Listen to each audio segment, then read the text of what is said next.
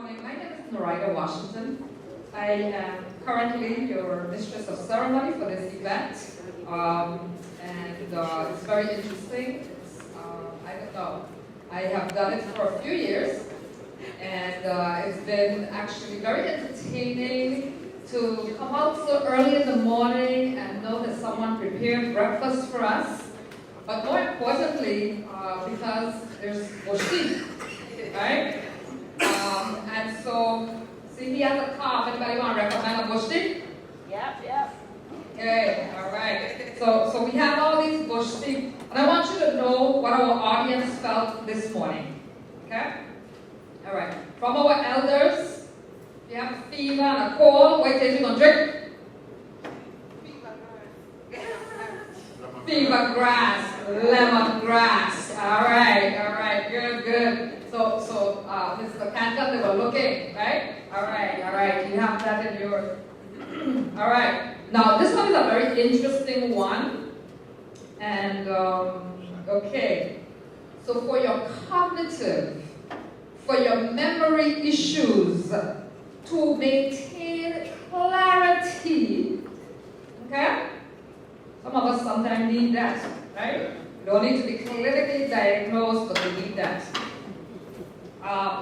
What bush do you have? Dying my answer. No. This is now for the audience.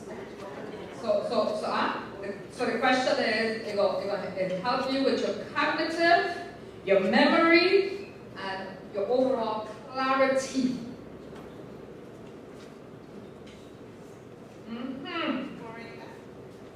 You're doing good enough.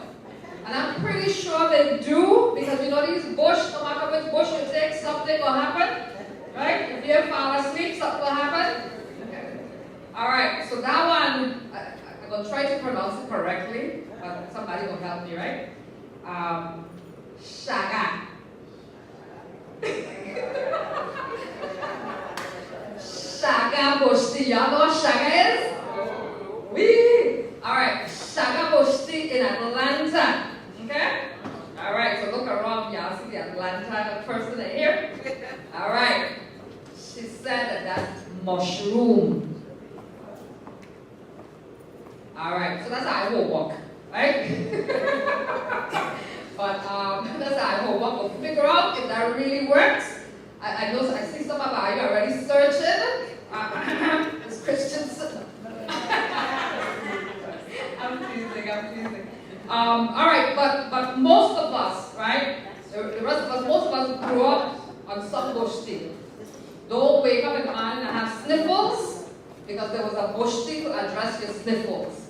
You come home and you're aching, there's some boshti to help you relax, right? So some of the others I got this morning, this one came from our doctorate in the room.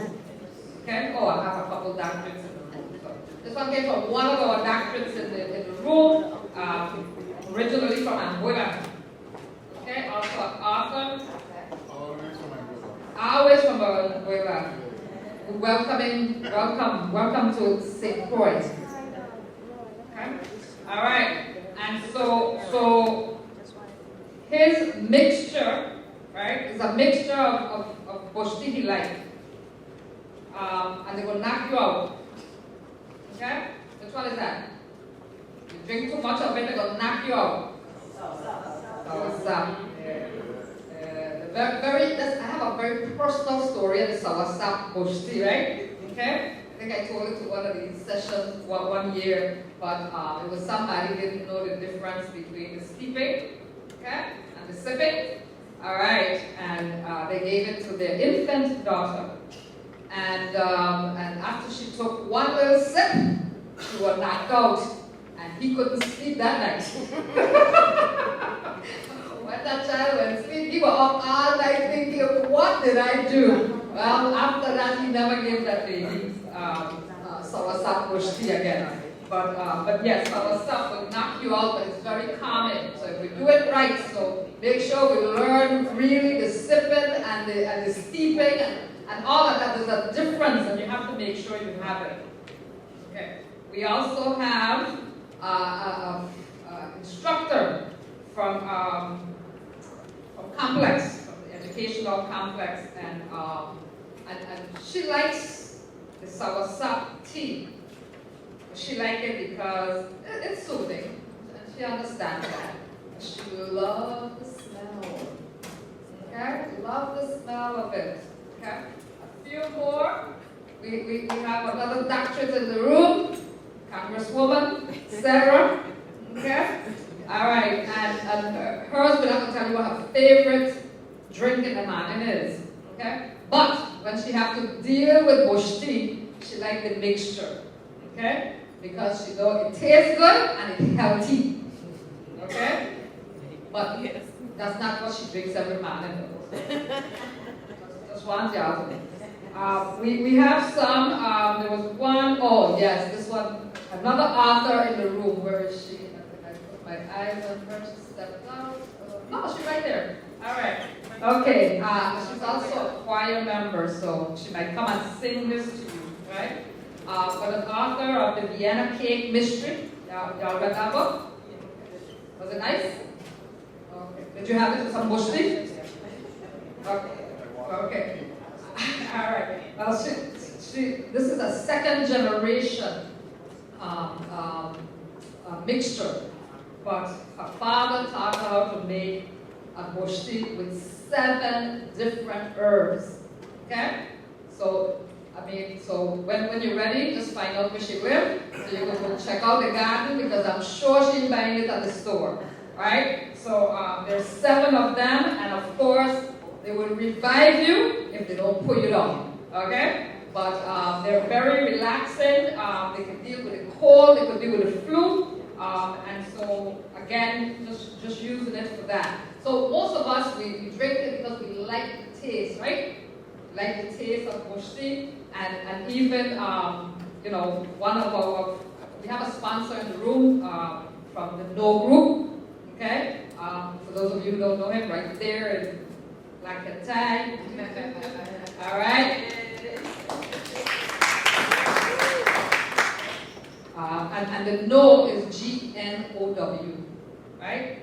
Okay. And it stands for Generation Never Overthink. No, never. Generation Never Overwork. No. Oh, sorry. See, I went to generation. Geniuses never overwork. Yes, I got it? Okay.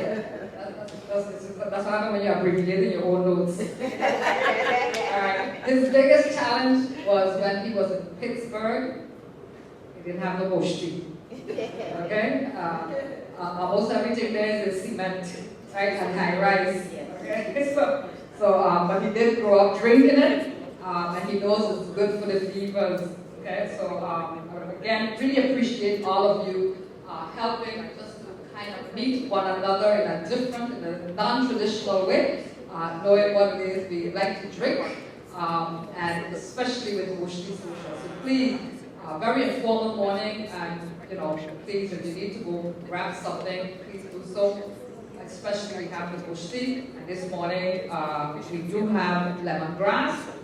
So if you have a fever and you have a cold, just drink it for the taste and the aroma. Okay, it smells good and it tastes good. Right? Just mind how much sugar you put in it, right? Okay. That's it. So right now I'm going to turn it over to our field panelists. Someone dear to me, someone amazing. Yeah. Oh my goodness, it is so amazing to see this young man. Oh, sorry, somebody want to come. Yes, no, perfect timing. Yes. What we're thinking of is just having you come and get breakfast so that you will be entertained with the sleep time while you're having your machine and Yes. Okay. All right. So please, so at this time, we're going to go ahead and please join me in welcoming one of our very own Kevin Williams on the steel pan. Amazing. Thank you. Take a little break. Please, yes.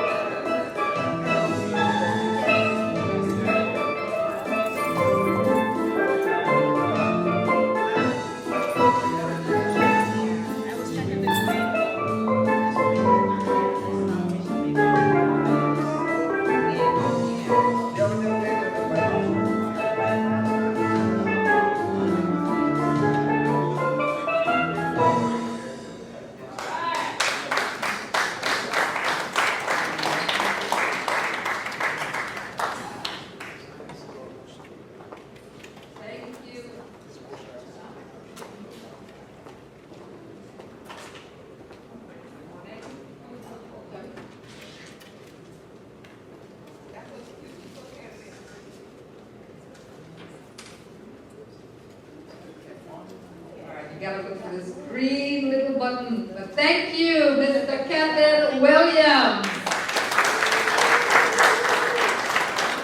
I have a lady in the audience. If you guys need, she can give you Kevin's entire biography. But no, Kevin most of us homegrown, and so we're really, really happy to see him for sure. And he is tall as he is, and actually he is talented. So please give him a round of applause.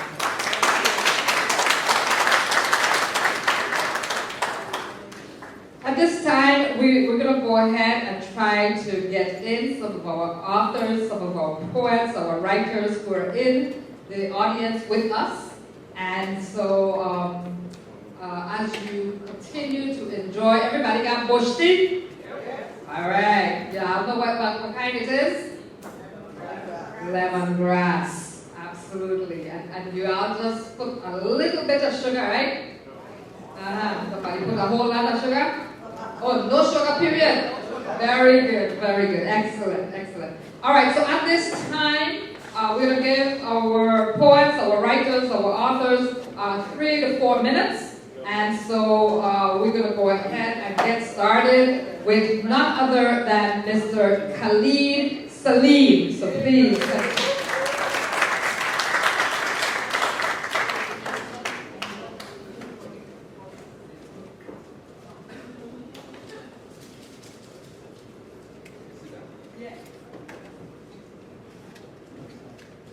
Hello, hello.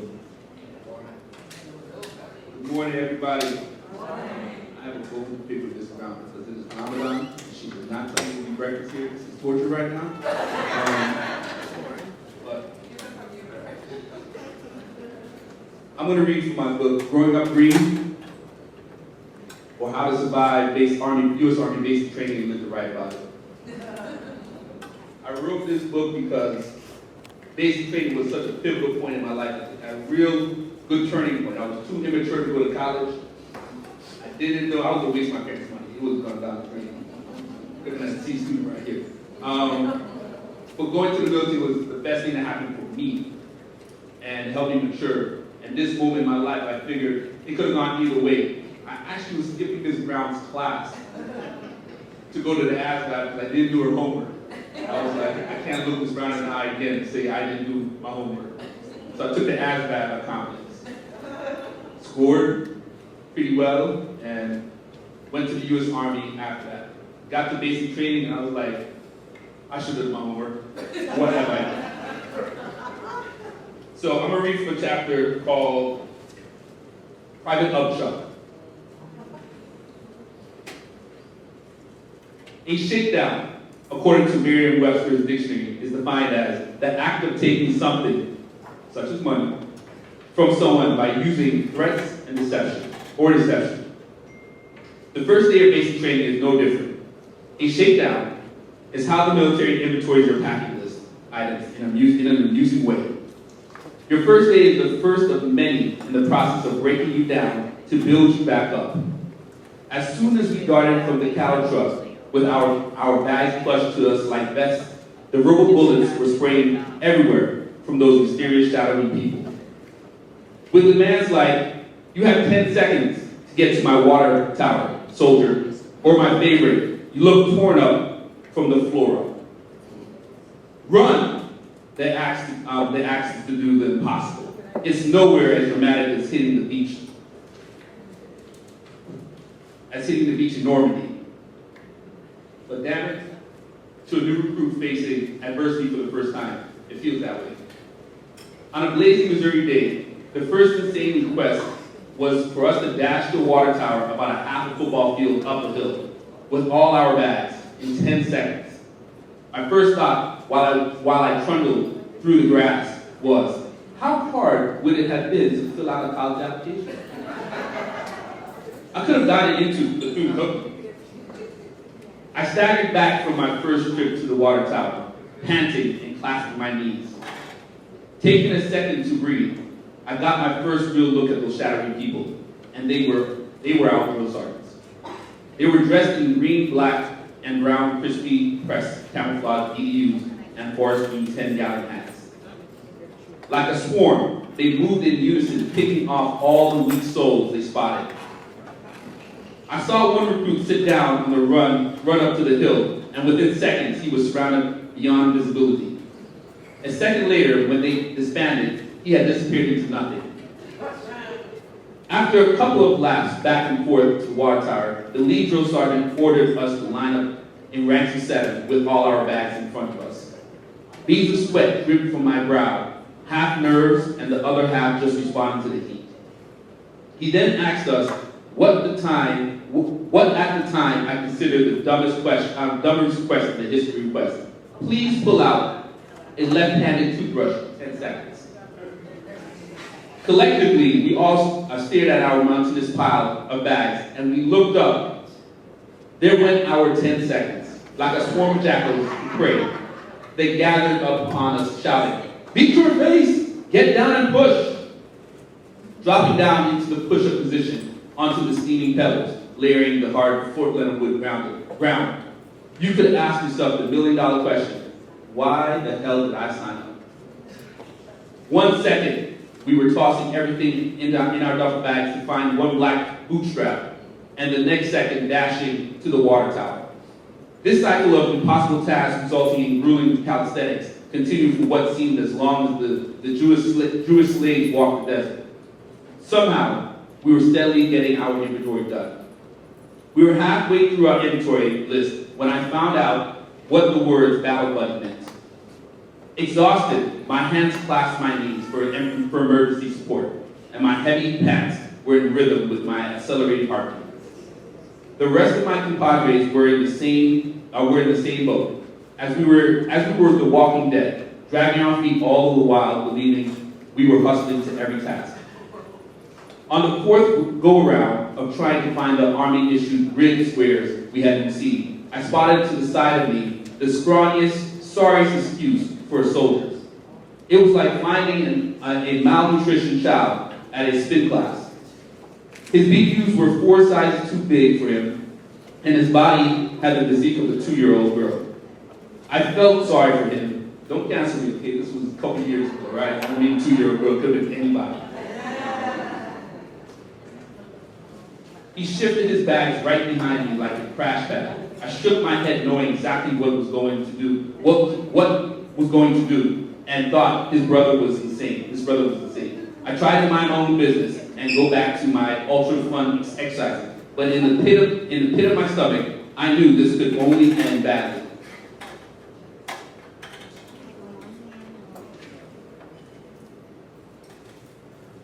Well, drill sergeants were busy giving kind of instructional help to soldiers in need. This dude took his opportunity. He looked right and then left. He looked right and then he looked left, gazing right into my eyes. And in slow motion, he fell backwards as if the Holy Spirit had just touched him. He was out cold, sprawled out for the world to see. In a flash, I turned around and continued on with my finishing the jump jacks exercise that the rest of the recruits were performing. It was like seeing a train wreck. I just couldn't look away. However, I couldn't look away for long, and slowly my gaze crept back in his direction. He was lifeless, and I couldn't help but feel sorry for him. I couldn't just leave him there to die. So I stopped and took a step in his direction. The moment I broke in his direction, he winked at me. And a millisecond after that, the whole swarm of drill sergeants descended on our location, like the police to a wealthy neighborhood. Someone yelled, "That son of a bitch!" I immediately jumped right back into doing jumping jacks, praying that they hadn't seen me. All the drills surrounded him like vultures on a carcass. Their facial expressions did not exhibit fear or concern for his inanimate body, but fury. They snatched his skinny ass up and placed him on his feet. He woke up instantaneously. It was a miracle, but not so much for Private Butler. They peeled what little self-esteem he had left right out of his soul with an ashtray reminiscent of a live, breathing himself. They had seen the whole thing transpire from the beginning, and his plans had failed, as I knew it would. The funny thing about basic training is that drill sergeants are never satisfied with just one attitude. They want 2, 3, hell, all the asses in the world. The ass that they were looking for, however, happened to be mine, as I was the closest in proximity to him. So that was Private Upchuck. It's one of my favorite chapters because he turned out to be one of the best soldiers after basic training. And that's transformation, that's evolution, and that's what I think the spirit of this book is. You're going to evolve. One way or another. You're going to evolve up or evolve down. Try to evolve up. All right, thank you. Thank you so much. At this time, we're going to move it very quickly along so that we get everybody an opportunity. And so right now, Regina Keels from the Educational Complex, English teacher there. And Yeah, good. all right, show some love.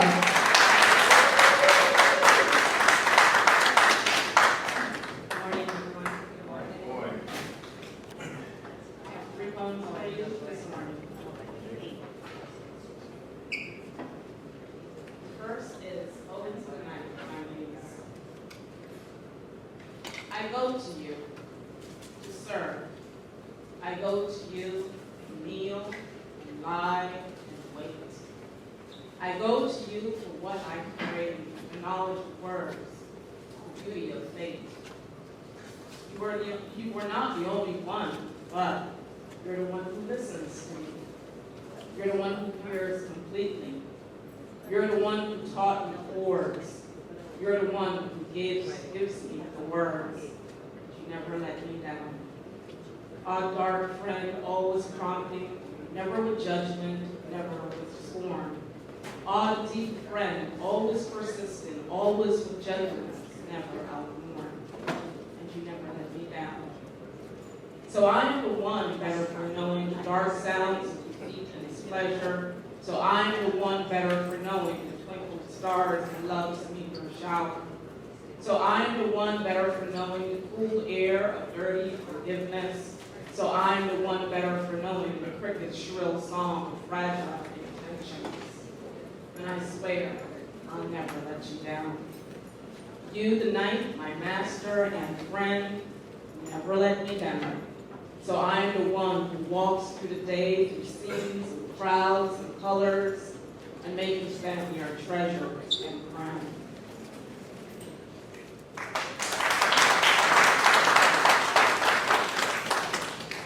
I like to write about family, and this one is about my father. This is called Learning My Father, and it's based on a memory. Dusty and sweaty with my dog on a road, we'd come around corners hugging fast beside a silk sidewalkless roads, passed by screaming cars.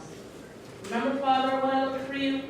We'd headed out unseen, unheard, and caused a flurry of worry. We came to you on 5.5, excited legs unaware of nothing more than we found you home, pounding out notes in the steel drum. And you turned to us surprised yet studied, made obligatory calls and said, "Come, let me show you," and taught me to chisel and hammer and fire while my lame dog found canine interest. And I found I really love you, though well. All that matters now is this. Ever and now I walk for good or ill to find the truth of my heart where you call me still.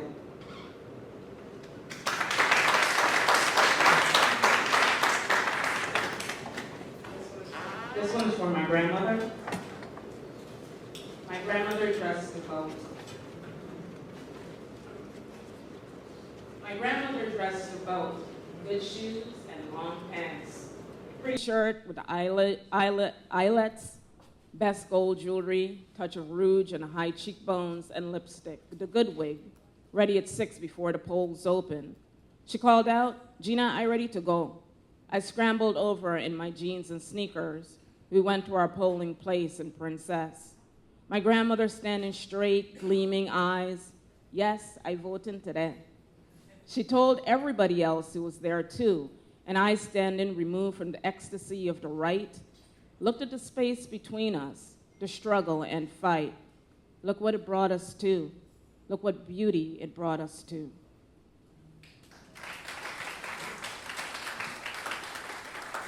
Thank you. Thank you, Regina. Excellent. Moving along, at this time, we're going to call from Anguilla, Dr. Timothy Hodge, a UVI alum, and I think even his daughters are UVI alums, so the whole family are UVI alums. So welcome, Dr. Timothy Hodge.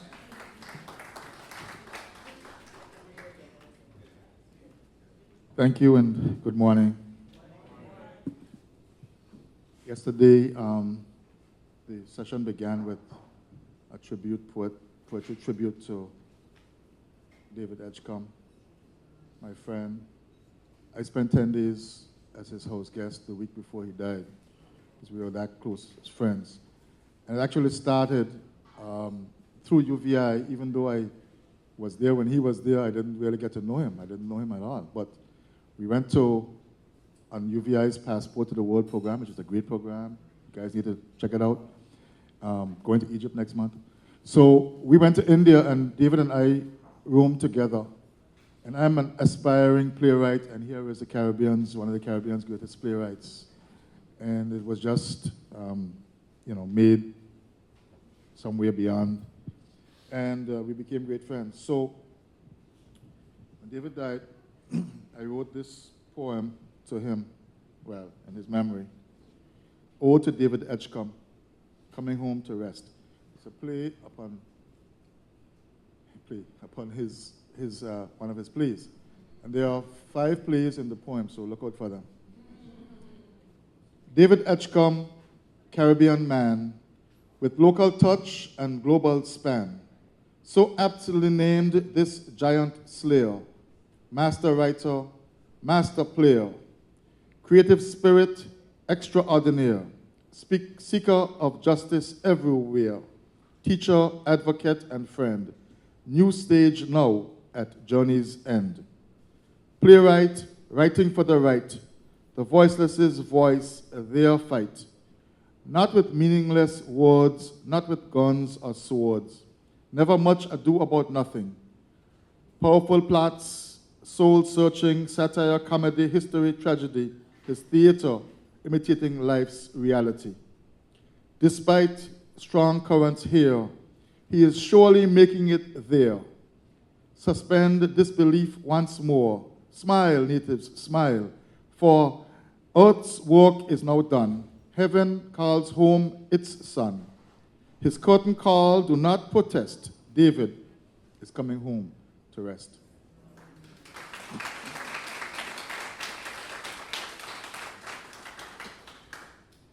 And as I said, the UVI Passport to the World program took me many places, but it took me back to Africa and to Ghana. And when I got there, I arrived without my baggage, my luggage. So, I wrote this poem. The next time I leave Africa, naked I left Africa,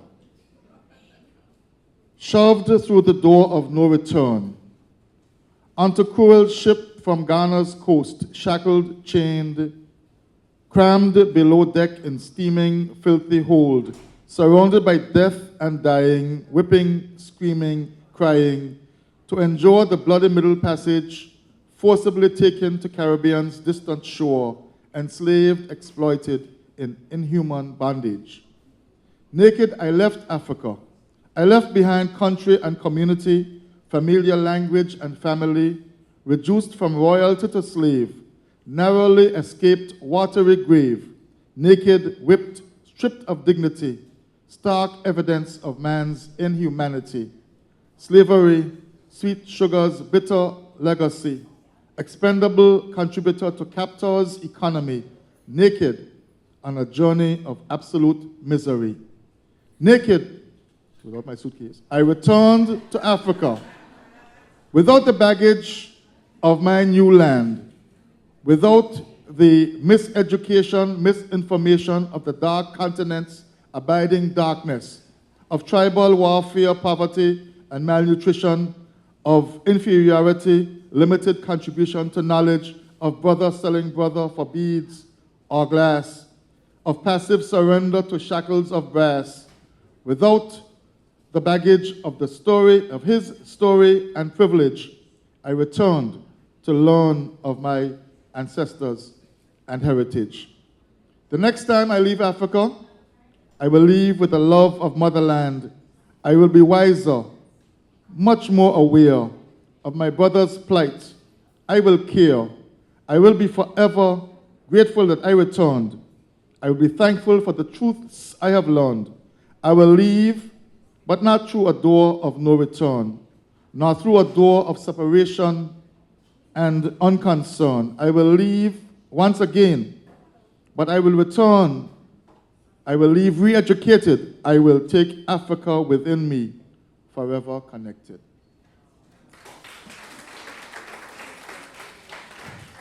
Now, I spoke about this with someone yesterday, and I spoke with so many people. This is great. But I tried to explain, Dr. Gordon actually, where is he? I tried to explain that our experience in the Caribbean is different to the Black Americans in the US. But nonetheless, going back to Africa brought about a catharsis, which I'm going to read for you.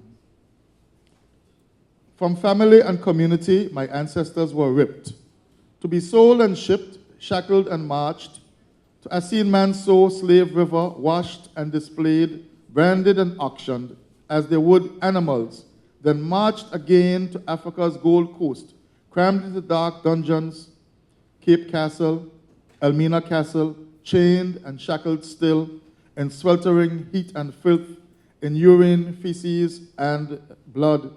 For days and weeks they stood, then shoved to the door of no return, to board the slave trader's ship for Atlantic passage's middle trip.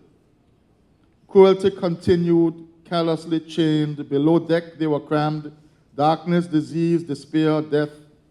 Some were dumped, some jumped, chose watery grave to being a slave.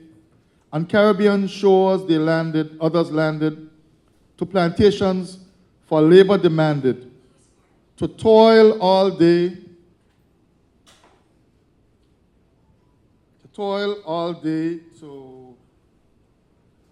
without thanks or wage, whipped when weary, what outrage, to create wealth for the planter, to enrich the European colonizer.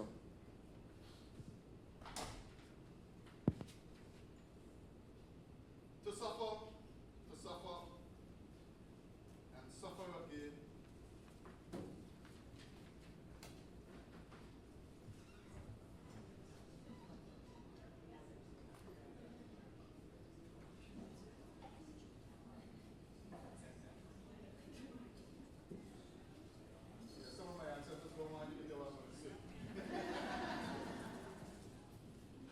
So let me start the second verse again. Cruelty continued, callously chained. Below deck they were crammed. Darkness, disease, despair, death. Some were dumped, some jumped.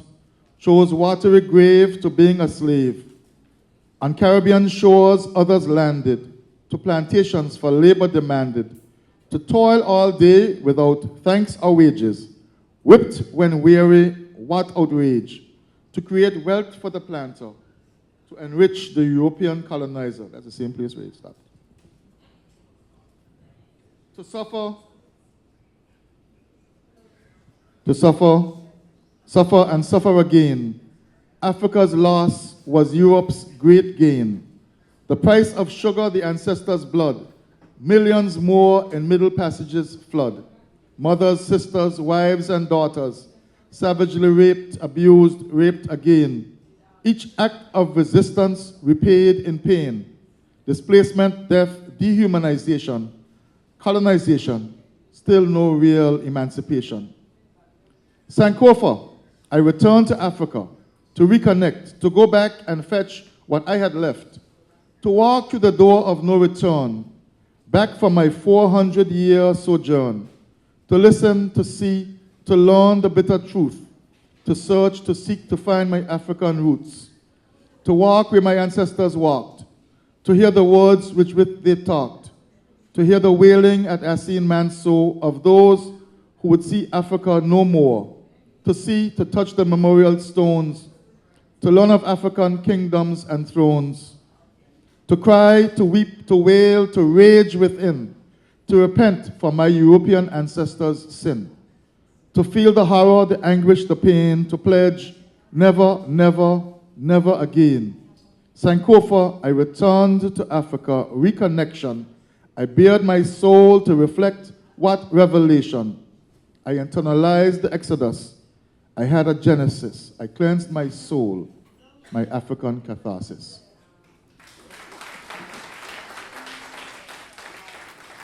And unfortunately, I'm not published other than in this, but I just want to show you that I am. So, short poem from our last trip, well, one of our last trips, we went to Spain and Morocco. Southern Spain, which is where the Europeans began to settle these parts. So it's a very important piece of history. Enjoy the downhill walk. Be sure to enjoy the downhill walk, she said. because there will be an uphill walk ahead. Narrow streets, cobblestones, Albaycin, Granada's Moorish mix, amazing scenes. Mosques, tile mosaics, arched splendor. History unfolds in Andalusia's grandeur. Islam's orb overlaid by Christianity's cross. Destruction would have been humanity's loss. Much like life, things don't stay the same. Moorish conquest conquered in Catholic name. The downhill path will shortly come to an end. The long uphill trot begins with many a bend. So enjoy the stunning view, the cooling breeze. Just be aware that life is not all ease. Though there are ups and downs along the way, Alhambra's mount still ahead, a brighter day. Thank you very much. Thank you, Dr. Timothy Hodge, and appreciate it. And that last poem was read from the latest Caribbean writer. So, thank you. At this time, it gives me great pleasure to introduce and to welcome to the stage a faculty member from Central High, someone from Frederiksted, from the UVI community, Mr. Jaron Richards.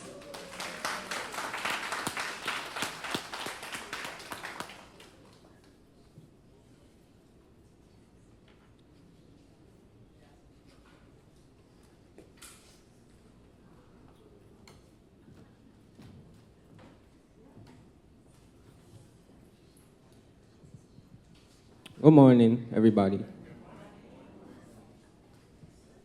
So my name is Jaron Richards. In the year 2018, I released a book of poems entitled Roots of the Baobab. So today I'm going to read 2 original poems that I recently wrote, and I'll read 1 poem from my published book.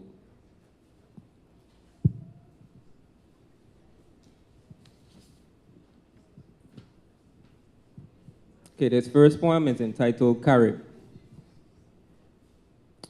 Bruised, withered, shackled, confused, torn, dislocated, uprooted, violated. The visage of his face, a language unspoken, letters unfurling silently on his tongue. He can't speak, he knows of what's wrong and what's about to take place. The visage of his face. The liquid red dripping and trickling on his face like tears. The tip of his thumbs blackened through the years. The fire of his eyes shows the story, the tragedy, the village, the queen, the chief, buried beneath bows and arrows and bones and skulls and crows and foes. Screams and shrieks ascending, sounds of death lamenting. And he knew by the visage of his face what they were about to do to the human race.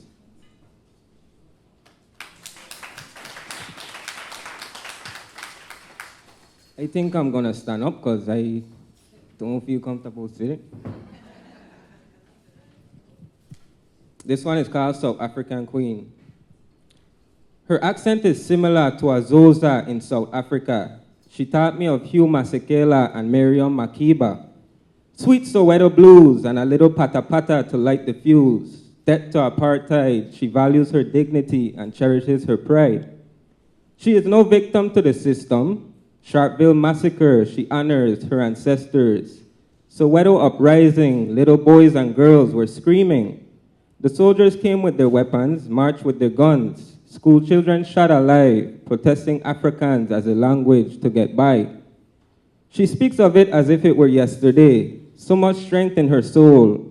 She's an Amazulu warrior, her great-grandfather was Zulu, Shaka. But let us not give out too many clues. Let us all be still as she sings her sweet Soweto blues.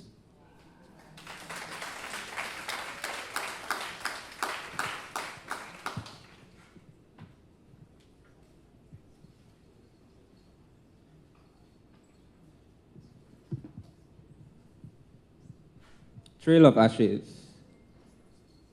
150 lashes, 150 Danish acres. seasonings, roasting, brandings, gibbeting, mutilating, cow skin, blood whippings, gushing, dark flesh, hanging, spine bruised, heart pumping, barely, in a trail of ashes and bones of West African frenzy. Death of wavy freedom, where we gained our wings, leaped overboard, soul sings, middle passage. From the heights of our thrones, black queens and kings, marble mosaic floors of the Moors and golden dinner plates at the Crystal Palace gates became captives, captivity, action black commodities, wealth for invader, West Indian, colonies, colony, Britain, Elizabeth, not so queenly. Settlers, plantation owners in a trail of ashes and the depths of blue Atlantic where the great whites roam, and millions of souls still swim, for Africa resides in the waters within. Thank you.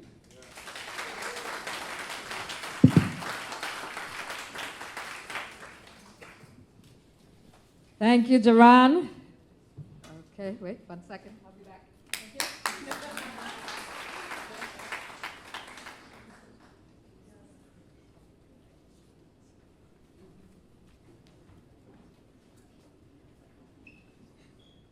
All right, so thank you to all of those who participated. We may be back to an open mic, but right now we're on a small, tight, trying to get one more section done before it goes into the rest of the program. So we might be right back.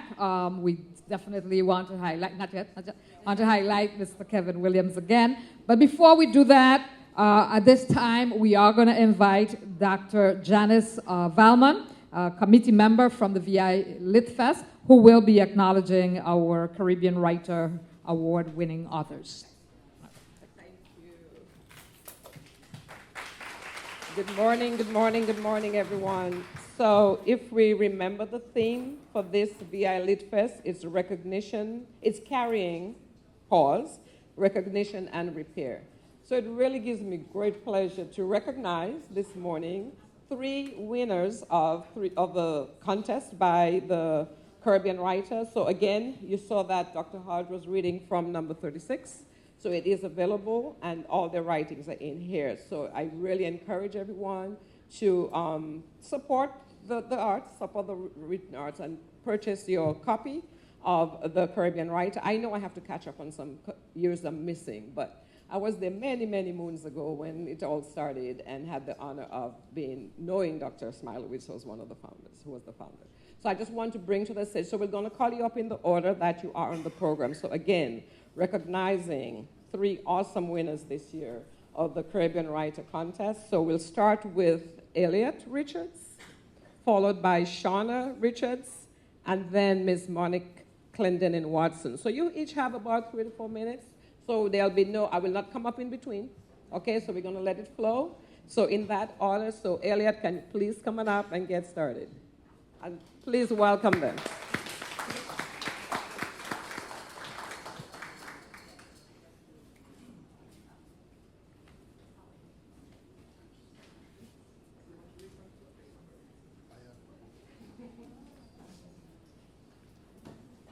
Good morning.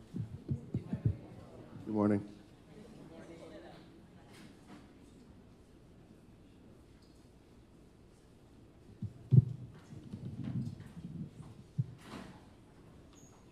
All right, my story was called The Dying of the Light. It was inspired by the passing of my best friend 3 years ago during the height of the COVID pandemic. So it's kind of a sad one, fair warning. Okay, The Dying of the Light. Cornell shuffled his old bones down the stairs to the kitchen as the sun beamed through the curtains into the modest 2-story house. He had always thought that it would get harder to wake up early as he got older, but the reality had proven to be the opposite. The older he got, the more aches and pains he had to remember his age. They would wake him up most mornings.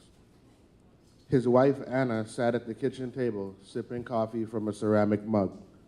Cornell smiled, taking in the sight of her. Even at their age, he never got bored. He never got tired of it. She held the mug in both hands, cupping it with slender, interlaced fingers. The steam wafted up even as she placed her lips to the bitter liquid. Then he remembered. A frown creased his features. He turned his attention to the living room, specifically the bookshelf on the far wall. Atop it sat a black urn with gold trim and the words, "In loving memory of Anna Blake." And right under that read, January 21st, 1955 to January 18th, 2021. The urn had a sheer black veil draped over it. With a heavy sigh, Cornell walked past the now empty kitchen table to the refrigerator and performed his daily ritual, thinking about all the things he could have for breakfast before realizing he didn't really want anything. He hadn't really had an appetite since she died. He knew where the hunger was supposed to be, but that space in the pit of your stomach where you're supposed to feel those pangs of emptiness were instead occupied by what felt like a heavy stone. A stone that just sat there, uncomfortable but filling. He had felt this before, long ago, before he met Anna. She came into his life like a supernova. She brought so much light there wasn't room for any darkness. Fast forward 30 years, the darkness hadn't gone away. That's not how it works. It was just hiding, waiting. Anna went out shopping one morning and came back complaining that half the people at Pueblo didn't have their masks on. That was Tuesday. By Thursday, she was coughing. By Friday, she was in the hospital. They wouldn't even let him see her in there, just talk to her on the phone when she was feeling up to it. She always told him she was feeling much better and she was sure she'd be out soon. You couldn't dim that light. Within 2 weeks, she was the latest COVID-19 death in the territory. Cornell knew he needed to eat, even if he didn't feel like it. He finally grabbed the bread bag from the fridge, untwisted the white plastic tie, and grabbed the first 2 slices of bread. His phone rang just as he popped the bread into the toaster. The phone sat on the kitchen table where he had left it the night before, and it stopped ringing just as he got to it. The screen read, "Devin, missed call," only for a second before it rang again. "Hey, son," Cornell greeted Devin with all the joviality of a man who had just woken up. There was an audible sigh of relief from the other end. "Why didn't you answer the phone just now?" came the very annoyed response.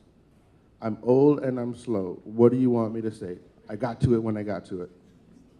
Another sigh, this one not of relief, but of familiarity. "How are you feeling, Dad? Are you eating?" As if on cue, the toaster went ding. Cornell shuffled back over to the toaster and gingerly pulled it out. "I'm doing fine. I'm eating right now, actually." "Was that the toaster I heard just now? Tell me you're eating more than toast." "Toast's all I feel like eating."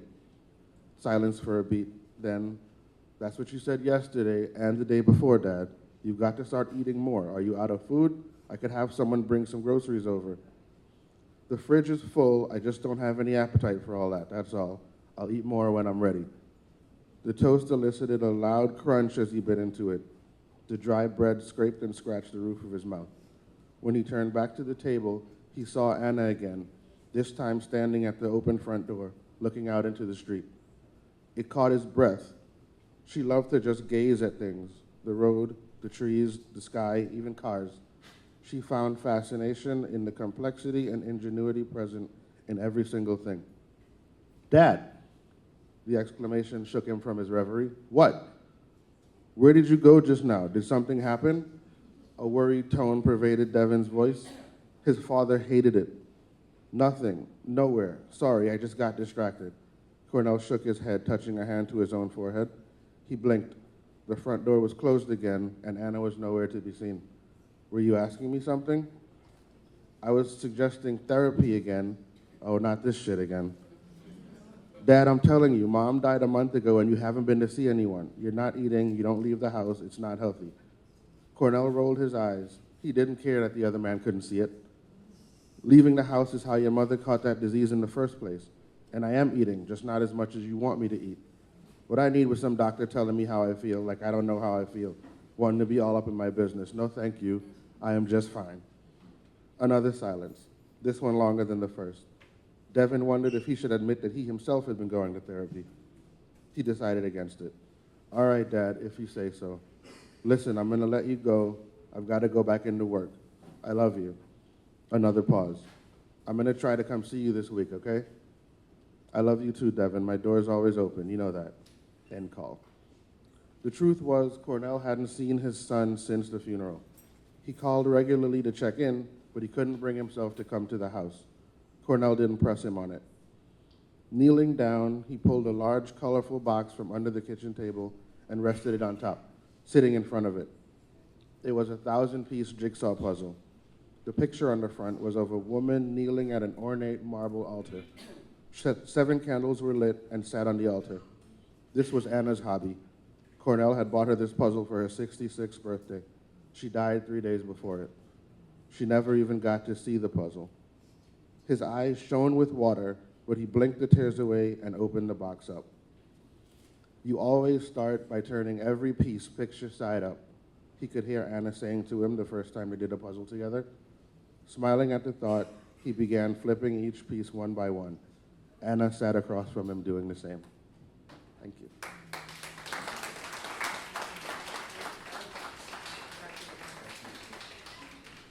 Okay, Miss Shauna, come on up. Again, you can be here or there, whatever you're comfortable.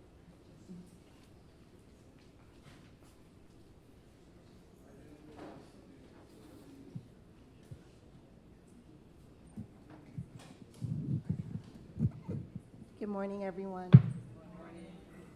I'm Shauna Richards, Shauna K. Richards.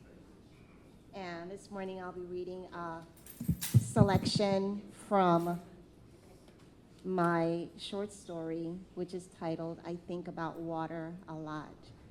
And if my son were here, he would say, yes, she really thinks about water a lot.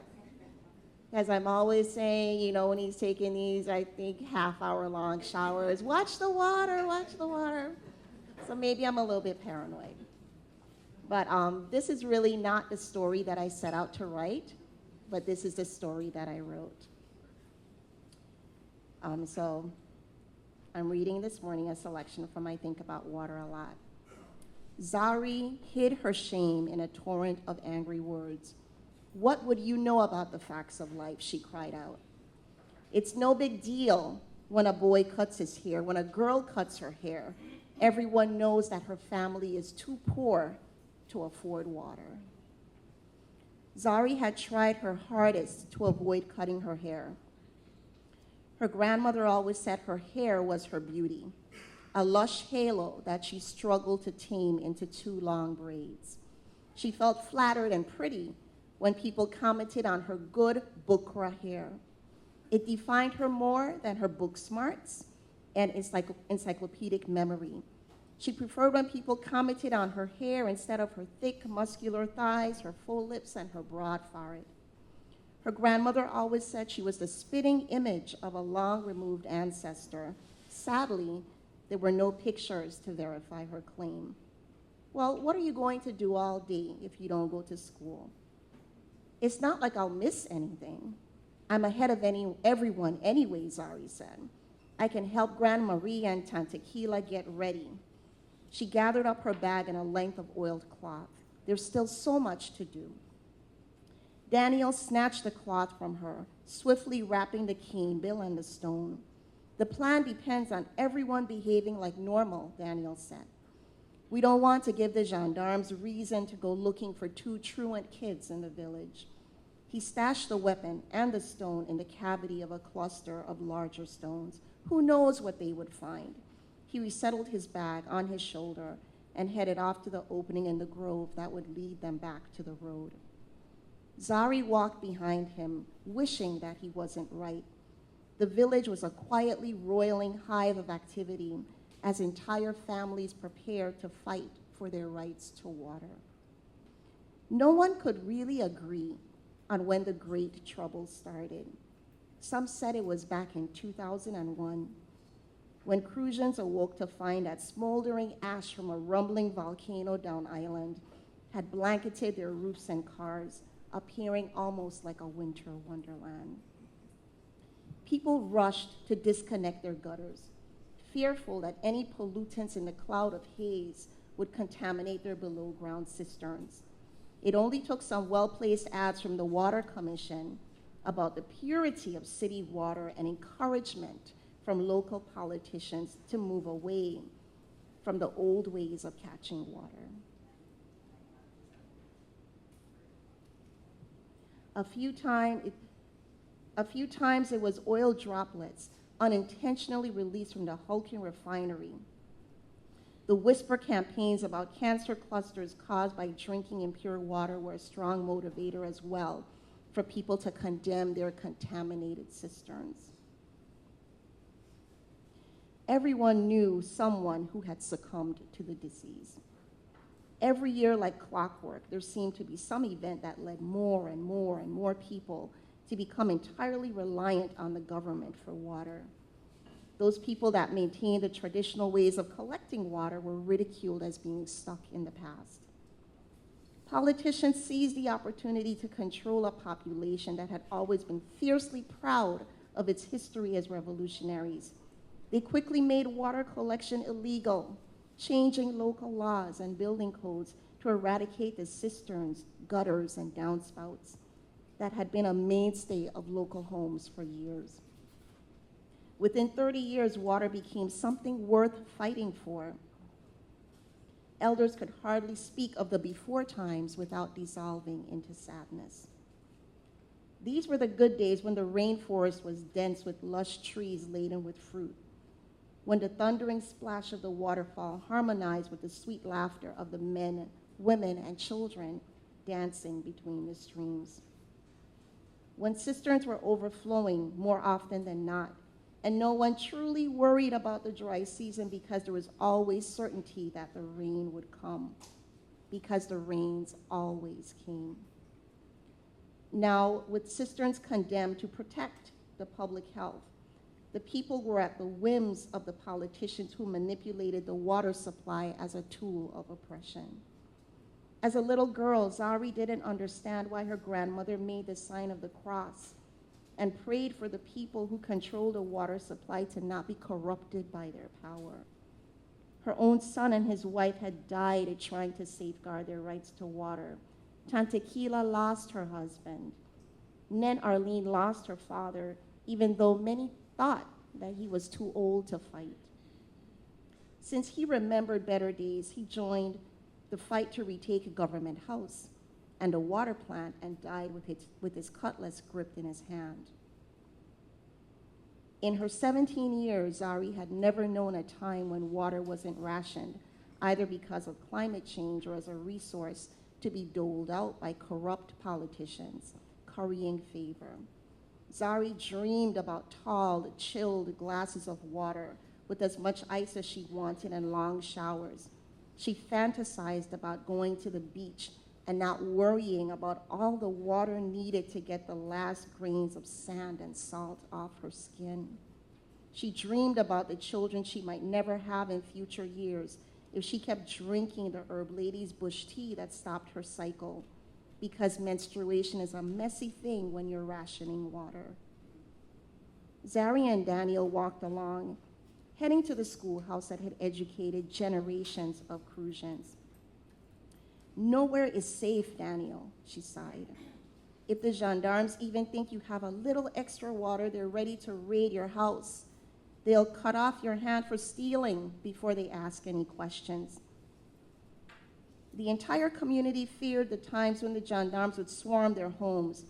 Some still spoke about the days when they marched through the towns, sealing off cisterns and ripping gutters off of homes. Zari said, "It's so unfair that people with money can stockpile water, and we'd rather be thirsty and stink because we're afraid to put aside an extra bucket that we're lucky to catch when it rains." Daniel's laugh interrupted her grim thoughts. She didn't know what was brighter, the sun or his smile. "Well, one day we'll be the elites, and we won't have to worry about the gendarmes. We'll have all the water we want, swimming pools even. Come on, let's go to school." Thank you.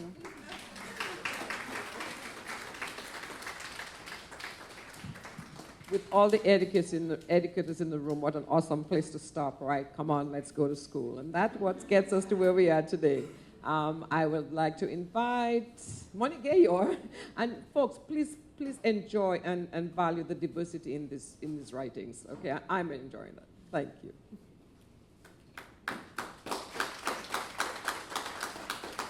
Good morning, everyone. So this essay is like 6 pages long, and I won't do that to you. So what I'm going to do is read the first 3 paragraphs and the last 3 paragraphs. On being Caribbean in the 21st century. As a female human who first drew breath on a tiny island in the middle of a million-mile sea, I often ponder what it truly means to be Caribbean in this 21st century moment. Yes, I am aware that my African descendant body came to this archipelago courtesy of European colonial ambition, and that my DNA contains both the traces of the Caribbean Aboriginal people decimated in its wake, as well as that of the European purveyors of those ambitions. I am aware that I descend from African people betrayed as they were pulled from all that they knew, loved, and understood, and thrown among Caribbean Aboriginal people who witnessed in sorrow the destruction of their way of life. And though they are the antagonists of my story, I am aware that the ambitious European purveyors were often people in search of new identities and fortunes far away from structured societies that permanently assign them to the bottom. What a volatile human mix.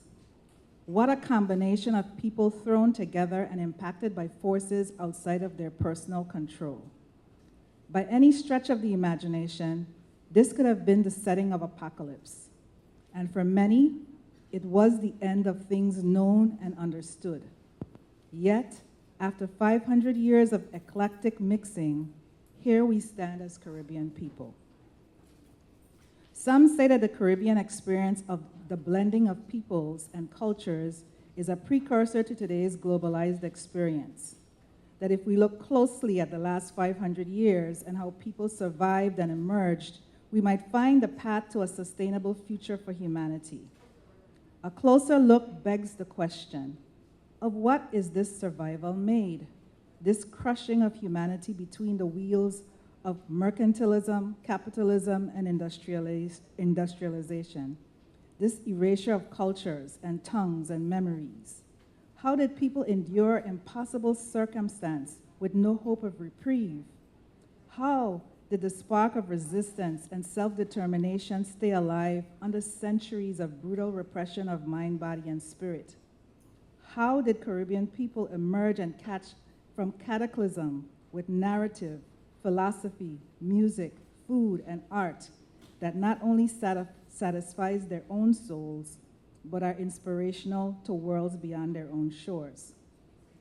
In search of answers, I read 3 books that approach the Caribbean narrative from the perspectives of history, religion, and music. The Caribbean, A History of the Region and Its Peoples, covers topics from geography and ecology to capitalism and slavery, from revolution and maroon culture to resistance and abolition, from the formation and maintenance of liberated territories to the struggle of new nations to form their own identities and their own political agency in a world dominated by the narratives of powerful spheres. The role of religion in Caribbean history, from Amerindian shamanism to Rastafarianism, explores the impact of Caribbean, Aboriginal, and African spiritual practice, Christianity, Islam, Judaism, and other religious movements on souls who face the reality of life in an unknown place with unknown people for an undetermined time. Caribbean music, from rumba to reggae, addresses the creative response of people to their place and time by way of an ancestral memory, encountered and accepted forms, and experimentation with the new. Reading these 3 books was an opportunity to revisit my knowledge of Caribbean history and culture on a deeper level from the incisive perspectives of scholarship developed and refined since my undergrad years of the late 70s and early 80s. What I understood then and what has been reaffirmed now is the resiliency of the spirit from which Caribbean people descend, of how in the face of apocalypse, of extreme loss of life, of place, of knowledge of oneself on the earth, we adapted and survived, of how with the erasure of the ability to fully own ourselves and the earth, we continue to listen to the messages in the air that we breathe, the water we drink and wash with, the earth we hold in our fingers and steadies our feet, With the loss of everyone we knew, we recreated family and connections to spirit and continually work to reestablish systems that enable us to thrive. And even when intolerable conditions or desire for greater access to resources or a larger stage compel us to leave, we reach back to share what we know with our people. And we reach out to share the lessons learned in our Caribbean womb with the world. We know that spirit and life, suppressed, reemerges in surprising ways, utilizing whatever vessel is available to catch root and become something of value to human survival. In this 21st century, the challenges we face as Caribbean people are old and new. We continue to struggle for political and economic agency and the ability to dictate and control our own affairs. We struggle to mitigate the influence of the violent, materialistic overculture on the minds and hearts of our children. We struggle to articulate for them how to connect to the spiritual, even as they have unimaginable access to information and technology.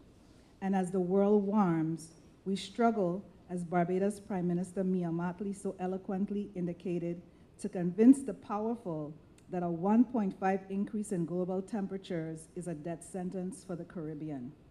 We want to exist 100 years from now, she told a recent climate conference in Glasgow. Yes, we want to exist as Caribbean people, in the Caribbean and in the diaspora. I agree that to be a Caribbean human in the 21st century is to commit to the evolutionary moment with all that we can muster to make possible not only our own survival, but that of the entire world. Like our diverse, iconic musical forms, everything about being Caribbean is evolutionary. The beats and melodies that start on one island incubate on another and gives life to new forms up and down the archipelago and across the continents of the world. Caribbean people understand that survival comes in many forms, from adaptation to creolization to resistance. And we have done all three, for a day, for a year, for a generation, for whatever time is necessary to sustain our humanity and that of the entire world. Thank you.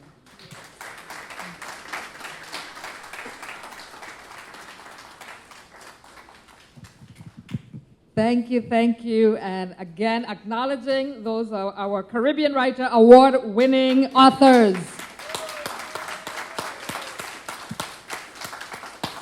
At this time, we're going to do a very, very short open mic. We may be coming back later, but we're going to do 2 open mic presenters, and then we're going back to Steel Pan. So give us a moment as you please welcome for 2 minutes, Ras Ayami.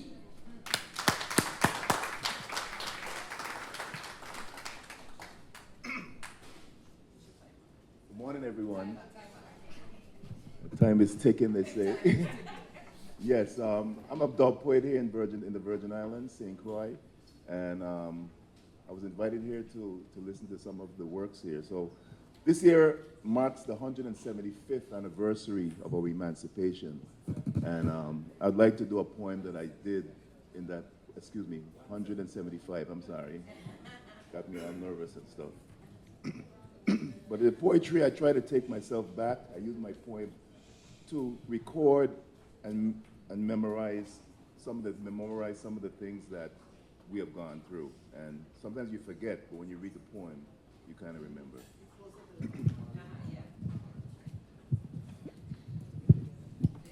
Oh, excuse me, it's been a while. Emancipated ourselves from chattel slavery. It wasn't easy being private property, bought and sold as commodity. When for everything you do, a punishment, stiff punishment. Nyam piece of cane, a punishment even after you're dead, asks William Davis. And the psychological warfare imposed with that hated whipping post. Of course, they drift off course with their ships leaving the coast filled with enslaved Africans, bound in metal chains so coarse. that hated whipping post. Since a Haitian are we have to admit history, but it's a mystery how the independence of Johnny come lately overshadowed the huge victory by enslaved Crucians over the Danish slave owners. With their forts secured, with soldiers trained to rain cannon and musket fire on enslaved African. We emancipated ourselves from chattel slavery. It wasn't easy being private property bought and sold as commodity. I'll stop there.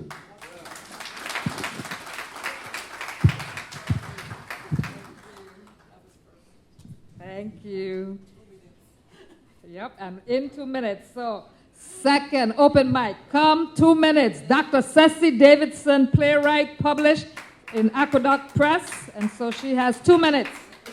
Set your clocks. Okay, this part isn't included in the 2 minutes.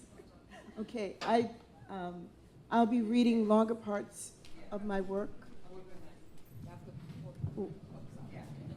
I'll be reading longer parts of my work at the Botanical Garden on May 20th, and also on Tuesday on It's My Perspective television show. I'll be reading my work themed around domestic violence, okay, with my play Baby Doll.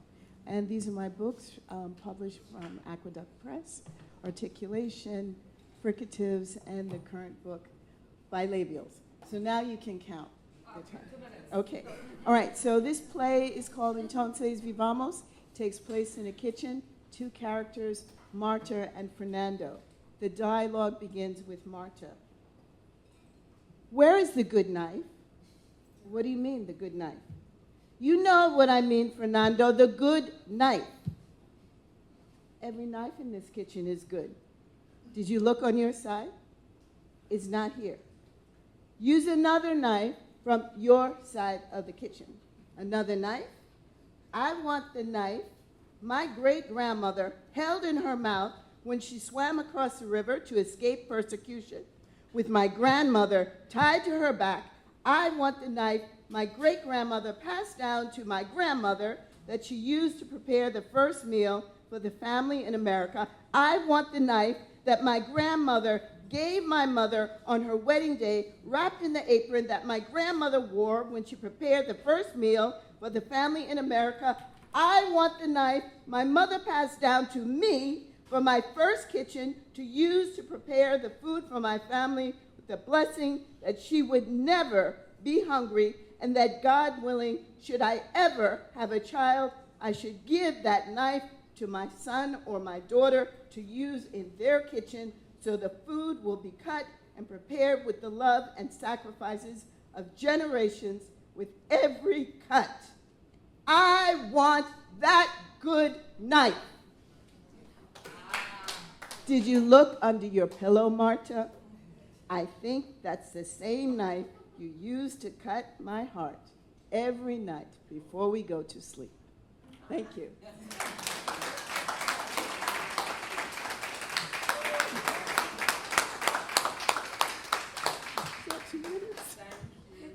You did. 2 minutes.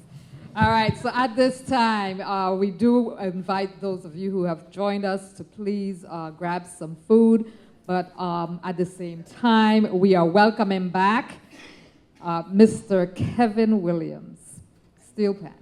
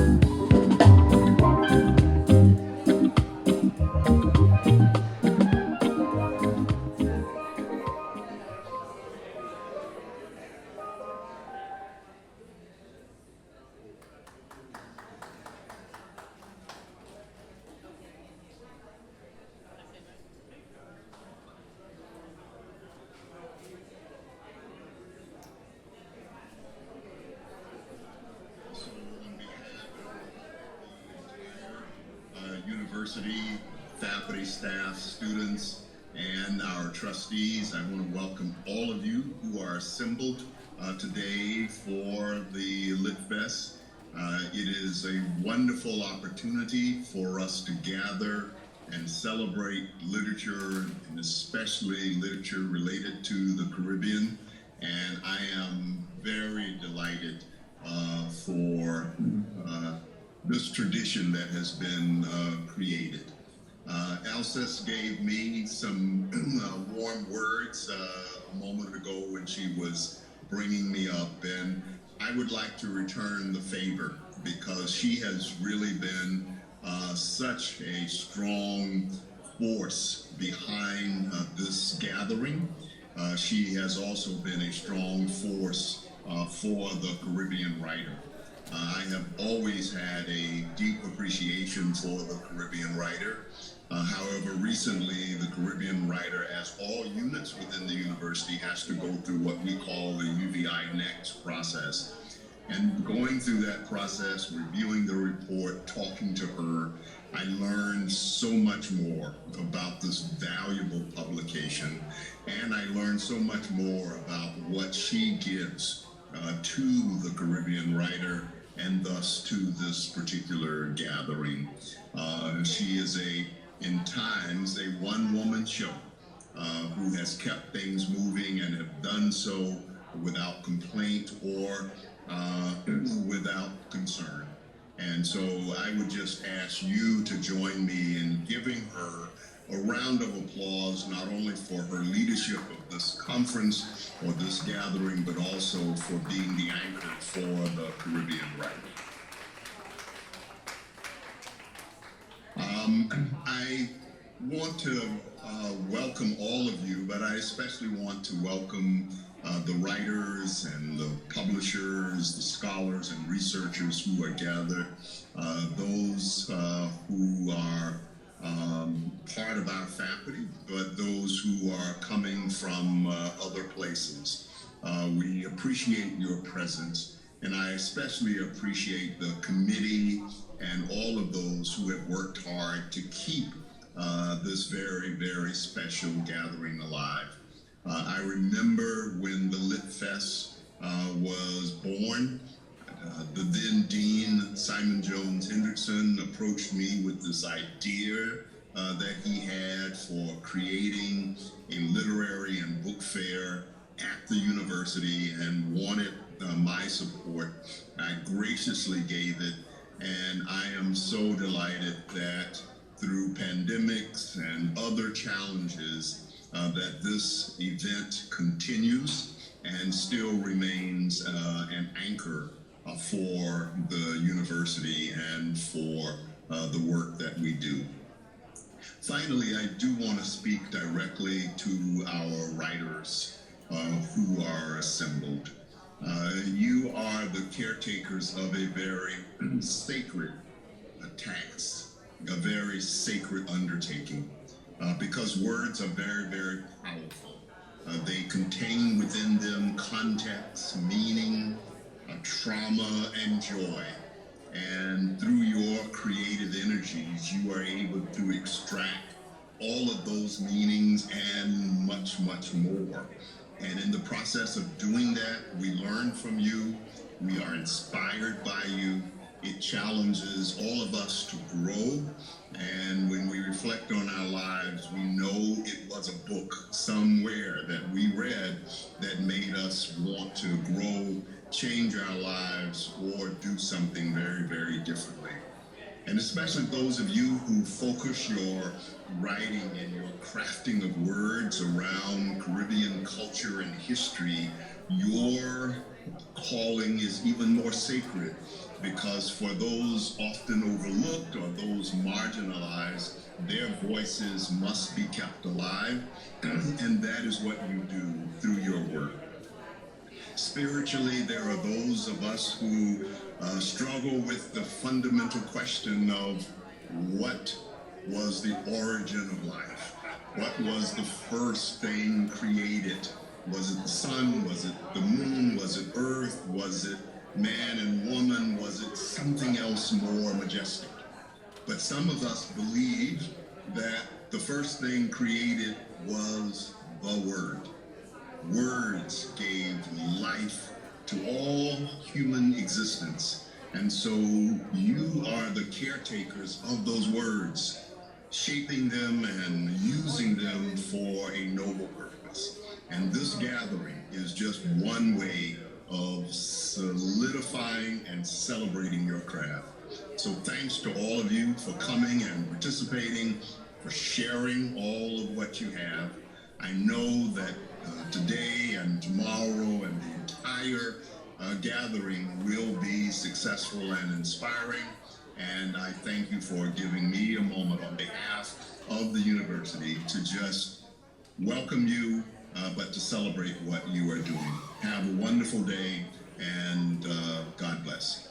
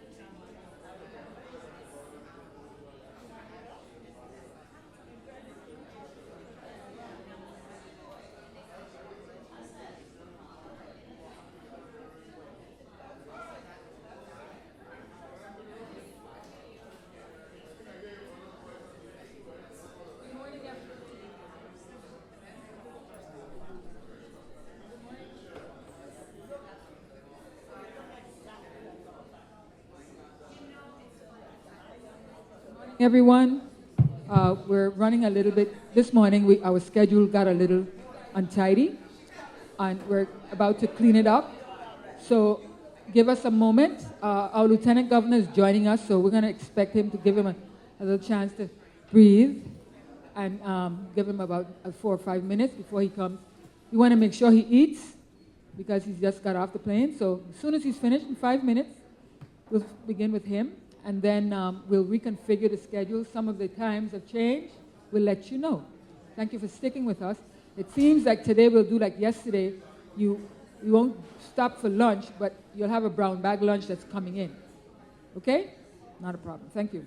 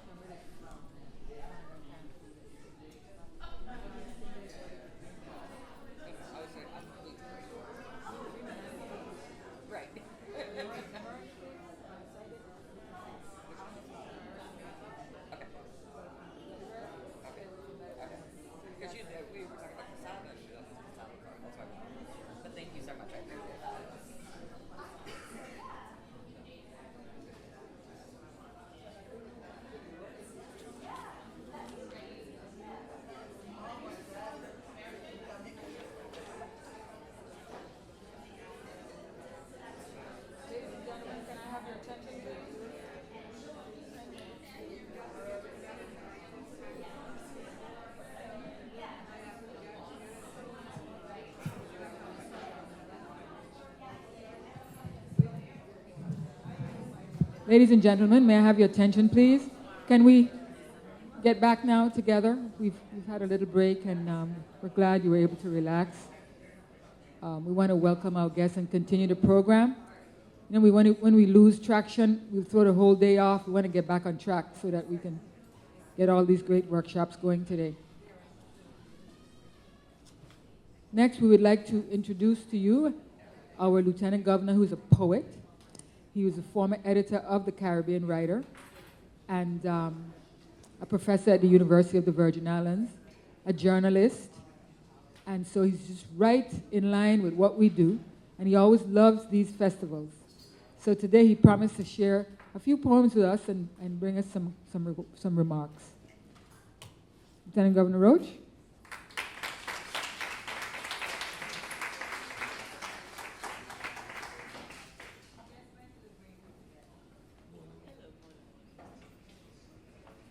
Good morning. Thank you.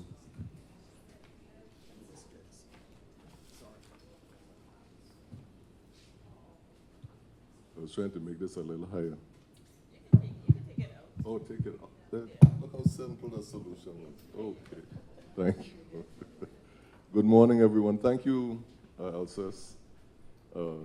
We've worked together on a variety of things. I want to say a pleasant good morning to Dr. Hall and to all the faculty of the university, particularly to the visiting writers and visiting attendees to the Literary Festival. I think I've been able to attend each one that we've done in some shape or form. The virtual ones that we've done, and it's really, really great to be here in person. In mid-flight this morning, coming over from St. Thomas, something got loose. And I'm just watching the sea, looking at the light of the sea, and just clearing my head, and all of a sudden, and everybody, what is that? What the hell is that? And we're like middle. St. Thomas all the way back there. And I've been on one of the seaplanes when they didn't stop running, so it's not a new experience. But it's so interesting how you focus when you think that this might be it. Even a pilot is looking around. Like, what is that song? And eventually, he told the guy who was sitting in the pilot seat, because he couldn't see anything. The pilot was on this side, and the sound was clearly coming from this side. And so he's talking to the guy. You still can't make it enough. The sound is so loud. But I see the guy on the right trying to peep out. So I guess he said, can you see? What is that? So he figured it out. And it looks like there was a strip of something. Like it could look like the baseball thing that comes around the wing. And that had got loose. So it was flapping in the wind, and with the wind and the engine and the speed, just making this horrible sound. So then he came on and reassured us that there was nothing threatening the flight, and we would be nice and short. And so you took a deep breath. But I just said that to just acknowledge how grateful we should be, and how grateful I am every single day that we get up and have the opportunity to, one, be in such beautiful spaces on these islands. St. Croix, St. Thomas, and especially St. John, right? To be in these spaces and to be able to share and reflect on what writers do. There was a piece that I came upon. I was cleaning out some things the other day, and it was just a paragraph where I was trying to explain to someone why I wrote. And the paragraph said, and you know you forget that you've written these things. And the paragraph just basically spoke to how ordinary sometimes life appears. How ordinary. Oh, you greet your loved ones, eat,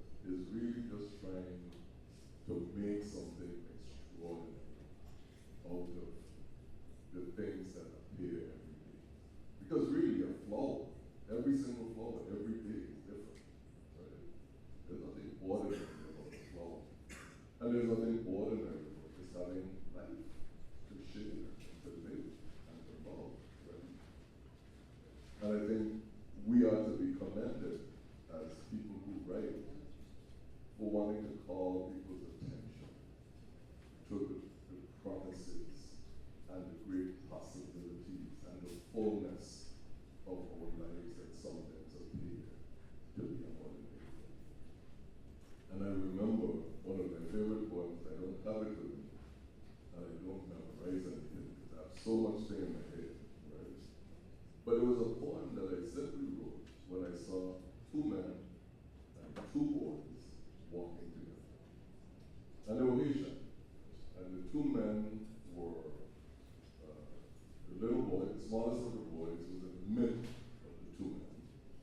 And one man had the little boy's hand holding, and he was skipping. He was so happy, you know, that this is his father. I'm guessing, I'm just observing.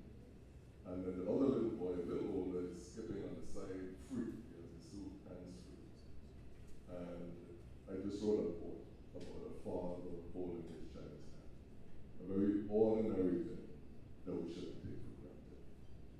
And we get to be the people who don't take anything for granted. And that is a wonderful thing, because the world needs more people to make people stop and see. You know, sometimes when we teach at the university, there will be people in the hallways, you'll be walking past people, and they just have this thing. They can't even tell you that they passed one in the hallway. Just this thing. Everything that's occurring outside of this thing, so thank you, each and every person who writes, who shares the beauty, the problems, the challenges, the struggles of this life, so that other people might take more time with the things that they think might be ordinary, and to see how extraordinary this existence is. We owe that to you, the writers. I wanted to share just two things. And the first one is a very small poem about when you get up in the morning, right? And it's simply called The Morning. Excuse me. And when you wake, two things. Either the world is ending, and with it a judgment come, or there is light, even a little, and some joy raises you up from drowning.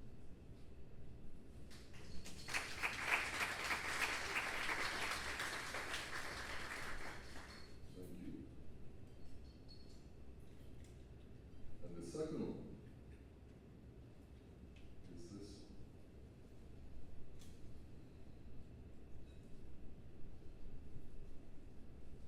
It's called Love Poem. And I came to this poem observing how we interact with one another. I remember being in the grocery store again. Everything is poetry, right? And a woman came with a little boy, let's say he's four, maybe five, could be five.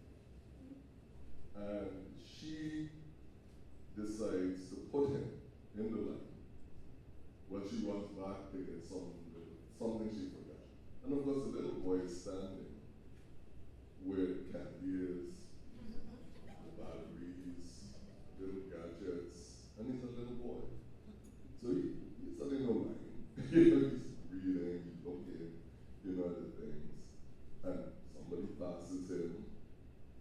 And then she comes back and she's screaming, "What the hell you doing? I didn't take this in the light." And I'm like,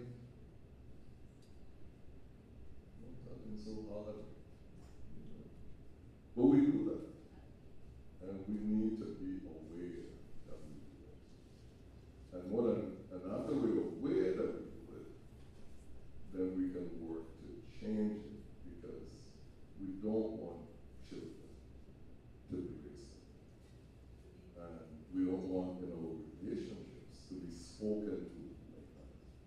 That kills the spirit of a lot of things. So this is my poem called Love Poem, right?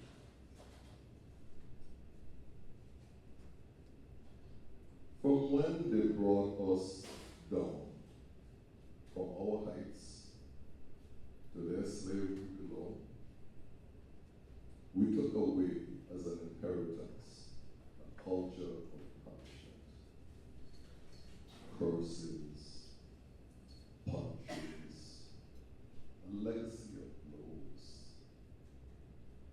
forgetting that love carries its own power to persuade, to enlighten, to recover. Love is the power that we need to live, to grow, to prosper, and to keep the other sister and brother of mine safe. So those are my two. So thank you all very much, and I wish you a productive and wonderful literary festival. Thank you.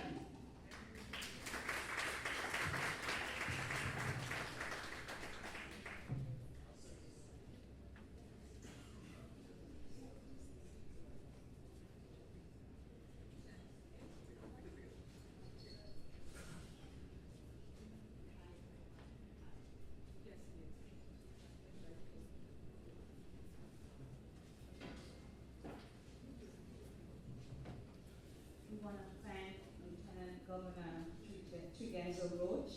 And Lieutenant Governor, while you are our Lieutenant Governor today, we want to celebrate you as one of our celebrated poets in the Virgin Islands.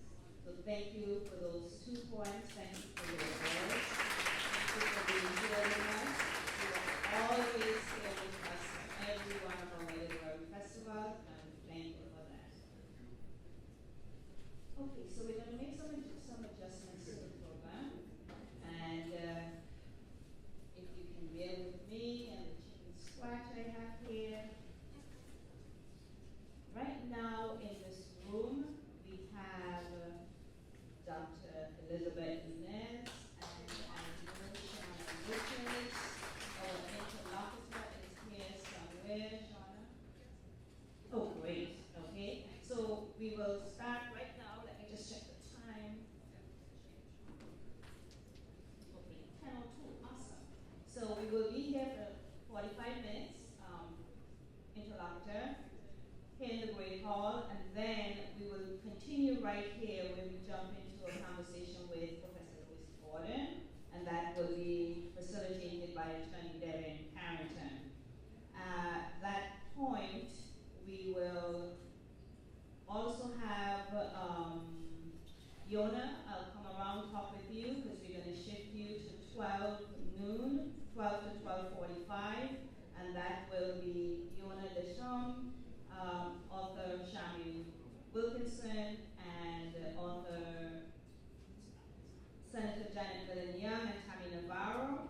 You will be from 12 to 12:45 in the rooms that are indicated here.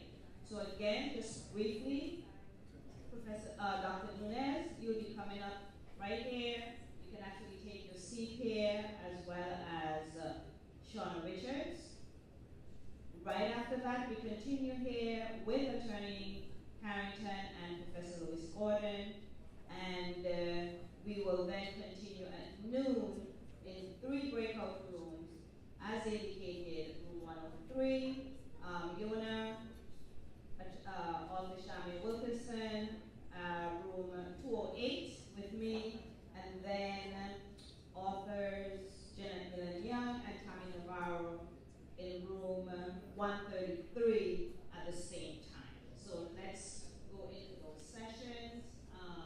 Yes? I'm sorry. Have a workshop? Your workshop will be in the same room as indicated here. What time? Will be the same time. Let me just. Okay, so Dr. Hopkins Fair, you will be at 10:45 to 11:30 in room 208. Sorry about that. Okay.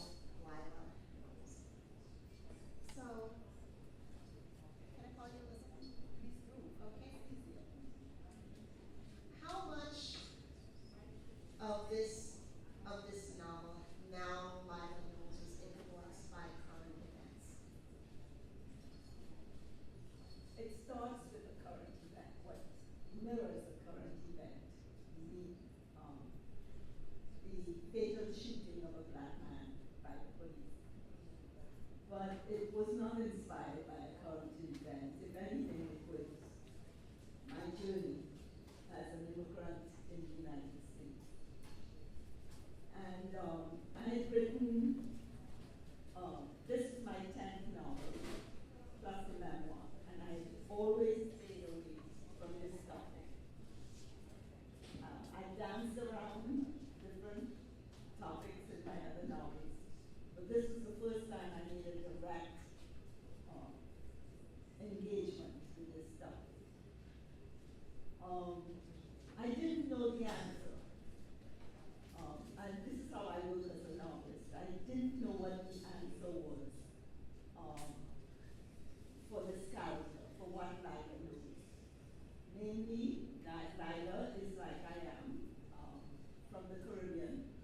She has come to the United States as, in this case, a visiting professor. In my case, I've been here for a very long time, so that's fictionalized. But what happened is, on her way from the airport to that institution, she sees the fatal shooting of a black professor by the policeman. And literally the first page, you're thrown.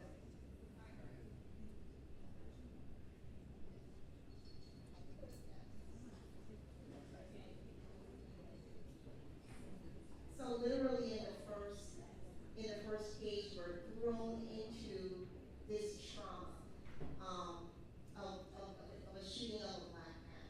And I'll admit, Elizabeth, it was hard for me. It's hard to write. It was hard to read. Because while you know you're reading something that is fiction, it's something that we see in a loop on TV all the time, so it seems like we don't ever get a chance to recover from that trauma before we're thrown into the trauma. So experiencing Lila's trauma as setting the tone, I thought, which was very powerful in examining the trauma. This is a big compliment for me, because what a writer wants to do, and for those of you who are writers or plan to be writers, it takes a lot out of the emotion if you are writing authentically, which means you have to live the situation that you are engaging in. So when you say it was hard for you to read, it was hard for me to write, because I had to live what it means to see this, to actually witness this. And let me tell you that I didn't make it up, actually, meaning that many, many years ago, probably as many as 30 years ago, I read in the papers of a black man who was giving CPR to a white woman. Well, if you're giving CPR to a white woman, your mouth is on that white woman's mouth. And no matter how many times the police told him to stay away, he kept breathing life into her. And they saw it as an assault. This was 30 years ago, and they shot him dead.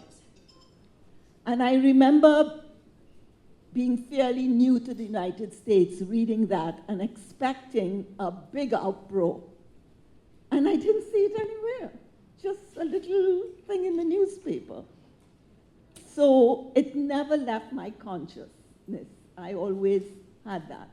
So that the novel begins, and I'm kind of giving it away with that incident, but as seen in my eyes, as seen in my eyes. And so when I say it was painful for me to write, it was not only seeing it, but knowing that it had happened. In Now, Lila Knows,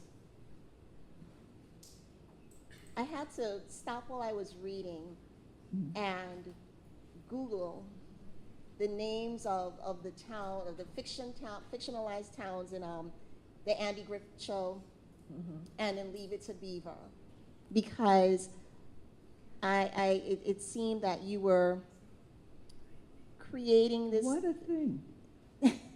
Creating this town that was just so, pure, right? So was the naming of the town intentional? This is why writers need editors, and writers need scholarly critics, and writers need the academy. Because we are writing things, and they are so deep in our subconscious, we are not aware of them. And you say something that I was not aware of, but it's true. Because I do all the time name the people acting like they're in Disney World. But I didn't remember that Mayfield was that. Isn't that something? My God, next time I talk, I will act like that was my intention. But it was the name of the street where my parents lived. But you are absolute. It fits exactly to how I began to characterize that town. Her first interaction with just traveling from the airport was with a really rude cab driver. Mm-hmm. Was that intended to set the tone for how this Caribbean woman would be received and treated throughout the rest of the story? Yes. I'm glad you saw that, and thank you. I wanted that to happen right away. The way white America, in this case, because it happens in America, and it happens in Vermont, which I think I said last night, I don't know if I did, is considered the whitest state in the United States. So, of course, as soon as this book came out, they invited me there. But the notion that white America sees all black people the same. And it's just amazing, even educated white people who know better, their first assessment of us is from our skin. And there is nothing we can do about that. So you always begin on the defensive. And then if they are an educated and enlightened white person, they immediately get it and change their tune. But that first thing, there's a point in my novel where I say, where one of the professors says to Lila, who's new, she says, tell them you have a PhD from Oxford University, because you're like the policeman. You have to show your warrant before you search the room. And those of you who teach here don't know that experience. But for those of us who teach in the United States, I always say, my students feel as though they got the short straw. And they feel, my God, how am I so unlucky to get a black woman teaching me. Right? So though I teach creative writing, I have to let them know I have a PhD. And I have to let them know that I didn't only write novels. I have written scholarly articles and scholarly books. And it has become so unnecessary that I put a paragraph of my bio on my syllabus. No other professor does that. I've stopped doing it now. But for a long time, I would do it because I couldn't deal with the first class. And I'm talking New York now. I'm not talking the South. And I'm not talking New York in the bushes. I am talking, my college is on 68th and Lexington, right there, where the educated and knowledgeable people are. And I try to explain to the faculty what that does to your soul. That you have prepared a class and you have to give your warrant. And then everybody calms down. Or I watch them visibly Google me. I watch them pick up their phones and start pressing. And I know what they're doing. And then they settle down. Oh boy, we didn't get the short straw. Now, I just came from teaching at Breadloaf in Vermont. Now, that's a highly, highly respected, they think they're highfalutin. And they, you get 10 students. And you only have 8 days intensively with them. And they pay a lot of money to come in there. And by God, for the first half hour, I am proving myself. I can't teach. I can't interact, And finally I said, do what the hell you want. I'm going to say what I have to do. And just to put a coda on it, I thought, by God, I have failed this thing. I did it in the summer. I thought, they wasted their time with me. I have failed. But 3 of those students have followed me all the way to New York. They have come to my house. They have gone to my college. So that's what I mean. So that was the scene with the driver. Number 1, he hopes she's going back home. And number 2... And he actually perks up yeah. when he says, well, how long are you going to be here? She says a year. And he's like, oh, and he gets happy. He's excited. You're not going to be staying here. Yeah. And then his perception of what she should know. So that was deliberate. And then I repeated kind of in the novel. In your novel, you talk a lot about, there's a lot of talk about the Black experience and the Caribbean experience. And I interpreted and I read it as Lila spending a lot of time, or so many people of the other characters, they othered her. She wasn't quite Black. She was definitely not American. And how was that important to you to frame how Caribbean people are viewed as part of the Black American experience? That was very important to me, and it is an accumulation of all my years. So it's just like in 1 year for Lila, but it's like 45 years for me. What do you do as a Caribbean person of color working and loving in the United States? What is your responsibility?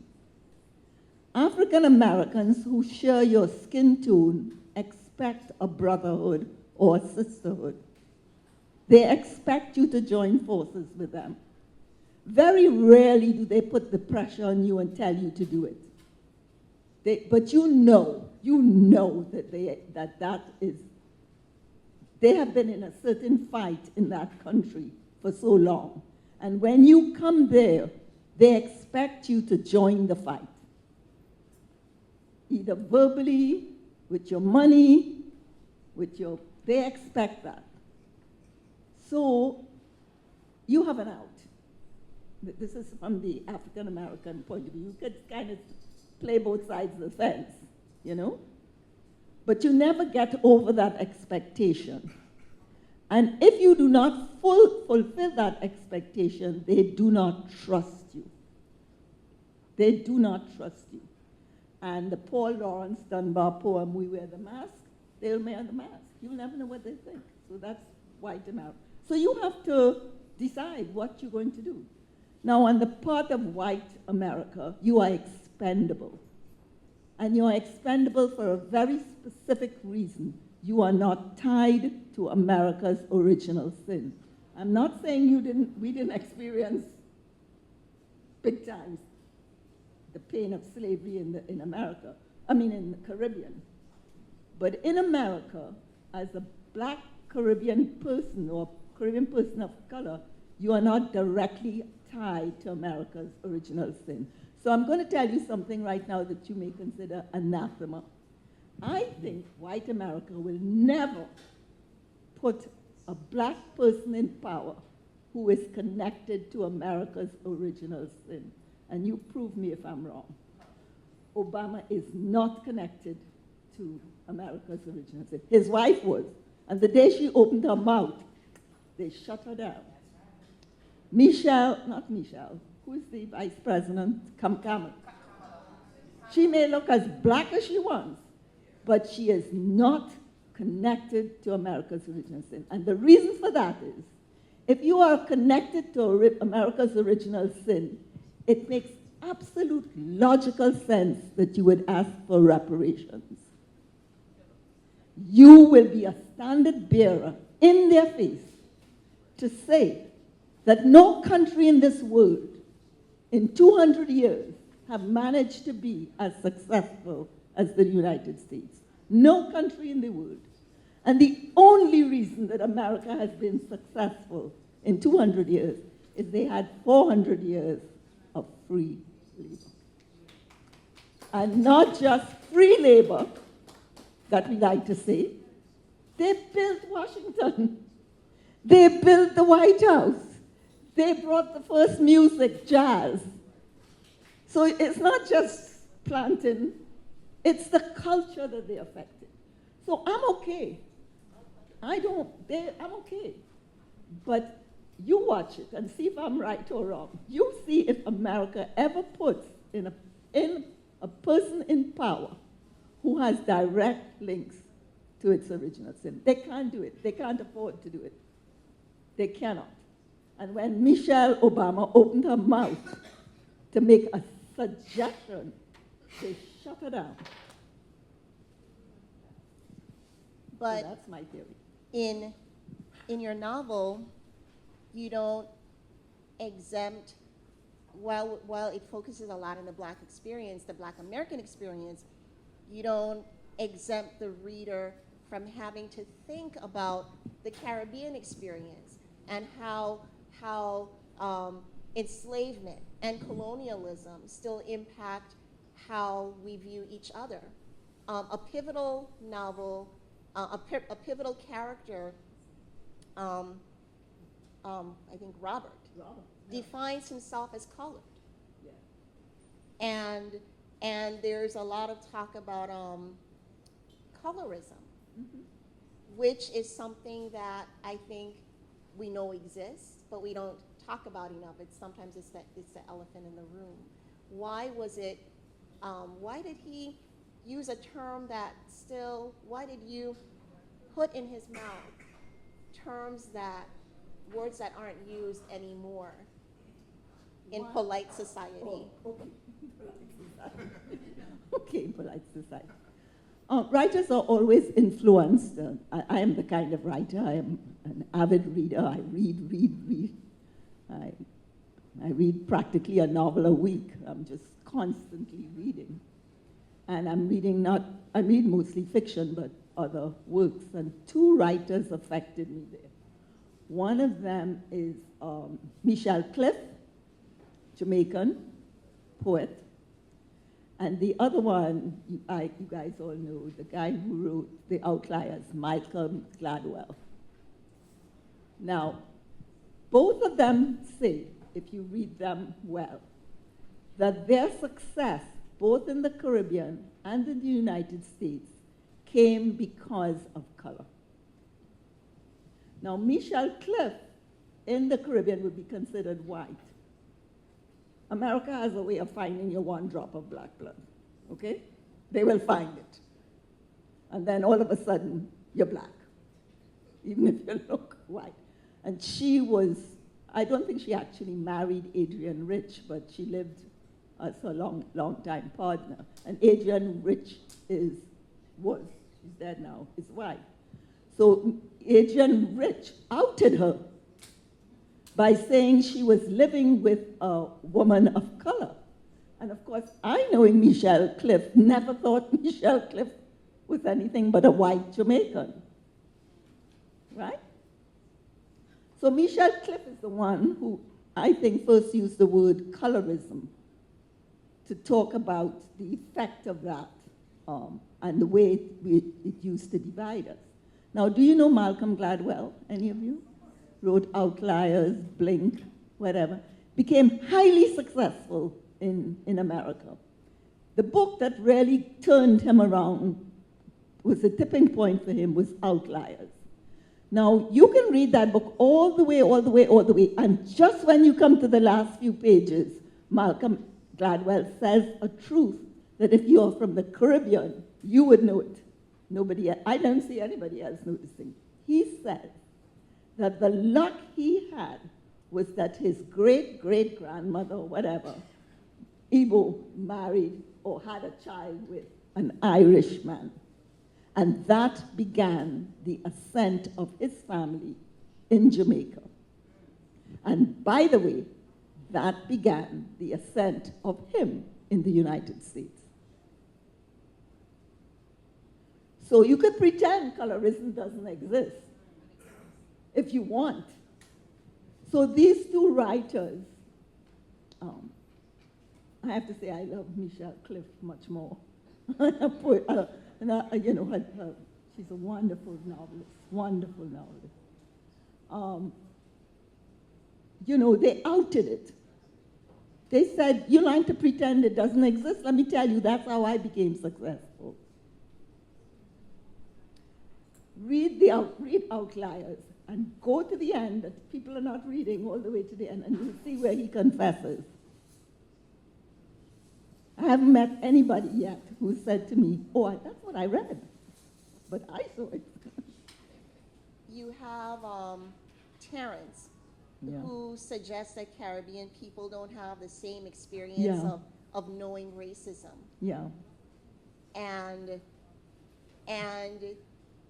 so many times they were, the characters so condescending to Lila. Yeah. Because it was like, yeah, you have a PhD, but you don't understand this. Yeah. Mm-hmm. You don't know where we came from. That's not your experience. Mm-hmm. And it reminded me that here in the Virgin Islands, in the Caribbean, we learn everyone's history, right? But the US, they're not learning ours. And I think that's where the sense of Caribbean people, again, being othered, that you don't understand. So, okay, that's on two levels. I don't think Americans have they do not feel that they have any need to know anybody's history but their own. This has nothing to do with whether they're African American or white American. It just has to do that they're the most powerful country in the world, and everybody bows to them for money, if not for no other reason. So they have no need. They don't have to learn another language. You're a real anomaly if you know another language. The Hispanics are now realizing, boy, we better keep our Spanish going here. But they didn't do it before. So now you find the people from Dominican and from Puerto Rico all of a sudden making their children speak Spanish. But their first inclination was they had to get English, and forget. One of my best girlfriends is Italian American. Both her parents came from Italy. She doesn't speak a word of Italian. It's the most powerful country, and so the other is that all of us. So that's true of all Americans. Now when you take African Americans, and I always say we make a mistake when we think of African Americans as not Americans. African Americans are Americans, meaning that they share the American culture and the American way of life and the American philosophy. Don't mix that up with racism. That's a separate category to layer on top of it. So now when you now come to African Americans, I'm still the other because they're Americans. I just came from a banana boat wearing grass skirt. What do I know, right? But then you have to add something there too. They expect you to join forces with them. So Terrence, my Lila has to tell Terrence, did you know Malcolm X's mother came from Grenada? She has to tell him that. They venerate Malcolm X so much, and they don't realize the most powerful force in his life came from Grenada. And he didn't know that. He's a big-time professor. And Kwame, you know who they are. You know all the big civil rights leaders who came from the Caribbean. But we're still the other. So I accept that, by the way. I accept it. I'm in their place. The trigger to all of these events, Adriana, you write that she comes from a good family. And I think as Caribbean people, we've all heard the term good family at some point or another. Why was it so important for Lila to note that Adriana came from a good family? Do bad things not happen to people from good families? I'm so glad you asked me that question, because I had a kind of a tug of war with I hadn't had an agent for years. And I mean, I had, and then I didn't. And then for this one, I just thought, let me let an agent look at it. And so a lot of what I said about Adrian is not in the novel anymore. And I said, okay, I'll give it up. But you would see that as a Caribbean person. Another reader would not have seen it. So if I were writing honestly, I would have had to do a better explanation, which I did. So what I left it up to is, what do we think of interracial relations? That was basically what I then focused on. Because the person who was killed was, he had had an affair with that white woman. So the position of the black American, his colleague, was, you put a target on yourself. So he doesn't think that the police were right to shoot the guy.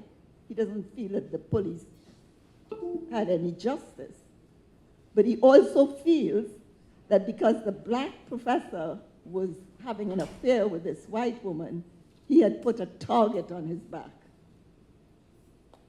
So that's where I was going with that more than anything, more than to say, and I was trying to make her middle class, you know, that the affair that the black professor was having with this white woman, she was as educated as he was. She came from a upper class, you know, middle class family. So the match would have been a good one. So now the question is, who's right about that? You have to read it. You talk about, I feel that every time there's a tragedy, there's a shooting, the victim becomes the victim doesn't have, we don't give space to the victim. Mm-hmm. And in Now Lila Knows, there seemed again that narrative of, oh, well, he was in the wrong place at the wrong time. Yeah. And I thought it really kind of telling that in the whole context of what Lila knows and how she is learning, that narrative came forward. Because that is the general answer. When you have these killings of black men, it appeases white America's conscience by saying the person was in the wrong place at the wrong time. So I am recording that in the novel. And I think novelists like to play with this idea of fact and fiction. I do. And I feel it sort of makes you say, you can't get away from saying to me, I made this up.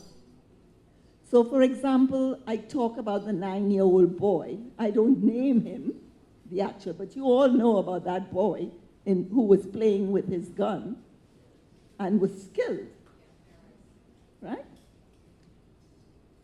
Now, my setting is a university, and these educated, smart professors who are teaching people think, he shouldn't have been there. What about his mother? Wasn't his mother watching him playing? What else would the police think? It looked like a real gun. He could have killed them, right? So I am trying to investigate how these people get away by saying that all the time. I do something on Trayvon Martin, and I'm trying to make a contrast that if that happened in the Caribbean people would have no problem of a black boy with a hoodie walking down a street where rich people live, because not only white people are rich in the Caribbean. So you would walk down a street and you would see a big house, and you wouldn't be shocked that the big house is owned by a black person, or Indian person, or Chinese person. You wouldn't assume that all the houses could only belong to white people.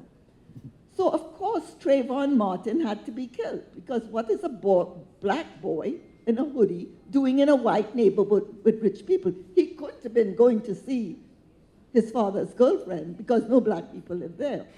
So I'd like to play that too. And that the fact is that you know it's true. You know he did get killed. But I want to say, so I have the Caribbean people who hear about that story and they're talking to each other and they say, wait, what happened with us? Not because the police are less evil or more evil, but because the assumption about black people would not be the same. You would not assume that just because I have this color skin, but I just told you about my students. I walk in there because I have this color skin. They assume. I just want to say one more thing. I was the chairperson of my department in a college named Medgar College of the City University in New York. I'm the chairperson. I just hired this white professor. She is sitting a few feet away from me. And the black students are coming in and asking questions, and they're asking her a lot of questions. She comes over to me and she says, Elizabeth, I don't know why they're asking me questions. She says, I told them I just got here and you are the chair. She had just first time teaching in a black institution. So it's not just white people, of course, who have ingested that. It's black people too. Now tell me how I'm supposed to feel. I just hired this person. You tell me how I am supposed to feel.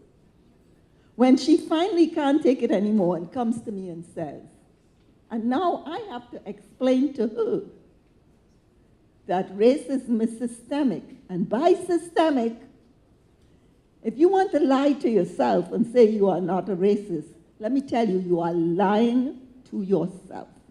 It is impossible. It's like the air you breathe and the food you eat every day. And you have to make a conscious effort to take that out of you. So those students, those black students, were they racist? No. But they're making the same in judgment of the system, that that white lady must know more than me. So when we talk about when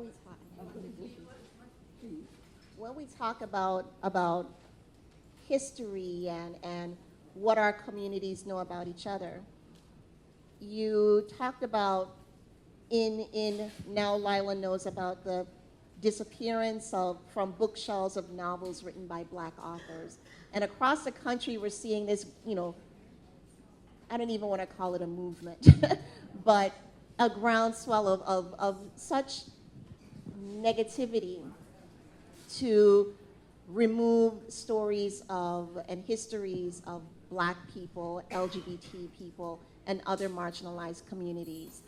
Why did you, in everything that Lila is knowing, why did you think she needed to talk about the disappearance of the books? Okay, I don't know how much time I have, but let me say, and one of the speakers I think spoke last night and said it began with the word. The most powerful tool we have is story. Nothing is more powerful than that, which is why Jesus Christ, or whatever your beliefs are, that book is so important, right? So what you do if you want to change people, you ban the book. So I'm going to answer your question, but to say the thing that really turns Lila is reading a book, reading a novel. It's a novel she read, because the thing that fiction does, and all art does, it touches you emotionally in your soul. You can always rationalize something, but when something touches you emotionally in your soul, which is the power of art, you're a changed person. Now back to the question was? Well, actually, I think we are out of time. He was going to give me a show of time. Oh, I didn't know where you were. No, I didn't. I'm looking for you here and I couldn't see you. So I'd have wrapped myself up soon. Finish your thought and then we'll close. Just tell me quickly what the question, because it was a good one. The disappearance of Oh, bookshelves. Yes, it's an important one. I know that they want to ban books. But let me tell you something about our writers. Let me tell you something about it. We are going into the American idea that writers are celebrities and books are a form of entertainment. We are buying into that. And if we buy into that, today, let me just call somebody's name, Juno Diaz. You couldn't put anybody higher than heaven than Juno Diaz. You couldn't put, every time I went to hear Juno Diaz, you couldn't find a place to sit. The place was surrounded round and round. Because he was a celebrity, because the book was entertainment. And then you have to find a new person, because America can't take a trend too long. You know that. Every season you have to buy new clothes, and new shoes, and new everything. They can't. So a black writer or writer of color cannot feel that sense of satisfaction that they're so good, because you're going to be replaced before you can blink your eye, because there's somebody right behind you. So how are we sustained? We are sustained by this. This is how we are sustained. By festivals and by the academy. And Kai gave us a story about the 6 reindeer who multiplied. Every time they put one of us in the academy, they're in trouble. Because every time they put one of us in the academy, who the heck you think I'm teaching? I'm teaching books I'm teaching George Lamming in the Castle of My Skin. If I didn't, I'm having 20 students read that. And next semester 20, and next semester 20. And professor, the book is out of print. We have to get it in print. So I'm going to stop right now. I just want you to know that writers are treated like celebrity and entertainment. Don't get fooled when all of a sudden there's a flash. The writer definitely shouldn't get moved by that. And we have to understand that this book banning, there's a separate issue. I'm talking about books by writers of color and Caribbean people. We make sure they don't get banned by what we're doing here. Thank you so much. Thank you, Elsa. Thank you, everyone.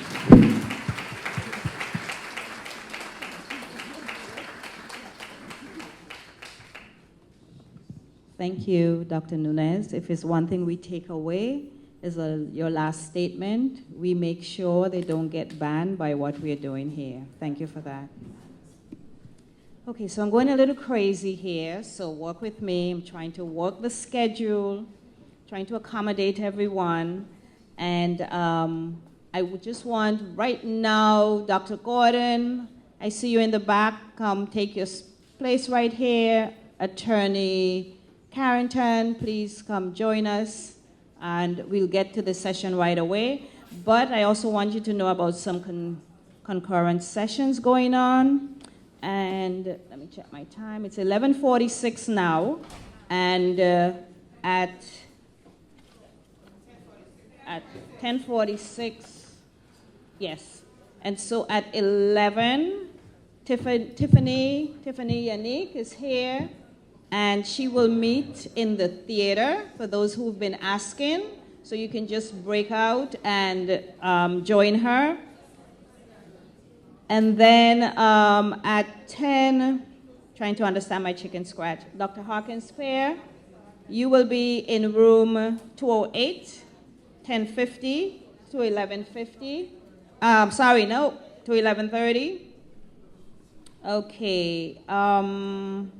Let me just double check the others. And then we go back to our 12 o'clock session. So let's just go ahead with Dr. Gordon and Attorney Carrington. I'm going to give you, one second. Can we do 30 minutes? I know you have 30 questions. Your mic. Is it on? Check for the green light. Just squeeze it. Yes, I will.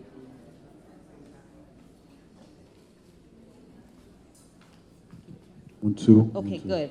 All righty. Okay, just a second. Let me just go with the schedule. Tiffany Yannick is here, ready to go to her room. That's going to be in the theater. And Tiffany will talk to you in terms of the time, her workshop, and so forth. And while that is going on, we are also going to have this conversation going on here.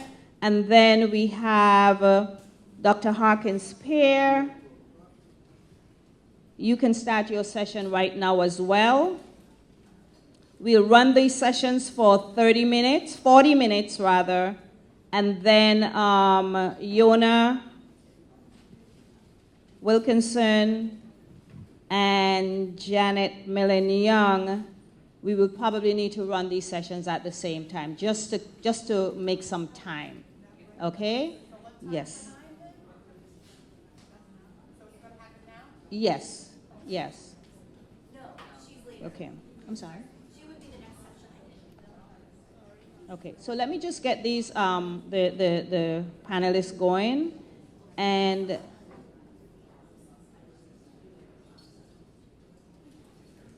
okay. So I see what's going on. So Harkins Peer, you go on now with your room as well as Tiffany Yannick. And then we will go to the other three, the schedule all messed up. Yeah. See? So it's Dr. Nunez. Dr. Nunez? Her workshop is later. Okay, Her workshop is later. We're just trying to absorb the lunch, okay? Alsace, You wanted to go to did the bookstore bring the books here? No? Okay. Should we announce that they'll be here this afternoon? Okay.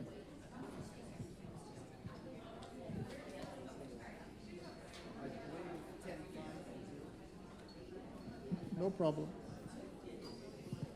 Some people have been asking about the books, and Undercover Bookstore is going to have some of the books here this afternoon. We were hoping they'd be here this morning because some people have been asking about them. Alsace, may I begin? Let's just wait until folks,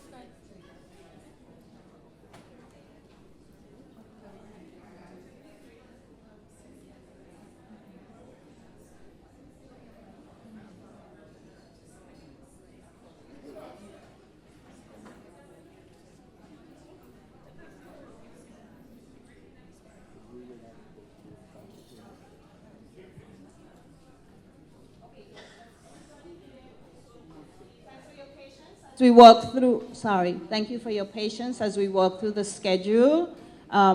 Attorney Canton, it's all yours. Thank you very much. Good morning, everybody. Good morning, everybody.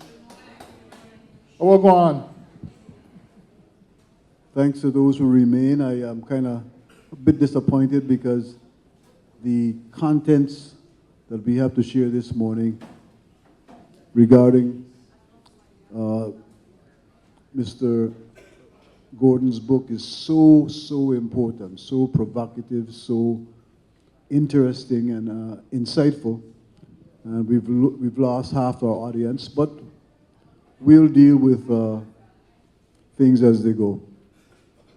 Let me first introduce to you Louis R. Gordon. He's an Afro-Jewish philosopher, political thinker, educator, and musician. And that's really important. He's the head of philosophy of the philosophy department of the University of Connecticut. He has received accolades for his numerous influential books and articles, many of which have been reprinted and translated around the world. He is the honorary president of the Global Center for Advanced Studies and a former president of the Caribbean Philosophical Association, for which he now serves as a chairperson of awards and global collaborations. He is a Jamaican who was raised in the Bronx. And the name of her book is A Fear of Black Consciousness, aptly named. Let me first ask you, you were born in Jamaica, but you were raised in the Bronx. At what age did you go to the Bronx? I was 9 years old when I migrated to the Bronx. But age is a very strange concept to talk about because I was talking to someone the other day where I said, you know, there's some people born old, and when they age, they get younger.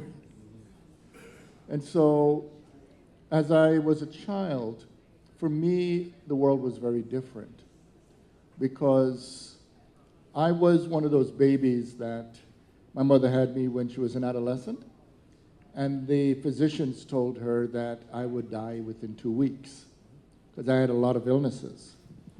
So my grandmother she came and she sat by the baby, and they had the coffin ready, you know. And 2 weeks go by, a month goes by, and in the third month I began to speak. And so my grandmother said, well, I guess he's not dying now. And as you know, if you begin to speak, you have memories. So my memories actually go back to when I was 3 months old. And I started schooling in Jamaica at 3. I noticed when I saw Alicia's bio, she went to Alpha. I, as a very young child, had a scholarship to Alpha. And so even though I left Jamaica when I was 9, it was such a rich life, complex life, that was linked through everything from my father mentoring Bob Marley, whom I knew as a baby with my uncles, to all kinds of things around the island. So by the time I went to the U.S., it wasn't like I wanted to go to the U.S. because I loved Jamaica. It's just that people migrate for many reasons. And in my mother's case, when she left my stepfather, you know, there are people who, at a certain point, you know, broken up, you know, marriages. In some people, you could move to another part of town. Some people leave the island. And so I was reunited with my mother when I was 9 in the Bronx. I'm going to read verbatim from some of the quotes in your book because I found it to be so powerful and provocative. One of the things that you said that there was a culture clash that you experienced when you left Jamaica to go to New York. And explain that to us, please, and how that influenced you as a person. Well, there are loads. The first thing we heard from the previous session, you know, most countries are ultimately narcissistic projections. And so the United States, through particularly Hollywood, television, presents itself a certain way. So you could imagine being a little boy coming up from Jamaica in your little tight blue suit. You know, you come off, you're imagining you get off the plane, and you think it's going to look like the way, there was a popular television series, Julia, right, about a black nurse and her son. So that's what you would picture. And then you land, and, you know, you see dog crap everywhere. You see urine all over the walls. You see, you know, filth, brutality, and all of that. And you say, okay, so reality is very different from the fantasy. But then even more, you have to learn certain realities. Because even though we heard in a previous discussion about colorism, the complicated thing in the Caribbean is when you say family, it's not homogeneous, right? It could be from your relatives who are East Asian, your relatives who are Africans, your relatives who are Middle Easterners, you know? And so you don't look at them in the same way. So suddenly, the same people who could be like your cousin, your brother, your aunt, your uncle, are suddenly people who are in almost a war camp of whites, browns, blacks, the list goes on. So that's the first thing. But that, even with that, I think the biggest culture shock for me was, and I opened the book with this, is how much black people in America are pummeled with the attitude that we must not stand up for ourselves. In other words, in Jamaica, if someone insults you, you do something about it. And so I open up the book with a little white boy who called me the N-word, and I kicked his ass. I mean, that's what you do. And did it more than once. And I said something, because if you're a writer in the US, and especially if you do political work, you must always say you're against violence. They need to hear it. And what I say is, white people are the most violent people in history. If white people were treated even a tenth of the way black people are treated, they'll shoot up a mall. White people do not tolerate their degradation, but we are told to do that. Well, I was from a place where the people who represented the exemplification of dignity and power were not white. And so what I say in the book unapologetically is, if you don't stand up for yourself, you know what happens? No, you go home and you look in the mirror and you don't respect whom you see. It's better to lose standing up for yourself than not to stand up at all. And that's what I say unapologetically in the beginning of the book. Stand up for yourself, because you need your self-respect to go through life. You mentioned the word narcissism, and there's a quote in the book that equates whiteness with narcissism. Let me read.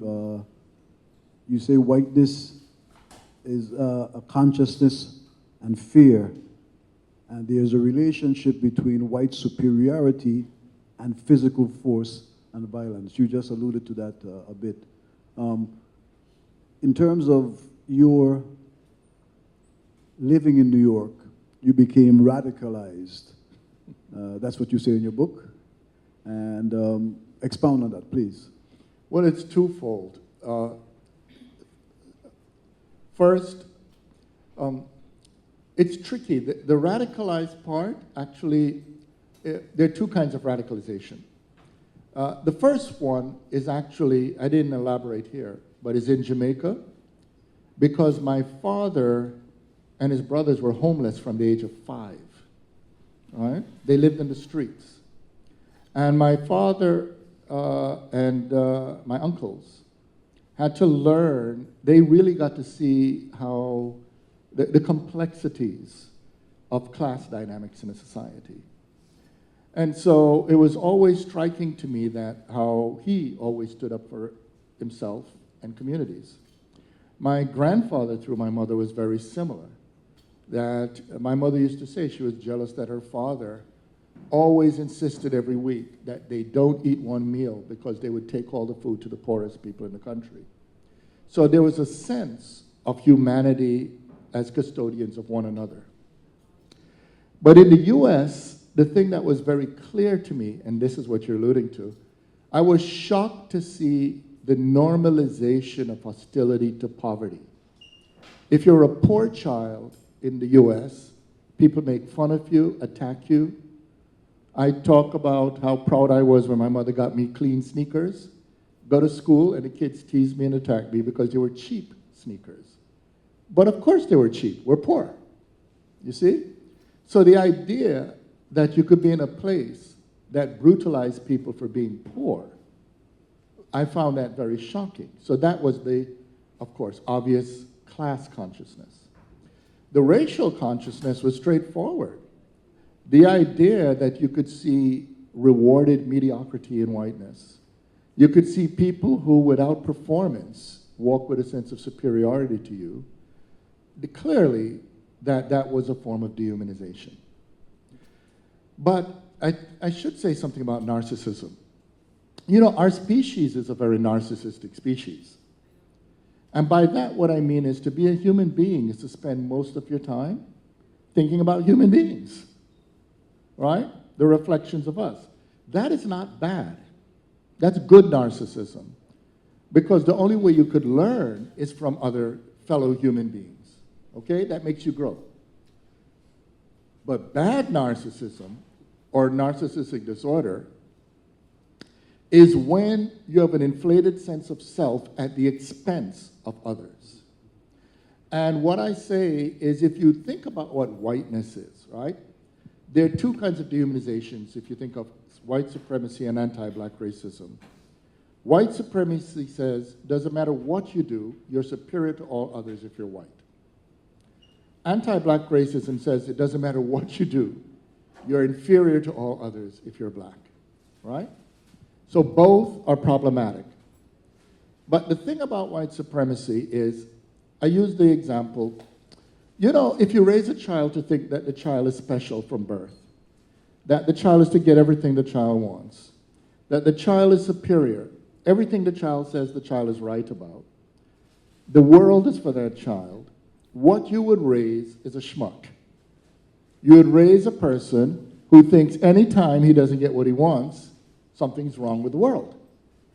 But if you look at what I just listed, that is the history of white people. The history of whiteness is by birth you're to get everything you want, that anything you do is better because you've done it, and at any time you don't get what you want, you have the right to use violence to take it away from others. And we could go down the long list. So the problem that many white people have to deal with, there are individual white people who could reject that. But as a group, white people have to deal with the idea that what is considered normal for whiteness is actually pathological. It's to be a person with narcissistic disorder, and in a way, a projection of that we have been seeing, because one of the unfortunate embodiments of American whiteness really is Donald Trump, right? It's to be above all, to be unaccountable, and in fact, you may notice in the book, I even am critical of the notion of white privilege. I don't think it's a privilege. I actually argue that whiteness is a license. You made a distinction between privilege and license. And license, yeah. Yeah, a privilege is something that you have almost an honor to have, and it's something you could argue other people should get. But it's not a privilege to murder, lynch, rape, steal. Those are not privileges. But if you have a license, you know what happened? You could do all that and get away with it. And if you look at the language of whiteness, not only in North America, because I talk globally, whiteness in that sense is having a presumed right to do whatever you want without accountability. At the expense of everybody. At the expense of others. You said, talking psychologically, I read in the book that you said in the book that blacks, I'm quoting, blacks fitting into a white world require mental illness on the part of blacks. That being racist in a racist society was rational. Actually, that's Fanon. Expound on that. The fact that blacks trying to fit into a white world require mental illness on the part of a black person. Okay, there are two ways to put this, right? One of them, the question Devin just asked, is connected to the psychiatrist and philosopher Frantz Fanon. And Fanon noticed something. Some people came to him and said, Dr. Fanon, I'm ill, I need your help. He says, what's the matter? He says, and they'll say things like, they treat me with disrespect at my job, they pay me less for the same work, the police pull me over, they call me the N-word all the time, that kind of thing.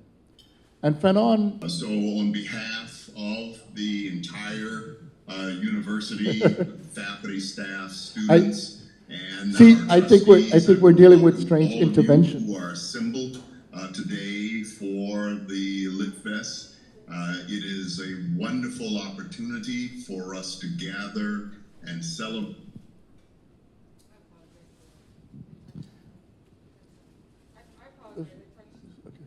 So what Fanon basically says to those people, and this is the thing to take seriously, ask yourself, if you are black, or you're a black woman, and you're treated this way, right?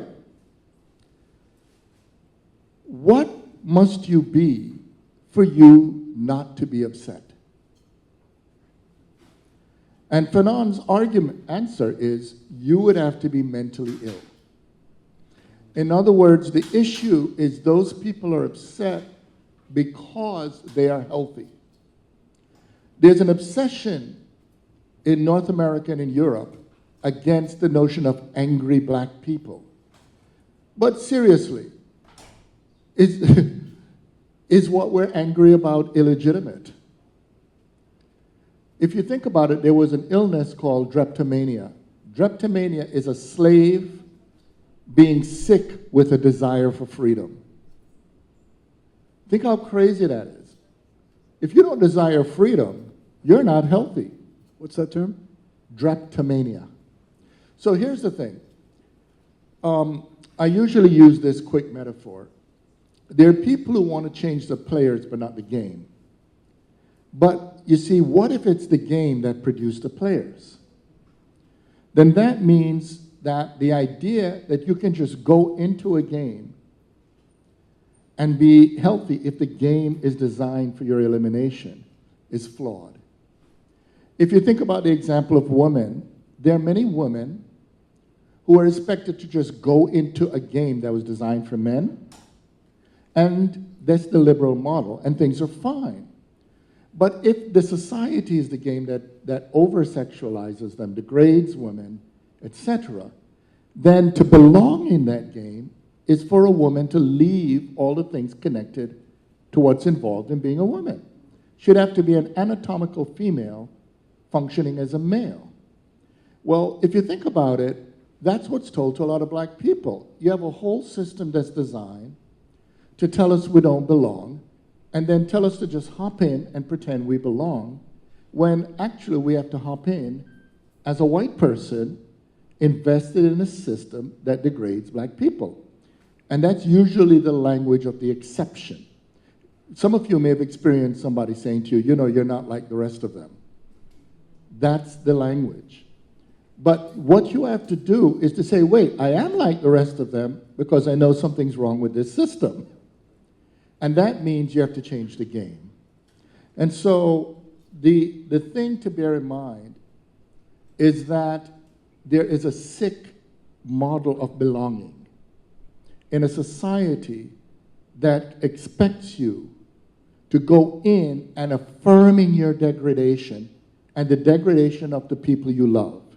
You know, it's the first thing I always say to students, but I say this especially to black and brown students. When they always say, you know, Professor Gordon, you're very successful, blah, blah, blah, what can I do, what can I do? The first thing I said is never lose your love for the communities that nurtured you. Because there's a system that tells you, for you to be successful, you must kiss them goodbye. You must forget where you came from. You must be ashamed of your people, etc. You need to affirm your relationships with people who love you. And then from there, you need to build. You have to build the project of an alternative and better home. And I talk about that throughout the book, right? I said, look, don't sit around saying you want to be in the master's house. That's nonsense. Because, as I say, masters don't build houses. What you need to do is to build a project, like the way I see this meeting. This meeting is to build a project organically of literary ideas, of theoretical ideas, to know thought can come from this community. That's a different house. And so if you can build healthier, better houses, that is the thing to do. But you can't do it without what I call in the book radical love. Right? Radical love nurtures and makes you grow. And it's that's the positive foundations through which to build better houses. Let me ask you, let me go straight to straight to the title of the book, Fear of Black Consciousness. You make a distinction between black bodies versus black embodied consciousness and mind. And black embodied consciousness and mind is what is feared. And as a beautiful metaphor, and I have to say to you, my wife and I saw this picture the other day, and I advise all the audience to check it out. It's called Get Out. Anybody seen Get Out, the movie? It's crazy.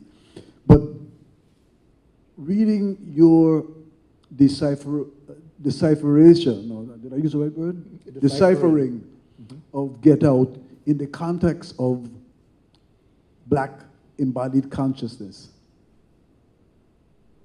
Help me see the movie in a whole different light.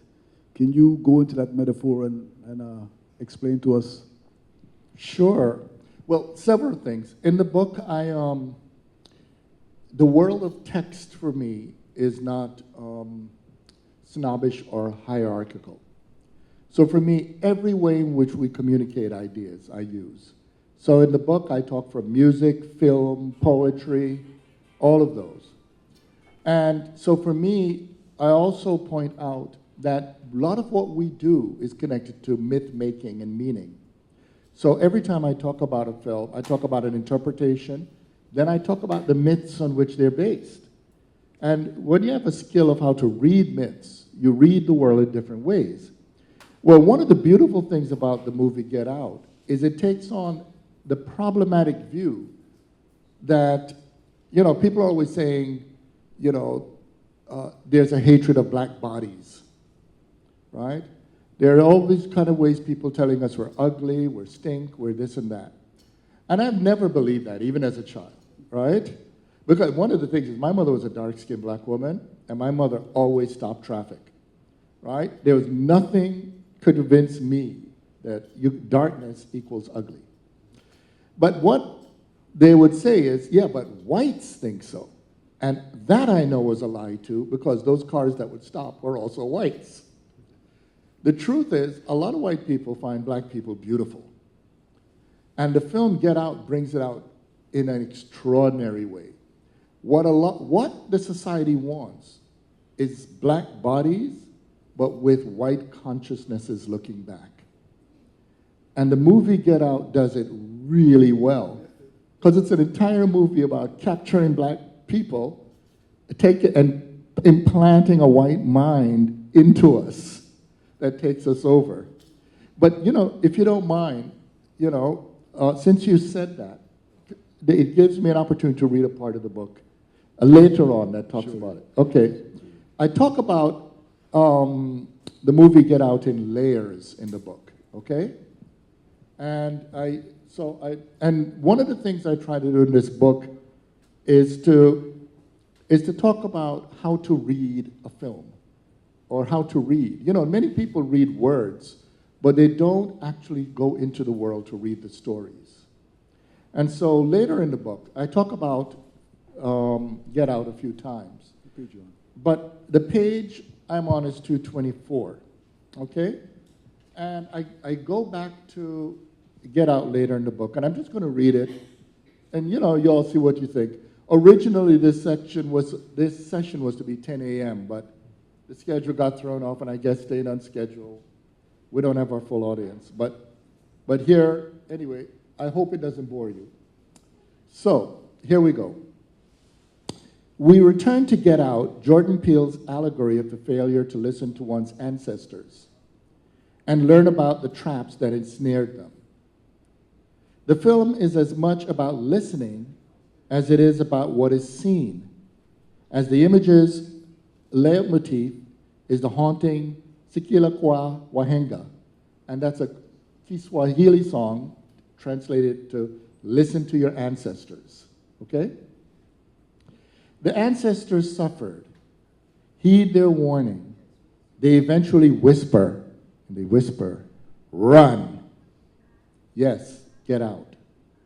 Chris, the photographer protagonist, works with his eyes. But his vulnerability is that he fails to listen. A blind member of the sinister cult makes his own intentions clear. And this is what the guy says to Chris. I want your eyes, man. He says, I want those things you see through, unquote.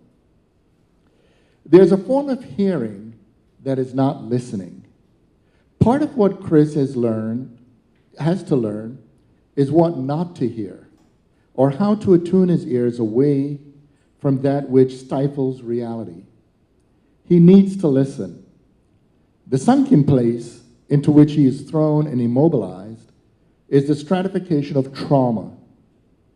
Chris fails to realize that he is living in another stage of a struggle suffered by ancestors such as Paul Bogle, that's Jamaica, Ottobah Cubano, at first Grenada and then in England, Frederick Douglass, you all know Frederick Douglass, Harriet Jacobs, she's an enslaved woman in the United States, Solomon Northup, that's the fellow in 12 Years a Slave, the movie, Toussaint Louverture, that's Haiti, Tula Rigal, that's Curacao, Sojourner Truth, that's the US, Harriet Tubman, and countless others whose names are no longer preserved in the reservoir of historical memory. The key to his sunken place is his reassociation with his mother's death from a car accident, triggered when his girlfriend Rose hits a deer with her car. At Rose's childhood house, which is obviously the big house, the master's house, right, of slave narratives, Chris sees his counterpart in the buck on the mantle, right? So he knows. Andre, a young black man educated at the beginning of the film, delivers the title's imperative. Momentarily released from the grip of white consciousness through the flash of light from Chris's smartphone, he quickly warns him, get out. Ancestors and predecessors come before us. They offer knowledge, they offer history. The choice of Kiswahili as their initial voice points to Africa, though Kiswahili is a creolized language of East African Kingosi with Arabic, Persian, and various other African traditions. That there was an Arab and Persian trade in the enslavement of Africans brings to the fore the African-American story of creolization from enslavement. Yet the Basel Act, the often suppressed African voice, speaks. That voice, in a way, gets out. Where does one go if one gets out? Freedom is a perpetual, never completed journey. Permanently getting out is a paradox. Does one get out as black or get out of the ensnarement of a world dependent on a particular construction of blackness? The first would require a different kind of black, as we have seen, than those premised on white agency and black passivity. That black, however, would be something radically different and possibly unrecognizable to anyone locked in the idea of blackness as a negative term, a redemptive historical development. Can anyone get out alone? Not when living in a human world. Interesting. So much I want to ask you, and time is going to... How much time do we have, sir?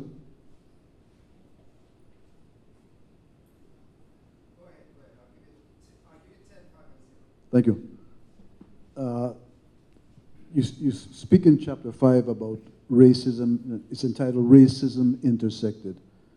And you say that intersectionality describes that no human being exists exclusively as a representative of one's class, gender, race, sexual orientation, or other limited identity. And it is possible, without bad faith, to see a human being as manifesting only one of those identities. I read that to say that we are made up of different elements, and that race as a construct is a fallacy, and that if we recognize that we are in fact made up of different elements, we could get past where we are today. I could ask all of you in the audience, have you ever seen a race walking? How about a gender? You see where I'm going with this, right? A sexuality, a class. What you always see is a human being walking, manifesting all those things. Okay? And the mistake we make is we mistake in our language. We act like we could only deal with one identity of what we are at a time. But that's completely false.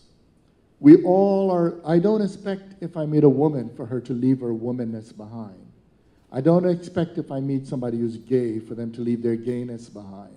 I don't expect if someone's working class for them to leave it behind. But I also don't expect them to occlude the other dimensions of themselves. In other words, meeting real people, persons, is to meet possibilities. And if you think about it, you know, everybody in this room has a best friend, okay? But what's interesting, you know, you meet a lot of people, right? But those other people don't become your best friend. The people who become your best friends are the people who, when you meet them, you don't see an end, but you see a constant beginning. Because every day with those people is possibility. And that possibility, because it's a relationship, changes who you are. That's why when you lose a best friend, it's a kind of death. Because ultimately, you have never been a person by yourself. It's incoherent. And if we can understand that we are our relationships, then we understand that those many other dimensions of what we are, that those are all at play. And what racism, because I talk about racism as dehumanization does, all dehumanizations want to reduce you to a single thing that people could look at and say there's nothing more to know. To be a human being is always to be more to know. It's ironic that our color is so visible in this society, but at the same time you talk about racial invisibility, and when you say that the black as a creation of the Euro-modern world is also indigenous to it, but that world regards itself as just, legitimate, right, home, or complete without blacks, or worse, with their elimination. So you go on to say that blacks are indigenous to a world that rejects blacks. Blacks belong to non-belonging. Expound on that. That's the lowercase black, yeah. I call it black melancholia. It's weird, isn't it? Prior to colonialism, the people we call blacks today were Wolof, Ibu, Yoruba, Luo, Kikoyo, Oza, Swana. What I was wearing yesterday, I had an outfit, a Swana outfit. And, you know, across the world, you could be Pashtun, you could be Tamil, you could be all kinds of things. In these parts of the world, Taino, you could be Nez Perce, all these things. But suddenly, a world emerges that mashes everybody together and just call you black. Okay? So that means if you go before that world, no black people. It's since that world. So you're indigenous to that world. But then that world says, you don't belong. You ever notice there are always too many black people? You know, in many places, in American institutions, I'm not kidding you, if you exceed a number of, I think it's now 8%, if you have any institution that has more than 8% black people, right, it's called a black institution. So it means that there's a view that whiteness has to be almost pure, expunge everybody else. But here's the thing. That melancholia now puts you in a neurotic situation because it's saying you don't belong to the world in which you should belong because you're indigenous to it. And what that world says is it can only be good is if you disappear. So that's why there's so much about invisibility. However, there are two things I mentioned. One of them that Evan's thinking about is there's a unique kind of language around each kind of identity. In other words, there's uniqueness when you talk about racialization, uniqueness when you talk about gender, uniqueness when you talk about indigeneity. For instance, in this meeting, one of the things you know, if you talk about gender, historically, a fundamental issue is about a voice. Many of you could name novels, essays, books written by women that have the word voice in the title. You can't name many with men. If you look around indigenous peoples, it's always about the question of whether they belong to the future. It's linked to land. But with racialization, it's interesting. And the example I gave was, one time I taught at a Midwest university. And I thought, you know, because again, my attitude, come from Jamaica, nobody's going to tell you you can't walk where you want to walk. So I decided I wanted to get to know all the students on the campus. So I decided to have my classes on separate sides of the campus. And what I would do is I'd get up and I would walk across the campus from one class to another and say hi to students. This is 30 years ago. Anyway, so what happened was rather interesting. When I would walk, I would not see another black professor, right? Because most black professors would park near where they teach, go to their cars, and leave. But I was walking, so then the student newspapers began to write complaints. The complaints were that there was a deluge of black faculty being hired, that they were worried that if you're white, you can't get a job there if you're a professor. And I was thinking, you know, I walk across this campus, I don't see other black faculty. And then I began to realize they were talking about me. That when I walked across, they saw a black person, which is one too many black professors that day. And when I walked back, it meant it was twice. They saw twice too many black professors that day. And one of the things you may notice about racist discourse, it's always about quantity. Remember when black women were being attacked for having a lot of babies and all that? Statistically, it's completely false. Most of the things, there were white women, white teenagers, all of this having babies and so forth. That was never a problem. But the very idea to say that black women are having too many children is because the attitude is even if a black woman had one child, that's one too many. You see? And I call it superfluous existence. However, there is a capital B black consciousness. If the mistake we make is if we're going to listen to a world that tells us we don't belong, if we're going to wait for that world to make us belong, we are going to be complicit with our degradation. So there's an uppercase black consciousness where I argue that our task is to build the worlds in which we belong. You see, we don't wait. I hate to hear the language sometimes when black people say, they don't let us. Of course they don't let you. You have to take it. You have to build it. Think about it. We weren't trying to let them invade us. They just invaded. Well, similarly, there is no white structure that's going to give you your freedom and your dignity. It's the same thing on every oppression. If women are going to wait for men to liberate women, don't hold your breath.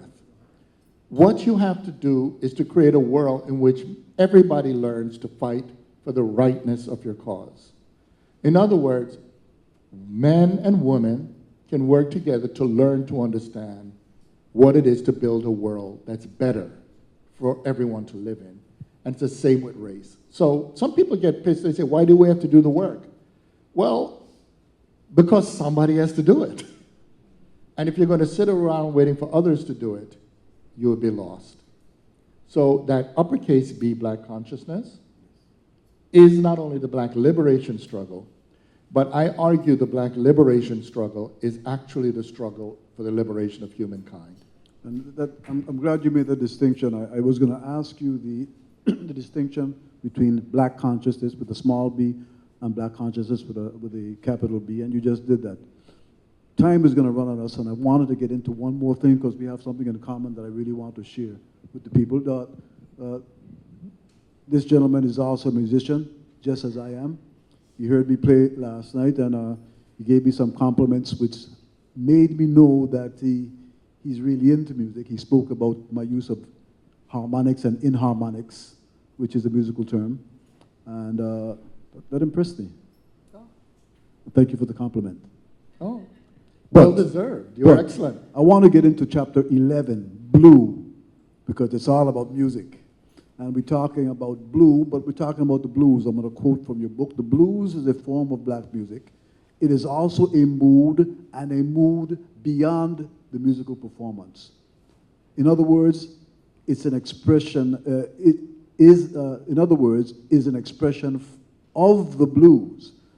Ralph Ellison probably said it best. He said, as a form, the blues is an autobiographical chronicle of personal catastrophe expressed lyrically. And I'm quoting for your book.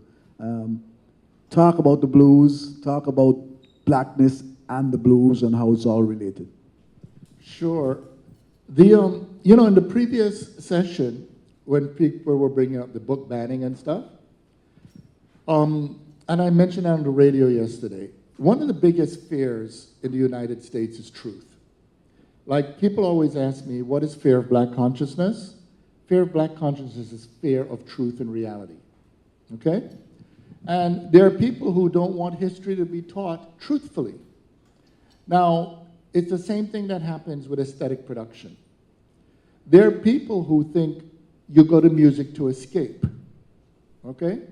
There are people who would prefer a kind of a flattering version of the self. But if you look at a lot of modern black music, particularly the blues, right? And not just the blues as the blues music form, but the blues also in its lyrical form. It's there not only in African America, it's there in the Caribbean, Central America, South America. And what's interesting about the blues is that the blues doesn't hide the truth. All blues music tells the truth. In blues music, if you look at the lyrics, the artist talks about their problems, right? But if you listen to every blues song carefully, the artist also talks about the role they play in the suffering they have, right? There's a Dinah Washington song, I cited in here, right? Where, I'm not kidding, this is the lyric.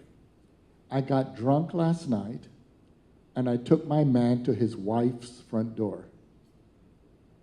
And then she repeats it. I got drunk last night, and I took my man to his wife's front door. So you already see the contradictions, right? But then the hook, she said, but the woman was a 45-packing mama, so I ain't going to do that no more. Right? Now, the thing is, blues has an interesting structure. First of all, the blue note. In a lot of conventional music, those are considered, it's to get the note between the note. Conventional European music wants to separate the notes. So it's done in half tones. But African musics, Asian musics, have quarter tones and 8 tones. That is because reality is not neatly divided in halves, right? Sometimes what hits your soul is the sound between the sound. And I also give a metaphor about how we think of tuning. And again, I love playing untuned instruments. I know how to play the tuned instruments, but when I play an untuned piano, and I tell this story in the book, there was one time I had to give a talk, and there was a piano, and I went to play it, and my host said, no, it's out of tune. I said, don't worry. So I played the piano, and when the audience came, they were shocked, and they clapped, and the host went over and said, man, we thought the piano was out of tune. And I looked at him and said, it is. Just because you're out of tune doesn't mean you can't make music. But if you think that's a great metaphor for democracy, a lot of us are told we should not play because we're supposedly out of tune. However, for the blues, those notes between the notes made, because what I did was I just played jazz and blues, and I accentuated the out-of-tuneness to create the dissonance of music. And it made the music better. And so the question we're to ask, because this is in a lot of Africana thought and a lot of black existentialism, a lot of us spend so much time trying to fix ourselves, but we never ask, shouldn't we be fixing the society? In other words, a society in which many of us can belong, like those out-of-tone keys, is a better society. And that's Fanon's message. And so if we come to the blues does something extraordinary. The blues repeats, but when it gets to the denouement, when it gets to the shift, and after it hits the dominant and come back to the beginning, even though it looks the same, it's different, right? Every one of us is an expression of the past, but we are different.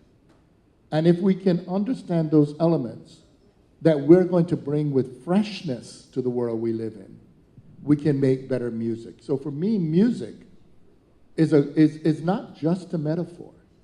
And in fact, the human world, believe it or not, if you don't have temporality, if you don't have the capacity to actually express music, and in fact, most languages were sung, right? It's very recent we don't sing language.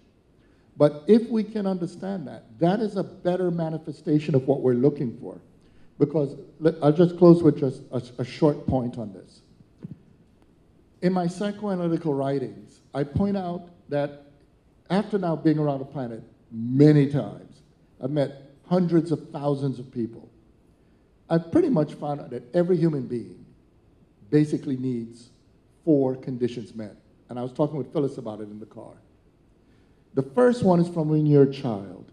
You need to be safe, secure, have food, shelter, health, right? That's the first. The second thing you know from when you're a child, you must have pleasure. Okay? Pleasure. Imagine if you lack the capacity for pleasure. Okay? And in fact, children look for pleasure all the time. But the third is now when you're getting into the wider social world. The third is every human being needs to be valued. When you're valued at home, it's called love. When you're valued outside of the home, it's called respect and legitimacy. In your professional life, you want to be valued with respect, and in your intimate lives, you want love. There's a complex political love I talk about in the book called radical love, but that's different. But now, if you have those 3 met, what more you need? And what every human being needs, ultimately, and this is what makes us continue the course of our life, is joy. Joy. Joy is when and the confusion is where in society they tell us to look for joy in fetishes and idols. People think if they have a whole lot of money, they'll have joy. There are a lot of lonely rich people. There are people who think if they have a whole lot of fame, they'll have joy. There are a lot of lonely, famous people. Joy is a complex phenomenon of how you can relate to love, respect, pleasure, and living in the world safely. And when something disrupts it, right, then what you seek is satisfaction because you're fighting against injustice.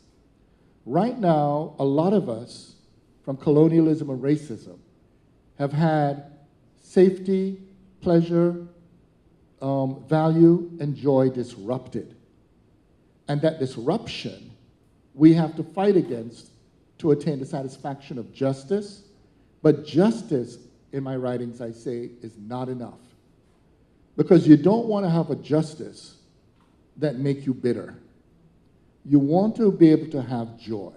And this is the thing that I actually love. Even though I talk about negative things in this book, a lot of the book is about what can be called black joy. Because there's so many beautiful things in the lives of black people. And this is, if you look at a lot of commentary on black communities, it's something that perplexes people. There are a lot of white thinkers who say, I don't understand these black people. They're treated so bad, they're this, they're all these things, but then they have parties. And then they have these family gatherings, or they go to their churches, mosques, or whatever, and they're not bitter people. What is going on? And what it is that one of the things, the blues, if we come back to it, I argue that the blues is a mature music because the blues doesn't hide reality, it reveals it. And what we know is reality has challenges, contradictions, dissonance, etc. But that is how you mature. And a mature person understands that health is not the absence of illness. Health is your capacity to live a fulfilling life even in the face of illness. The challenge we have, and that they don't understand, is that despite all that has been hurled at us, we are not only still here, but we are thriving to find a life of joy. And a life of joy is a life in which the people who hate us become irrelevant. Once again, so much more I'd like to ask you. You spoke in your book about bebop as an expression of art rather than simply entertainment. 5 minutes, thank you. In which the highest standards are black bebop, and as such is independent of white recognition. And as a musician, I can really appreciate that. But let me just go on. You also speak about music in a cycle from dance to protest to sexual degradation and revelry. The descent into niggerization, as you say. And here's a question, here's the issue I want you to deal with. And this is what you say: the political question for hip-hop/rap then is whether it can mature to get beyond that degradation, because it's quite common, at least today, to hear misogyny in the rap music, bitches and hoes, excuse the expressions. We even had me and my wife had a discussion about, is it Cardi B? WAP, wet ass pussy. And so even the women are doing it in the music. And so my question is, philosophically, I guess, do we think that hip-hop and rap can get beyond where they are to be able to send a message that is more positive for the struggle? All music is human produced. And as human produced, they can be done differently. So the short answer is yes. But the more complicated issue, there are two issues you brought up. The first one about bebop. I brought up in the book that bebop, the complex jazz performance style, really terrified a lot of white critics and musicians because it's a form of music where you just cannot help but admit that the performance is on the level of genius. And in other words, you just cannot push white supremacy in the face of bebop. Many of you cannot even name one great white bebop musician. It's not that they don't exist. There are excellent ones.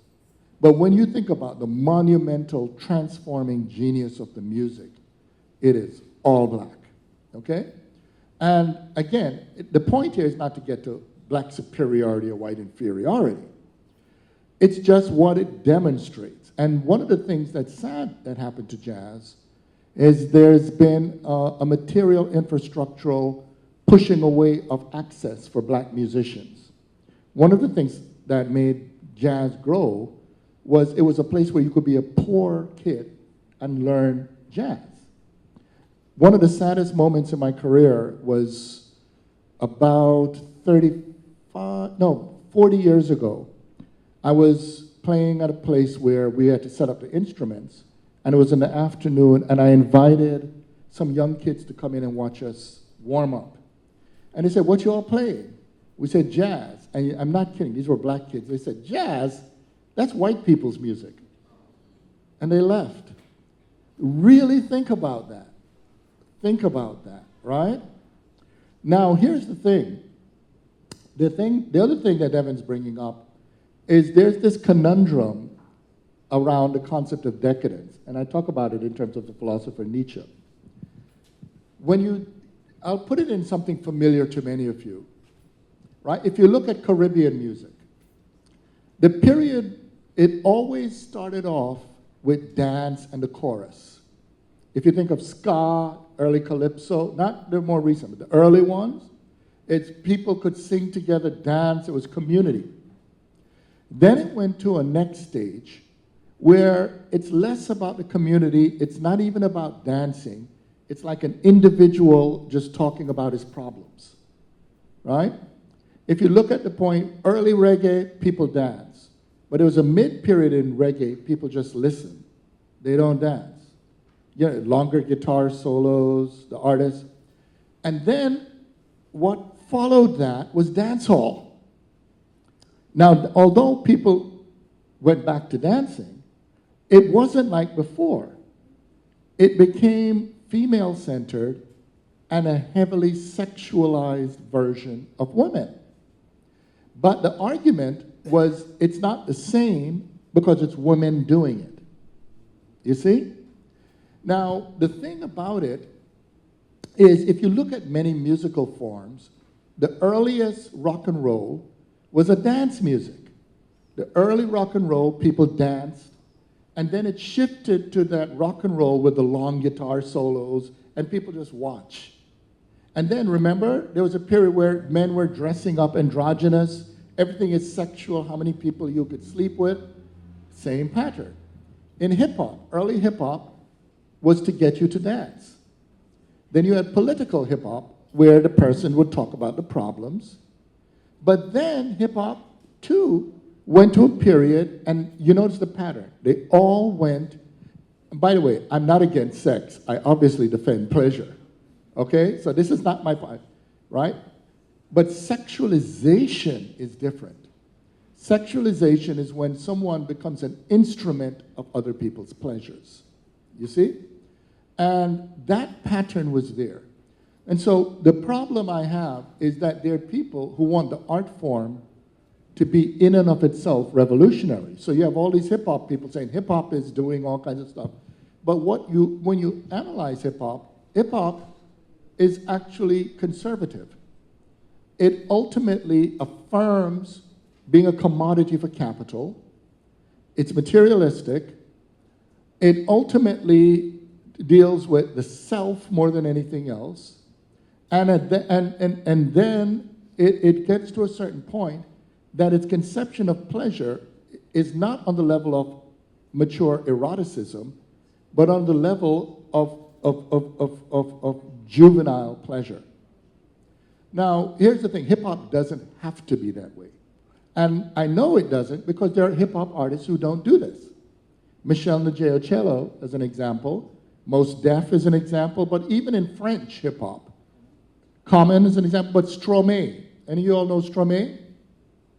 If you all don't know Stromae, you should really check out Stromae. It's all in French, but you don't have to know French to like his music. He's an androgynous Belgian Rwandan man, okay? And it's a complex story. His father was a medical doctor, Rwandan, who went during the genocide conflict, but because his father was Tutsi, he was killed.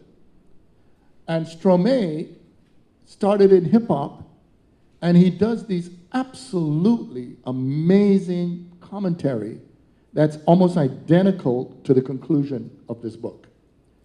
And what that tells me, just the fact that there are people like Mos Def, Stromae, you know, Michel Njeocello, we can go through a long list. It's not about the question of whether they're righteous, because I'm also critical of moralism. I can't stand moralistic people. You know, people are always holier than thou. because I think those people are also dehumanizing, okay? I think love is not erasing people. Love is the ability to embrace people with their imperfections. You know, you all know this because you see some people walking down the street, you say, what the hell are they doing together? Look at him, look at her. Or look at him and look at him. Or look at her and her. But when they look at one another, they love everything from the pimples to the breath to the, you know, what we call imperfections. For them is just right because they love that person. Well, similarly, one of the things that I think is an excellent art is not reductivism, but the ability to make you see the world in such a way that you can actually appreciate and understand its imperfections and connect it to other questions of joy and love. And I see that can happen in hip-hop, but here's the thing. Who says hip-hop is going to be the last story?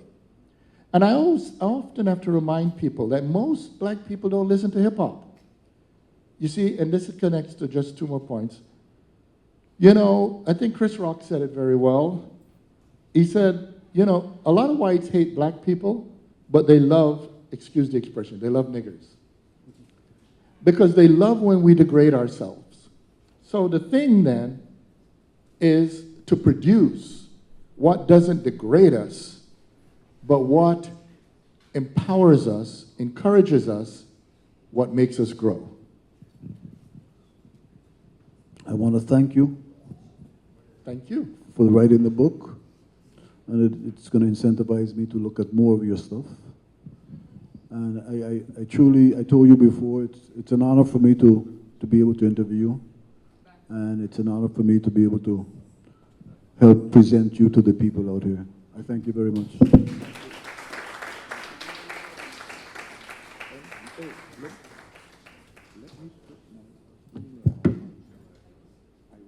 Thank you for listening. Thank you. Well, thank you. I'm using my teacher's voice. Thank you so much for sticking with us, and thank you for that insightful conversation. Thank you so much. Right now, our afternoon schedule is out of whack. We're trying to bring it back together. And what we're going to do is Jonah Desam is going to do her workshop on publication now. So the next workshop after this is Elizabeth Nunez right after this, and Kai Miller is also this afternoon. So we have 3 more workshops. So Elizabeth Nunez, if you would like to be here for the publication workshop, it's going to be right now. We have several sessions going on right now in other places. Tiffany Yannick is doing the piece on Virgin Islands literature, Caribbean literature in the theater. And that should be finished in another half an hour or so. She's going to finish at 12, she said, so that people can come here. Yes. Okay. But then we have to remember we have to pay attention to the schedule. That's the problem. We're off. Yes? Pardon me? Yeah, that's, you mean Tammy Navarro? Yeah, that's going on now. It's going on now. It's concurrent. Okay, so, the stage is yours. Okay. Thank you. Love you. Thank you very much. You know, I'm sorry, but, you know, these things happen sometimes. This morning we had a little situation, and so it's gotten a little unwieldy and a little stressful, but let's hope we can work it. Good, good. Thank you. Do you have a question, ma'am? Okay.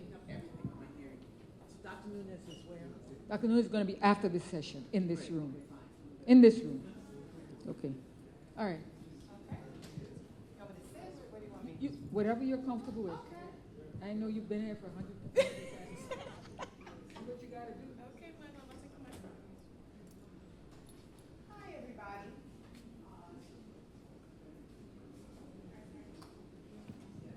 There we go. Good afternoon, everyone. How's everybody doing? Good, good, good. Okay, would you guys like mind moving up a little bit? You guys feel so far. Oh, maybe not. Okay. Okay.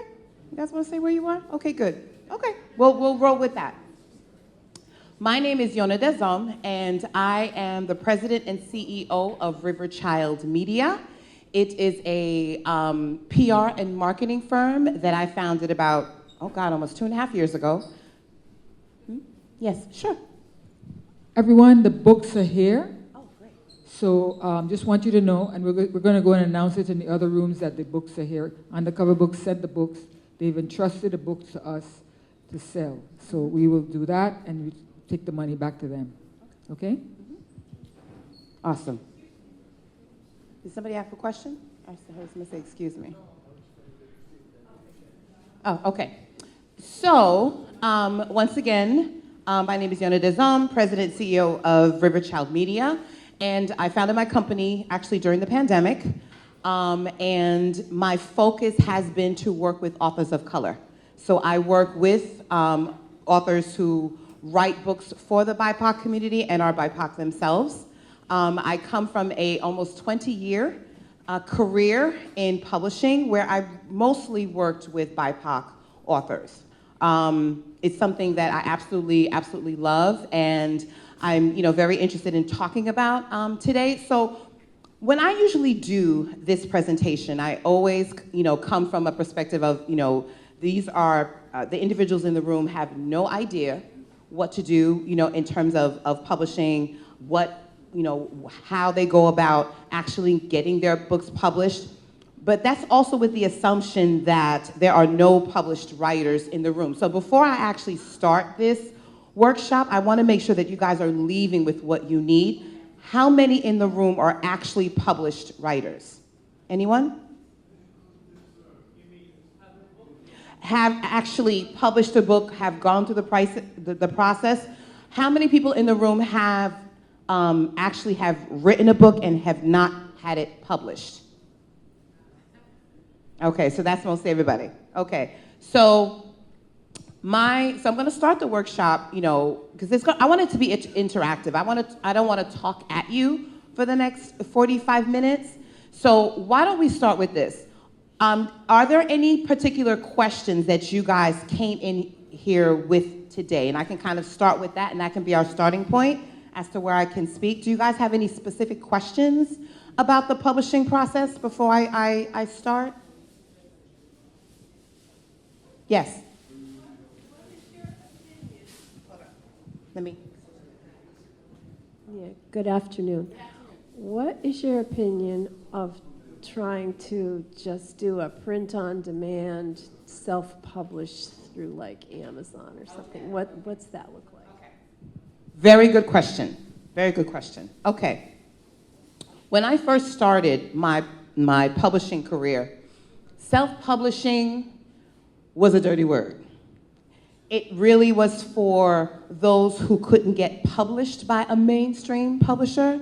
That has changed markedly because the industry has changed. You have a lot of wonderful, amazing writers, some of which are actually really good friends of mine, who before 2008 all had publishing deals. They're all, most of them are authors of color, some of them are not. They all had publishing deals before 2008. 2008 came, recession happened, publishing shifted, a lot of imprints closed, and publishers got real specific about the types of books that they publish. If you didn't have a track record, or if you were a debut author, it became really hard for you to get a publishing deal. So what did people start to do? They started to self-publish. Now, I love the idea of self-publishing or independently publishing. There is a difference. Self-publishing is pretty much when you incur all the costs of publication on your own.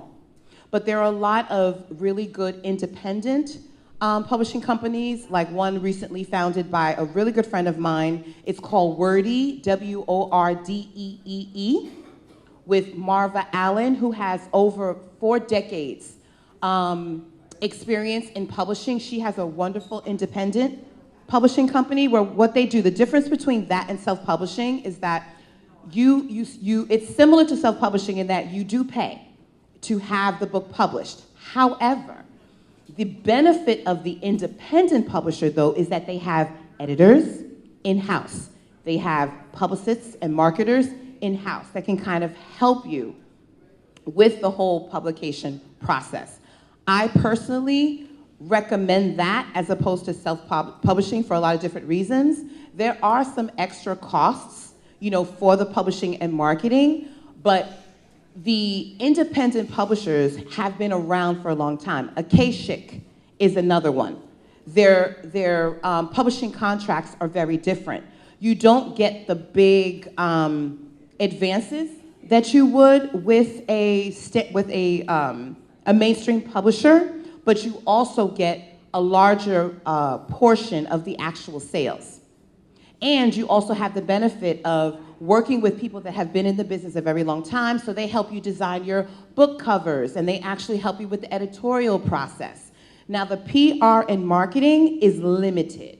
You do get those services, but they are limited. So a lot of people who are published by Wordy or published by an Akashic hire me a lot of times to help bolster the PR, and the marketing. And these days, if you're a BIPOC author, you're kind of in fashion right now because, the conversation in publishing in the last 5 to 10 years have been the lack of diversity.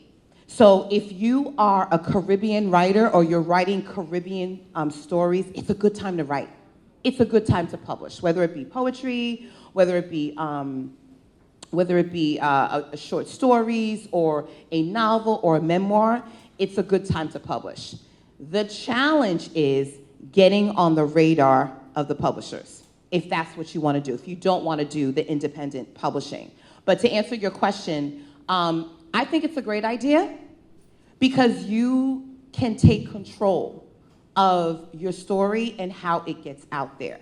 But that's only if you also have a plan for marketing and PR. Because it's great to actually get your book out there, and I tell authors this all the time.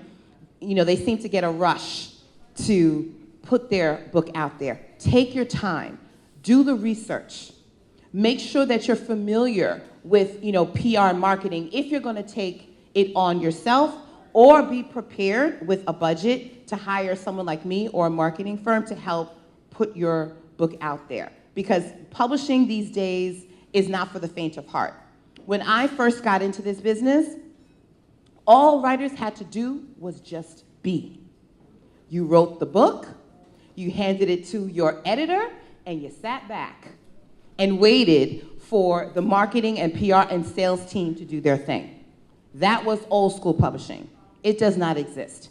I tell writers, especially new writers, you have got to become the advocate for your book. If you think that the publisher is just going to be like, okay, well, we're going to put all this money and we're going to send you out on tour and do all of those things, you are going to be sadly disappointed because it's not happening. It is not happening. So whether you decide to independently publish, which is fine, or get the attention of a mainstream publisher, you have got to learn the business. That is the number one thing that I tell writers. Learn the business. If you are, lucky enough to get a traditional publishing deal, there are some questions, guys, that you have got to learn to ask when you are acquired by a mainstream publisher. What is your print run? Ask that question, y'all. What is your print run? Why is that important? Because it's telling you how many copies of the book that they're actually publishing at the time of publication. A lot of authors don't think to ask that question because that number says a lot. If they're telling you that they're only going to publish, let's say, 10,000 copies, there's a lot of things that says. One, that there isn't a huge expectation for sales for your book. Because if you think about 10,000 copies nationally is not a lot. When you think about how many bookstores there are nationally, 10,000 copies is not a lot. So you have to come to expect that the publisher also is not going to do a whole hell of a lot. Because if they do, then they have to make sure that the numbers of the books are up. Because if you all of a sudden get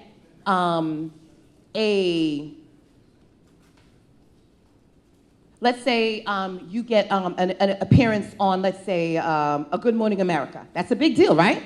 That's huge exposure. If you only have 10,000 copies, you might be in trouble.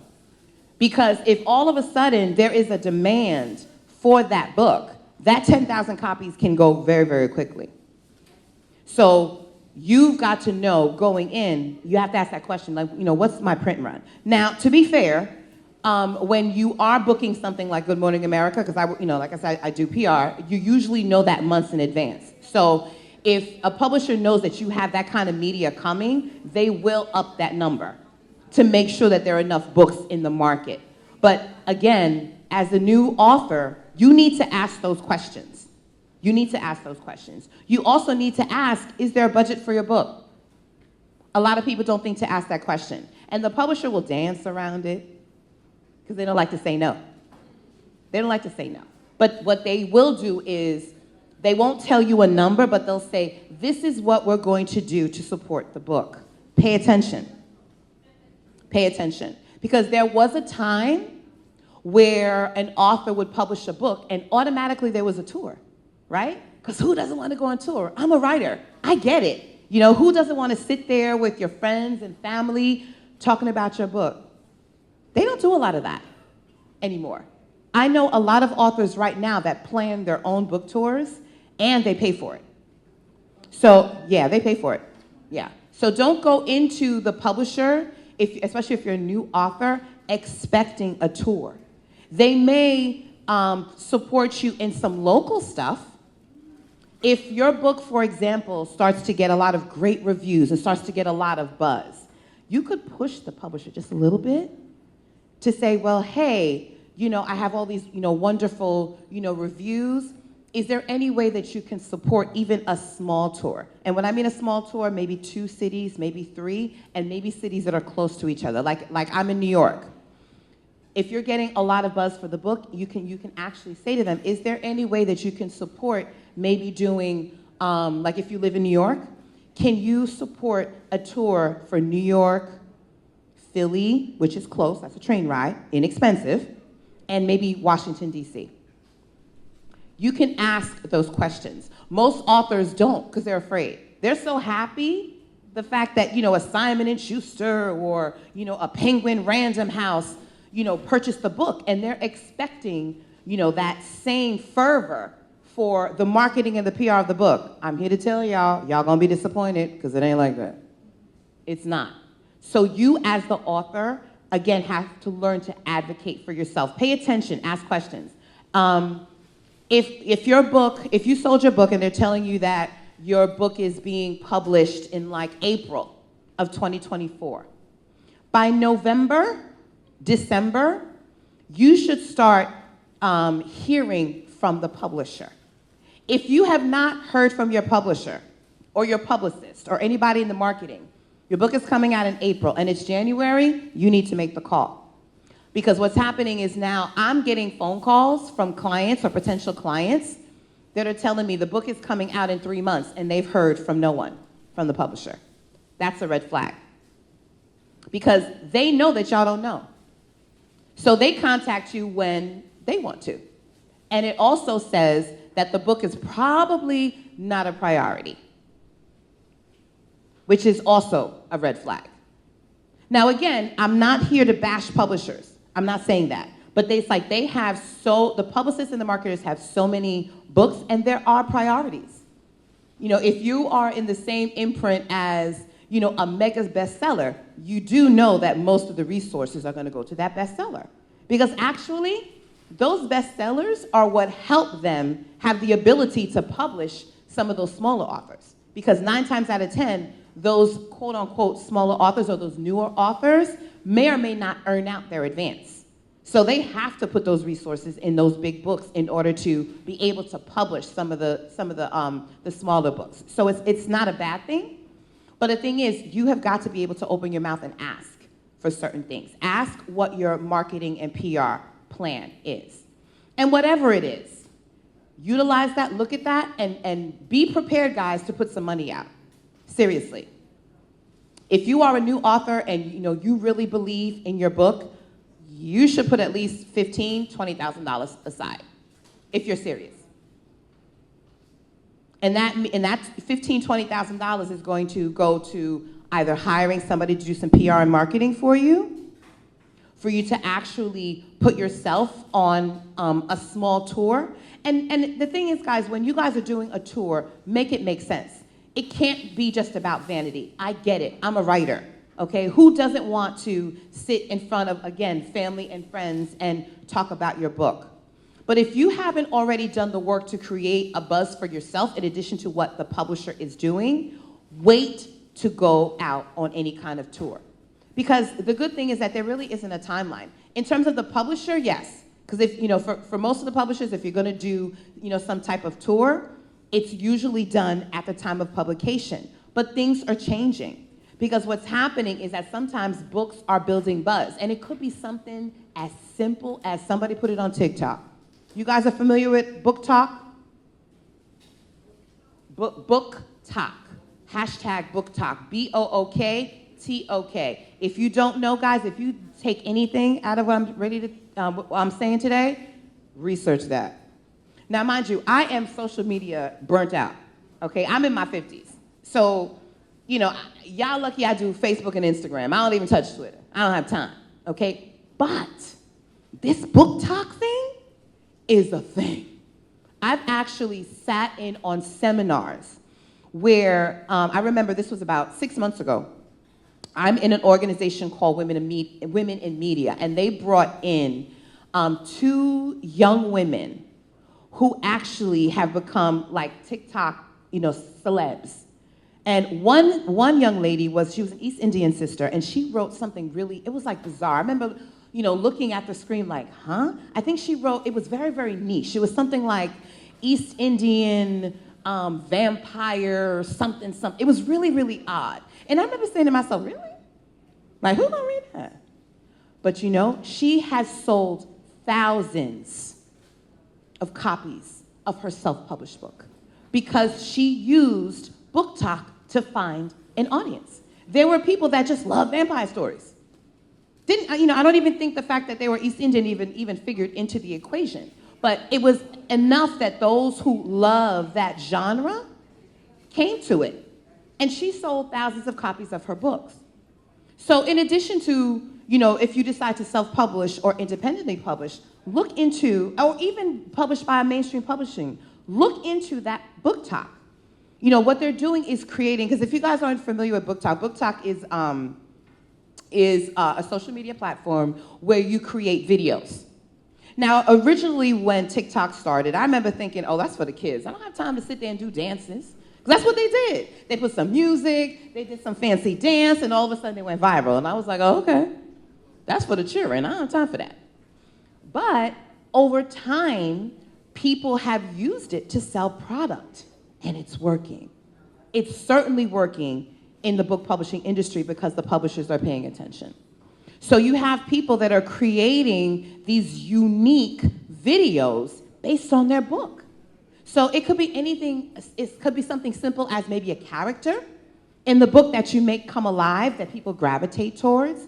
It could be you as the author talking about something about your experience, something about the book.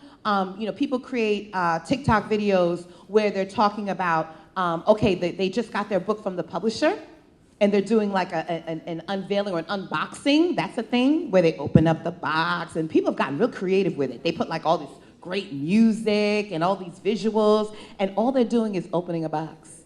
It's not that deep, but they get creative with it. And especially if you have a really dope cover, and people do all kinds of fancy things with the cover, it's actually getting people to pay attention and to sell books, something as simple as that. So as new writers, I would suggest that you kind of go in there and do and search the hashtag and see what some of these authors are doing, because it's working. And that's the other thing I always tell new writers. Look at some of the writers that you love, whether they be in your genre or not. See what they're doing out there in the world. They're doing a lot on social media, but they're also doing a lot of different things when it comes to events as well. You know, there was a time when you would do a book tour, it was all bookstores. You know, you see the lineup, oh, Barnes and Noble. It could be, back in the day, it was, I can't think of the name of the bookstore now, it was closed. No, well, Books A Million is still open. What's the one that they closed? Say again? Borders, yes. Borders was oh man, I loved Borders, okay? And my authors did very, very well, you know, at Borders. When Borders closed, it broke my heart. So back in the day, that's what it was. But one of the things I do with River Child Media is I create what I call literary experiences. So when I take on a client, I don't just put them in the bookstore. I do things with libraries. I do things with organizations. I belong to Zeta Phi Beta, Sorority Incorporated. It's a black sorority. I do a lot of things with the sororities. So because your audiences are in different places, they're not just in bookstores. So you gotta mix it up. You know, depending on the book, I've done events with mommy groups. I've done events in collaboration with like Morgan Stanley. You know, because a lot of those big corporations, especially hint, especially around Black History Month and Women's History Month, they got money, y'all, and they buy books. And, you know, if you can get an in there, it's like, because they do things for their employees. So that's an easy way to sell 200-300 books. Easy. And you go in during lunchtime at one of these companies, and you do a book presentation. Sometimes it's a conversation or whatever. And then you sell 300 books, easy.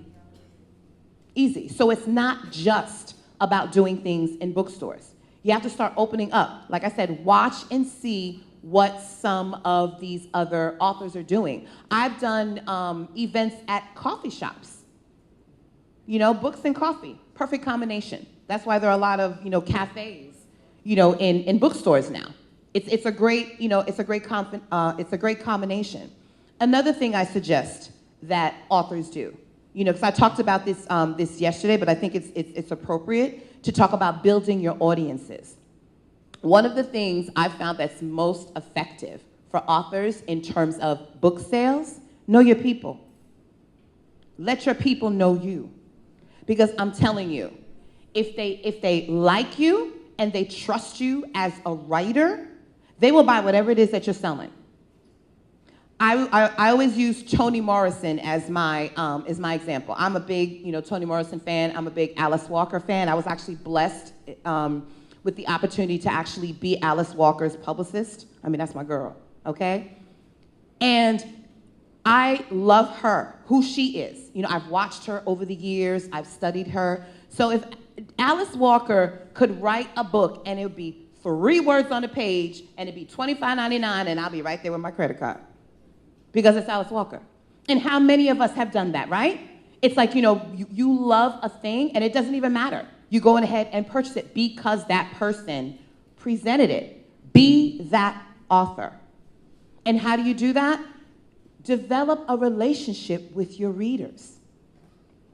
All this, guys, comes even before the book goes on sale. If you want to know how to be successful as a writer, and I'm kind of, you know, incorporating some of the things I talked about yesterday because, you know, I didn't have that many people in the room, but I feel like I really need to tell this to you, especially for so many of you that are new writers. Develop a plan to basically have your fans, your readers, fall in love with you. Make them a part of the process. And this is where social media makes it easier because back in the day, there was no Facebook. You know, you had to literally go out in them streets. And it wasn't easy because you have to spend money to do that. Now, all you got to do is sit in front of a computer in your house. You don't even really got to be dressed. You just got to be dressed from here up. Be in your pajamas. Okay? And then talk about you. Talk about your book. Talk about your struggles. Talk about your writing process. Because people want to feel like they're a part of what you're doing. Because I literally have followed authors that, you know, that talk about the frustration of being a writer. You know, they're having writer's block. Or they're saying things like, I have a character. I need to give her a name, but I want it spicy. You know, can you guys, you know, help me decide whether I should call her this versus that? Or do a little contest, because people like tchotchkes. Do you guys know what a tchotchke is? Tchotchkes are like little, gifty type of things. Could be like a keychain or a bookmark. People love those things. And you could do like a little contest and say, hey, I need to name this character. I'm going to give this box of chocolate, I don't know, whatever it is, to whomever comes up with the most creative name for my character. And use that. And I guarantee you got at least one sale, the person who came up with that name. Because now they got bragging rights to say, hey, I'm the one who gave the name, for that author, because you become vested. So do things like that as you're writing. So by the time that you are actually ready to publish your book, you have your crew. And then the publisher will do the rest, but now you're already coming in with people to help that are going to support and that are going to actually buy your book. Spend that time. The other jewel I'm going to give y'all is book clubs. People over time, book clubs have changed, right? There was a time where you literally physically had to go into a space and talk about a book. Because of COVID, everybody's doing stuff online. So now you have book clubs that are national. And they're online. You don't have to leave your house. Find those book clubs. Find them. Pay attention to the types of books that they're selecting as book club picks. Because, book clubs are a thing. Because, of course, everybody wants Oprah, right? But Oprah's not the only game in town. There are a lot of other national book clubs, like Go On Girl is a huge one. It has been around for years. It's national. It has thousands of members. And you're talking about the potential of thousands of book sales for yourself. Go around to the individual bookstores in your neighborhood. This is what I said yesterday. Have them become champions for your work. Your local bookstore. Say, hey, my name is Yona. I wrote this book. Da da da da da. It's coming out by Simon & Schuster. And after a while, the people in the bookstore will literally hand sell your book for you. Especially the smaller independent stores. Maybe not so much the bigger ones, but the smaller ones will. Where somebody will come in and ask for a recommendation, and they'll be like, oh my God, this is a local author. Some of these smaller bookstores even actually have a section for local authors. And that could help promote, your work as well. I think I'm being given the 5-minute mark, so I could talk, because I'm a publicist and we love to talk. But I want, to be sure to answer any questions that you guys may have. I know I said a whole lot. No questions? Yes. Yes, so thank you very much. Should we be limited at all? Like I think that we're in the Caribbean and we only got so many people in these islands. Yes, so should we be limited at all in our thinking that we're in the Caribbean, so we only got these, so few people in our islands?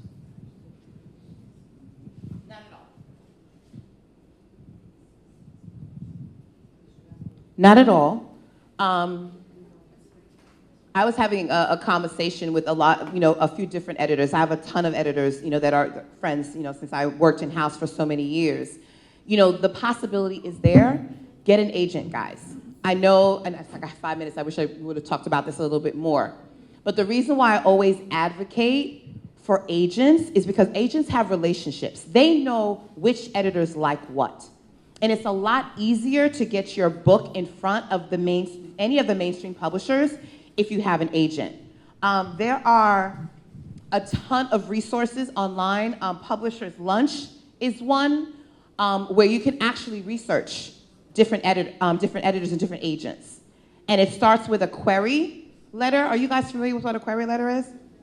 Basically, it's a letter that's introducing yourself and introducing your work in order to get an agent. And if an agent, after reading your query, is interested in taking a look at your manuscript, they'll contact you and tell you to either send a part of your manuscript or the entire one. If you're looking to get published, outside of the Caribbean and you're doing mainstream, you're going to have to get an agent. It's really difficult. Or to network with, people that come to these festivals. Editors come, y'all. You have the publisher, Deneen. You have me from River Child Media, who has connections in all of the companies. Take advantage of these literary festivals in networking. Because I can't tell you how many times I've heard of people actually, connecting with editors or agents based on interactions at these literary festivals. I don't think people take advantage of them enough because, getting an agent is difficult. Yes?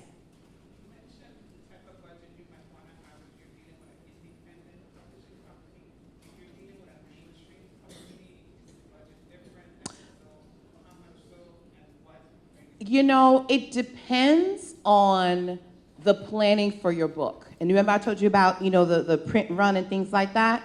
You get authors right now, especially BIPOC authors, that automatically, doesn't matter who they're published by, they hire an outside publicist. Because the work and the time frame for them to actually work with you is limited.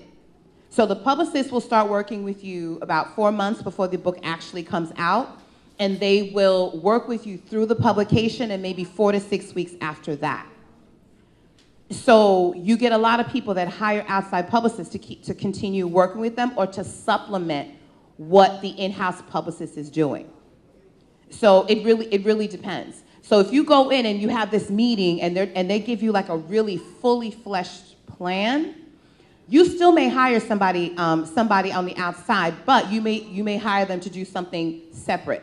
Because like if you hire somebody like me, there's different plans that I give people where it's like, okay, it could just be I'm just doing events for you, or I'm looking for specific media for you, or I'm working with you after the publisher actually finishes with you and you want to continue, or there's certain places that you didn't get to go to while you are working with the publisher, and now you want to kind of extend it. So I would say even if you do have a great publisher, and I would say at least between 5 and 10,000, for supplemental stuff. And it doesn't necessarily always have to be PR. It could be a marketing person, as well. But always have some type of budget, because I guarantee you, most people, the publisher's only going to do so much. So it doesn't hurt to have that extra to boost whatever it is that they're doing, or to do something completely out of the box.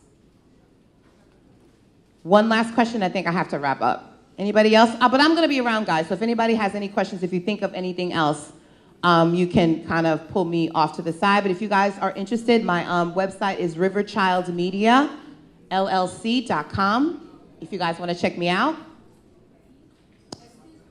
Yes. It's riverchildmediallc.com.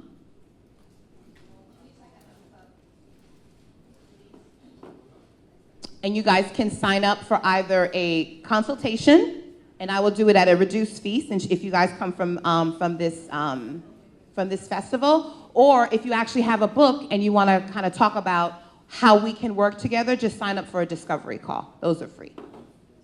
Okay? Thank you. Thank you, Yona. Yona is one of our regulars, even though that word regular isn't such a good word. Yes, she's here with us every year.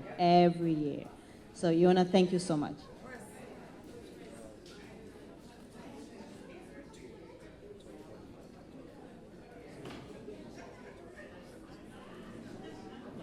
All right, I'm just following orders here. Orville, make sure I give the right information. Orville has asked me to announce that right now, Dr. Elizabeth Nunez is coming back to the podium. Dr. Nunez, okay, and Dr. Harkins pair oh, you're right there, I'm looking in the back. Okay, great. So as they make their way to the podium, please note that our last session at 12:45 will be with Kai Miller in room 208, just up the steps right here. That's at 12:45, and that will be our last session for the day. If you have some time, the Children's Museum has been going on outside, readings and so forth. I also wanted to mention that there are t-shirts on sale, $20 on the side to the left. Miss Valmont will take care of you. And then there are some of the books from the authors that are available in the back as well. Right now, nobody paying attention. Okay, so, huh? Yeah, they can just grab their lunch and then you can start. Yeah. So just do like a half hour. Go get your lunch. Go get your lunch. Go get your lunch. Please go ahead and get your lunch and settle in for Elizabeth Nunez.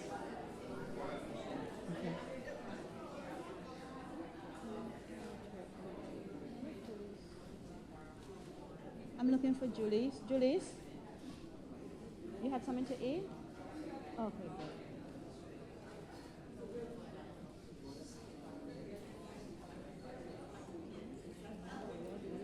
Just get something else. Please.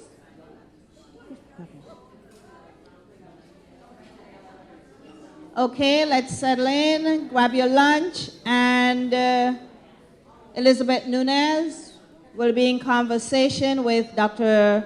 Harkins Pear at what time you tell me again? 11:45? 12:45? Okay. At 12:50, then we will join Kai Miller in room 208. Let him know he does that. Okay, let's settle in.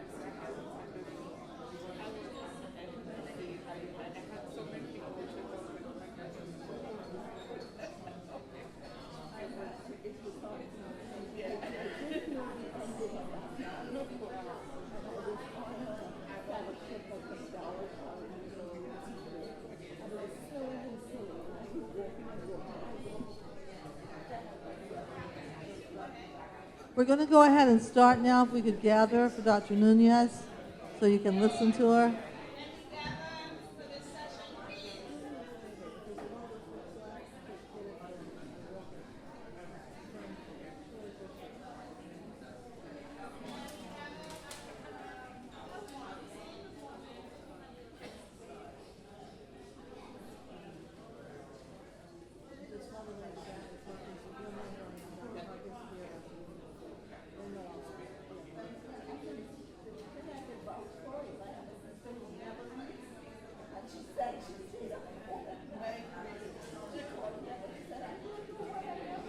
We're going to get started now, Dr. Nunez, if we could gather.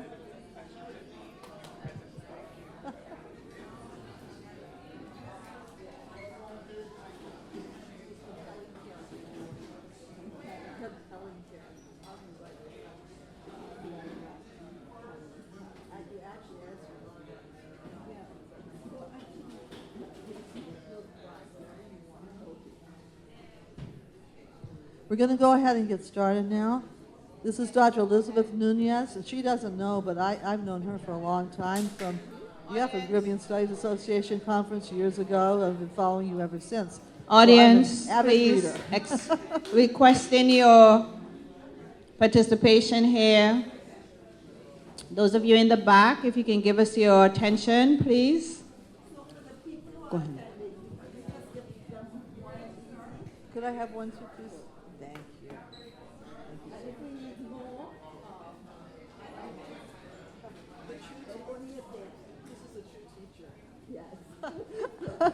you. We even have notes from Dr. Nunez, so if you will come and take your place, you're going to receive some notes to go along with Dr. Nunez's talk.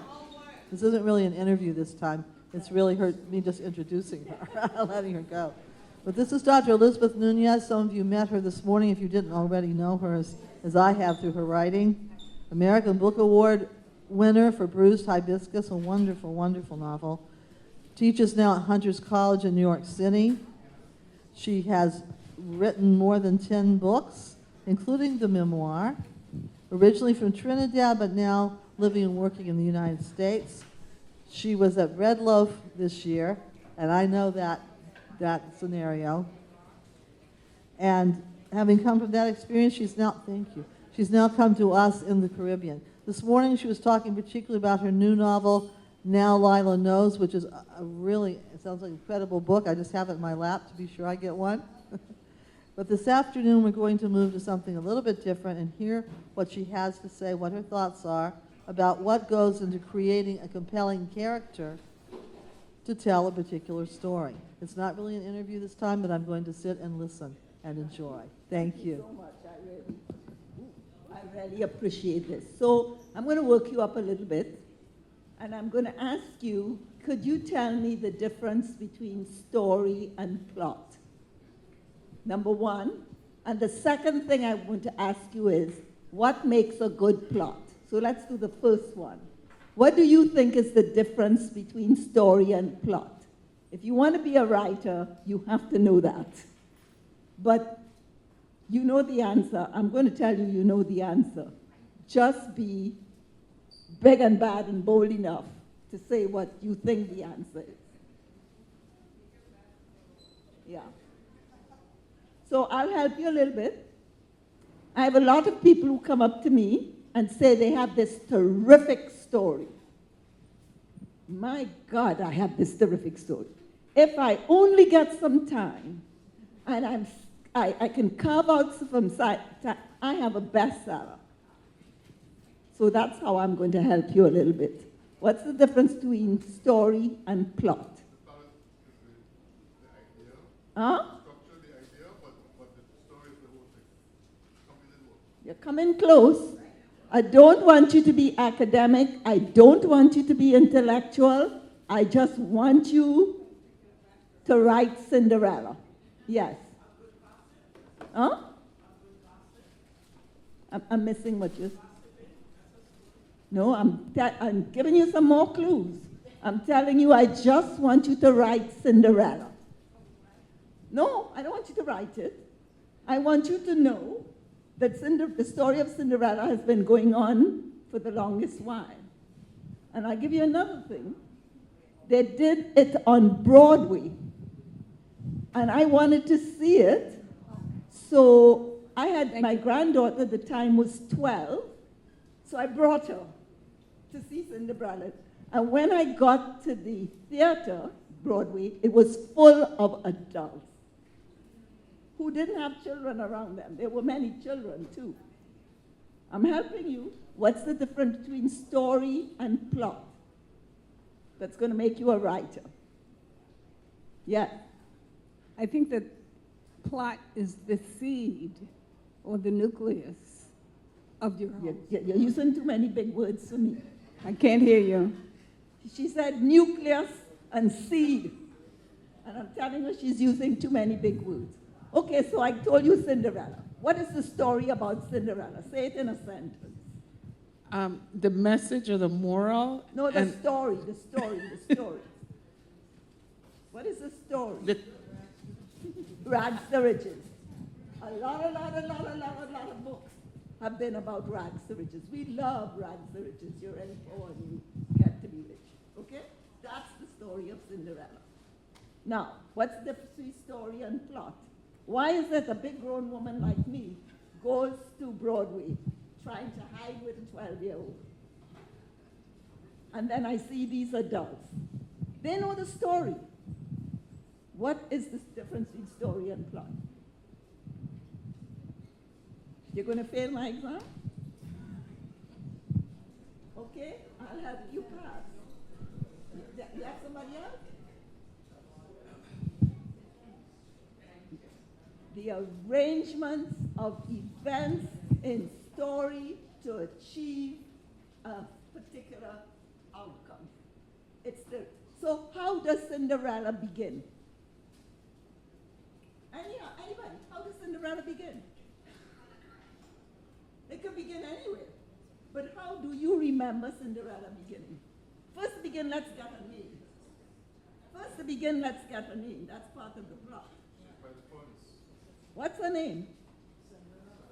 What's she's involved in doing? Cinders, okay? You can't get lower than that, right? When you see her, when she appears on the page, how is she dressed? Who is around her? And what is she doing? And now you are getting to me with the point of plot. What you want to do, plot is the arrangement of events. When you're going to tell this, when you're going to tell that, when you're going to tell this. You know what? Look at a soap opera at 11 o'clock, at 1 o'clock. That's plot. Why does a grown person keep going on to see these foolish stories over and over again? It's part plot. But here's the difference. Here's the difference and why Cinderella has survived. It is that the writer wants to get the reader emotionally involved in the character. Not intellectually. You want the reader to care for the character. One way or the other, you want them to care for the character. And the character has a desire. If you do those two things, you will write a bestseller. You will absolutely write a bestseller. If in writing a story, you begin the story by getting the reader to care emotionally for your character, and if you establish that the character has a desire, your story, you're in a hook. Because the reader wants to know, first you got the reader to care. And I care for that woman sitting down there in the cinders, in raggedy clothes, covered with all kinds of stuff around her. And these two beautiful stepsisters and this beautiful stepmother, all in the best finery. I care for her. I feel sorry for her. Now, caring for somebody doesn't mean that you like them. You could also dislike them. One of my favorite novels is Disgrace by J.M. Coetzee that won the Nobel Prize. You don't like that guy, but you are aware that he has a desire, and you care for him in the sense that you kind of have a little, he's not a nice guy. Hopefully you hope he will end up being a nicer guy. So you have to establish, number one, you have to get your reader to care, and I'm saying emotionally, not intellectually. And you do that using everything you can in plot. Setting, what the people are wearing, what your character is named, when and where. You pile it up. So it's not, it's a, Cinderella is like any other rags and riches story. But I give her the name Cinderella. I put her in front of the fireplace, raking the cinders. I dress her in a certain way. You have to dress your characters. I dress her in a certain way. I don't make her ugly because, you know, I know once she takes off all of the ashes, she's going to look pretty. So I dress her in a certain way, and I have a contrast of these beautifully dressed people. And what does she want? Scene open. What does she want? Any 4-year-old can tell you what does she want. What does she want? Beauty. Huh? Beauty? No. What does she want? But no, come on, be a 4-year-old. What does she want? She doesn't want to do that job anymore. And at the very least, she wants to be highfalutin like those people behind her. A 4-year-old will tell you, I don't want to clean the cinders anymore. I don't want to be in the fireplace. I don't want that. And all the writer does after that is to throw hand grenades. Once you manage to do that, all you're doing is throwing hand grenades, which you can call conflicts, which you can call tension, and you're throwing hand grenades. And I'm sure I hope everybody here has experienced sex. How long can you keep it going? Until you reach a crisis, and then it has to come down. And remember, it just doesn't come down. You may hug the person, you may smoke a cigarette, you may say nice words. That is the direction of plot. It is something you know. That at the beginning, plot depends on character. And a work of fiction that's only plot, you forget. A writer can write that in three months, and you don't even remember what the story is. A novel, a piece of fiction that depends on character. So basically, it is the character's journey through plot. Got it? It's the character's journey through plot. So as a fiction writer, my job, and the person who interviewed me today talked about the beginning of that novel. And I am a fiction writer. I know that. So what I want to do is to get you to care for Lila. And she's got a problem. And she's got a desire. So you have to do that. So let's take what you know, Cinderella, and then I'm going to take you through something that won a Nobel Prize, Disgrace.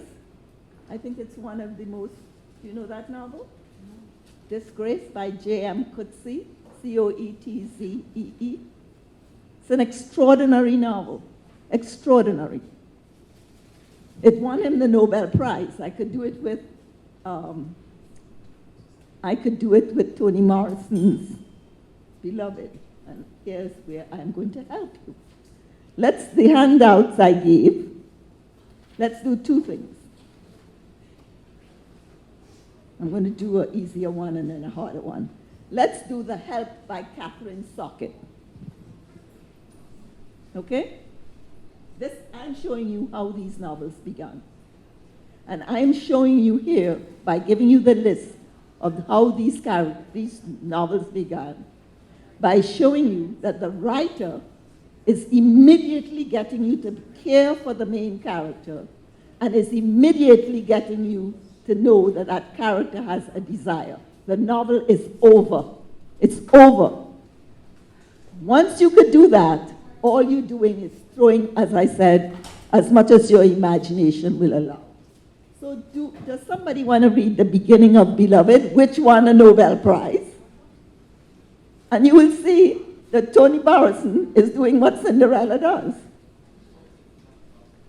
Anybody want to read it? Character-based, okay? It's character-based. But you have to have the plot, right?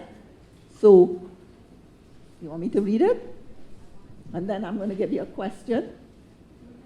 Her first line is 124 was spiteful. Everything is chosen there. What does it mean to be spiteful? Is it a good thing? So if you're spiteful, what it is? What's in your heart? Or revenge. You want to inflict cruelty to somebody, maybe because they did something to you. She begins with the number 124. What is 124? What do you think it is? Well, the next line will tell you what it is, the number of a house. So she begins that in this house there is spite. That is the novel. If you are a good writer, you know how to do that. You know how that first line, but she's a genius. So you know how that first line, and a writer spends a lot of time getting that first line. 124 was spiteful. It's a house, and she chooses the word spiteful. Now, what is it spiteful about? She says, full of baby's venom. So who is being spiteful? What is venom? Poison. So why is the house spiteful? Because a baby wants to take out spite on somebody. Right? So all you know already. Now why is it? Why does the baby want to do it? Right?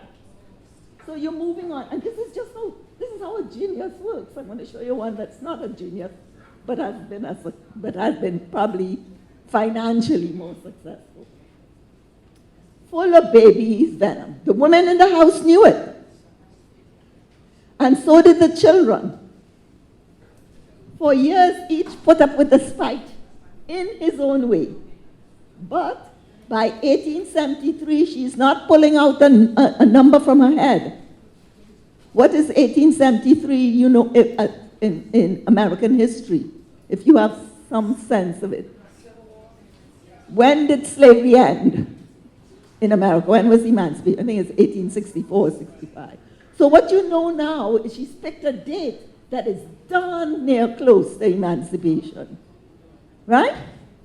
So this is how you're working as a writer. That first paragraph is going to make us get emotional with the main character, and you're going to see by the time she's finished. You're going to know what the problem is, and you're going to figure out how is she going to overcome this. It was so spiteful that Howard and Bugler had run away by the time they were 13 years old. Despite the venom was so terrible that the two brothers run away by the time they're 13. Why? As soon as merely looking in the mirror shattered it. That was the signal for Bugler. And as two tiny handprints appeared in the cake, that was it for Howard. There's a little bit more there. Okay? I probably skipped out a couple sentences. So this is what a good writer is doing. Who are you sympathizing with in that paragraph?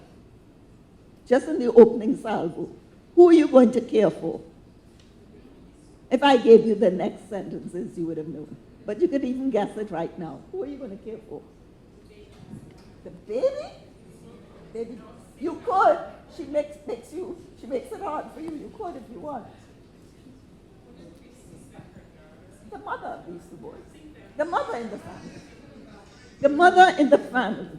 The mother who has Sether, the mother who has to sustain, and you can assume the baby is hers, the mother who has to deal with this venom and spite in the house, that her two children goes away, and the baby, and I don't know why I left probably when I was correct, because the next lines say that she is only left with Sether and Denver.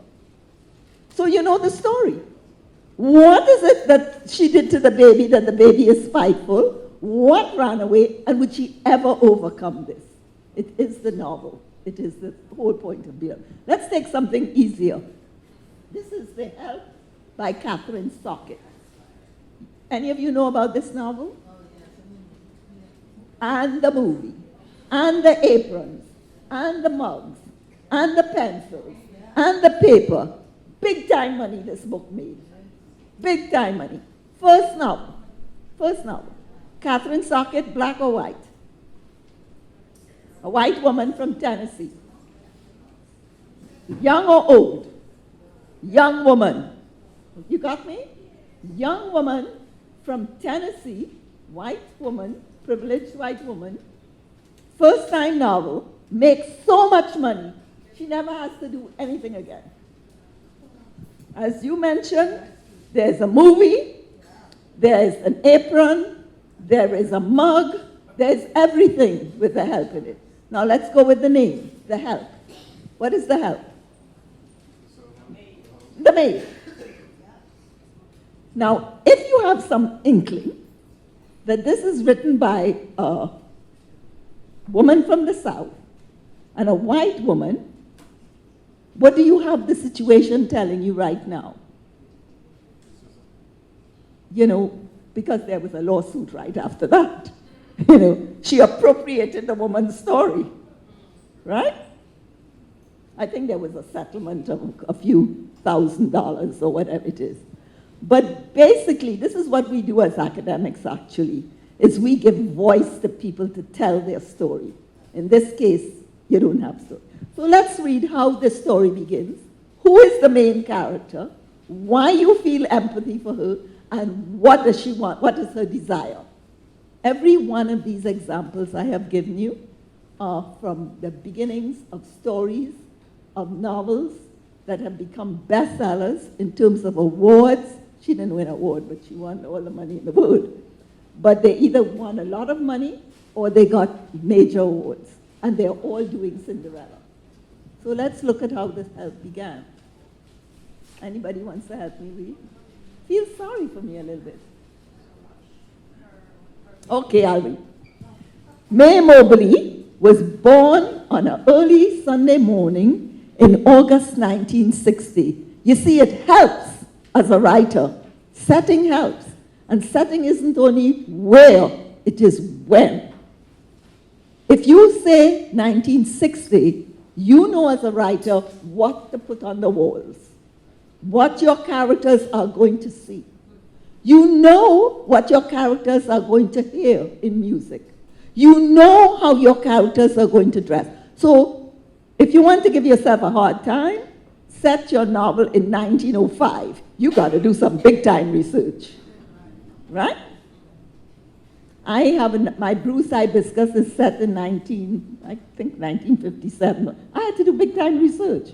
I had to know what the newspapers were talking about because it's so incidental.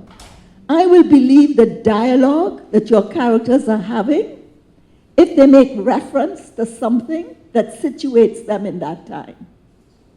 So Toni Morrison chooses her date, and I will, if you don't know the story, it's a woman who escapes slavery and kills her child. As the slave catchers are coming, she has escaped slavery, and she sees the slave catchers coming to get her, and she knows what she suffered through, so she would rather kill her child. Question she poses to us is that right? But she makes us empathize with the mother. And she gives us words like spiteful. And she takes us on this journey. Oh, woo, woo. Right? So let's look at the help. May Bowley was born on an early Sunday morning in August 1960. A church baby, we like to call it. What do you know? A church baby, we like to call it. What do you know right away from the language? Who's telling the story? The maid. The language you choose, the maid. What's the maid's level of education? You know it already by the language. So you're kind of rooting for her a little bit. A church baby, we like to call it. Taking care of white babies, that's what I do. Along with all the cooking and cleaning. You caring for this lady yet? Yeah. Because one of the things you know when she says, taking care of white babies, that's what I do. What do you know? What do you know? about this black woman. You don't think she had children? This is the story of sleepover maids. They sleep over in the Southern White House, taking care of their babies, and they have their own children. So we are beginning to feel for this character. You understand me? Taking care of white babies, that's what I do, along with all the cooking and cleaning. I done raised 17 kids in my lifetime. I know how to get them babies to sleep, stop crying, and go to the toilet bowl before their mamas even get out of bed in the morning. What do you know now? Before their mamas even get out of bed in the morning. What do you know now? Who's raising those children? Who's raising those children? So you're beginning to feel, and look at the point of view that she's giving you. The point of view is first person through that woman. Now the next part is great. But I ain't never see a baby yell like May Mobley Layfoot. First day I walk in the door, there she be, red hot and hollering with a colic, fighting that bottle like it's a rotten turnip. Miss Layfoot, she looked terrified at her own child. What am I doing wrong?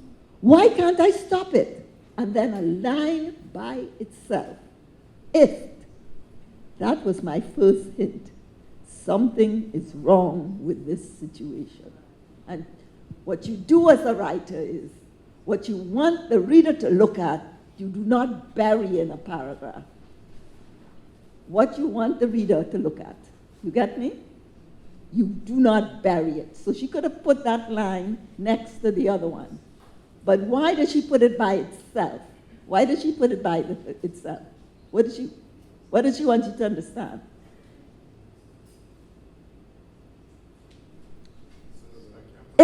That was my first hint. Something is wrong with this situation. Why does she put it by itself? That is the point of her whole darn novel.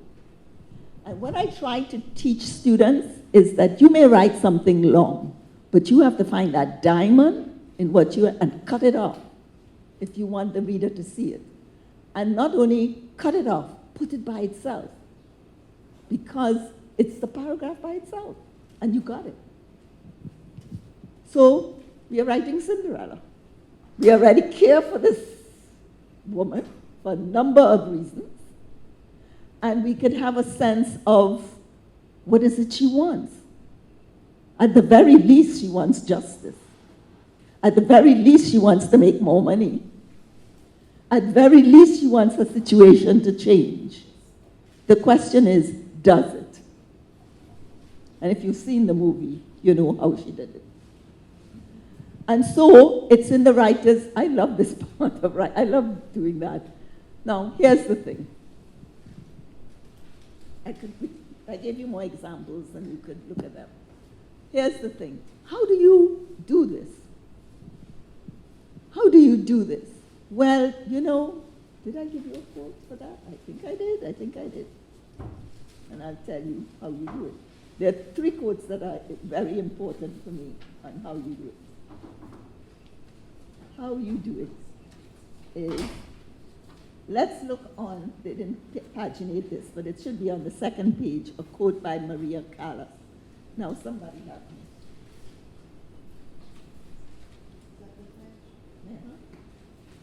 But I don't have the real quote I wanted. Huh? When you perform, have the brain has to be in complete control. If that have, the brain has to be a complete loss. Who is Maria Callas? The biggest, largest soprano opera singer you could find. I don't think anybody has beaten that woman since. She's long dead. But I think everybody wants to get there.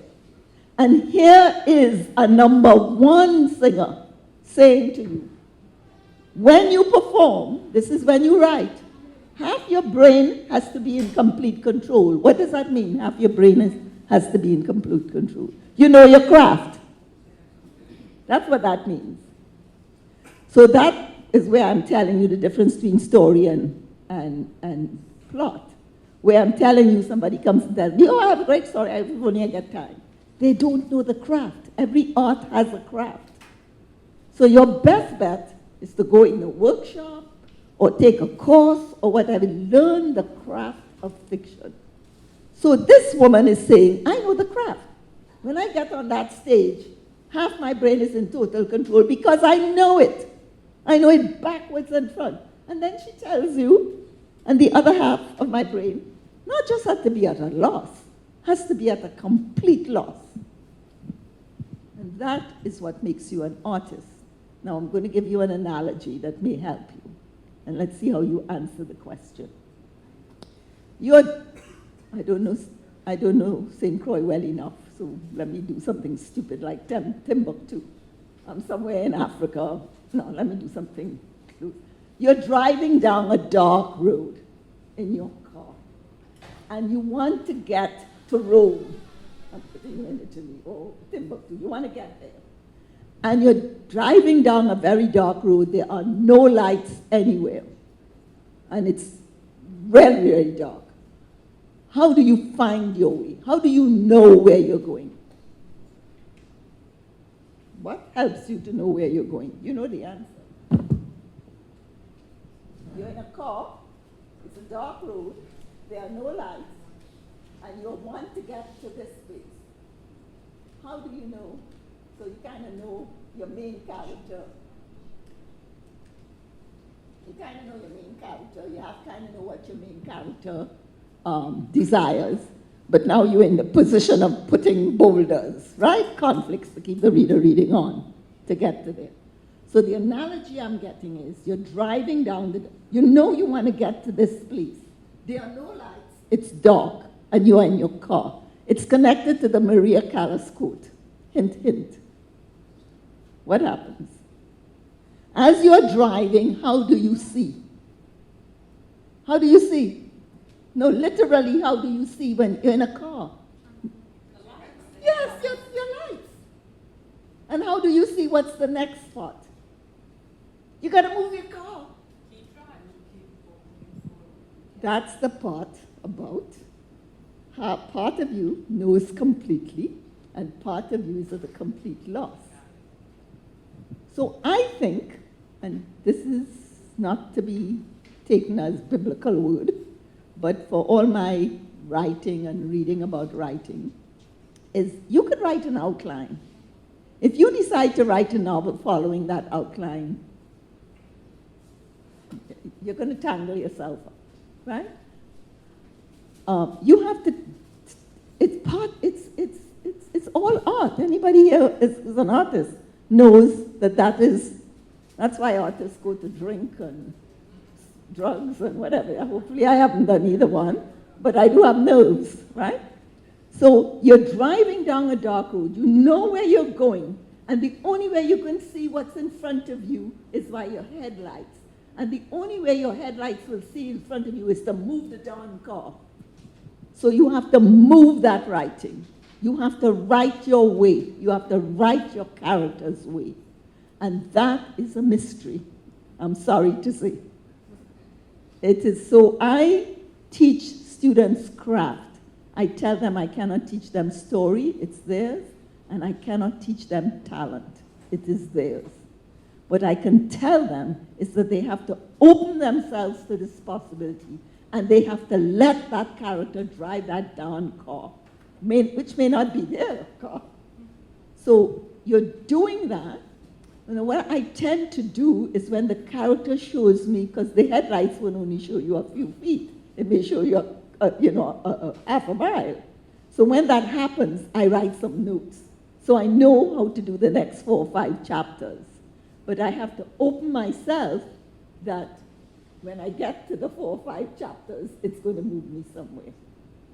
So I take my inspiration from somebody as great as Maria Callas, who's telling me I'm getting on the stage, half of me knows everything.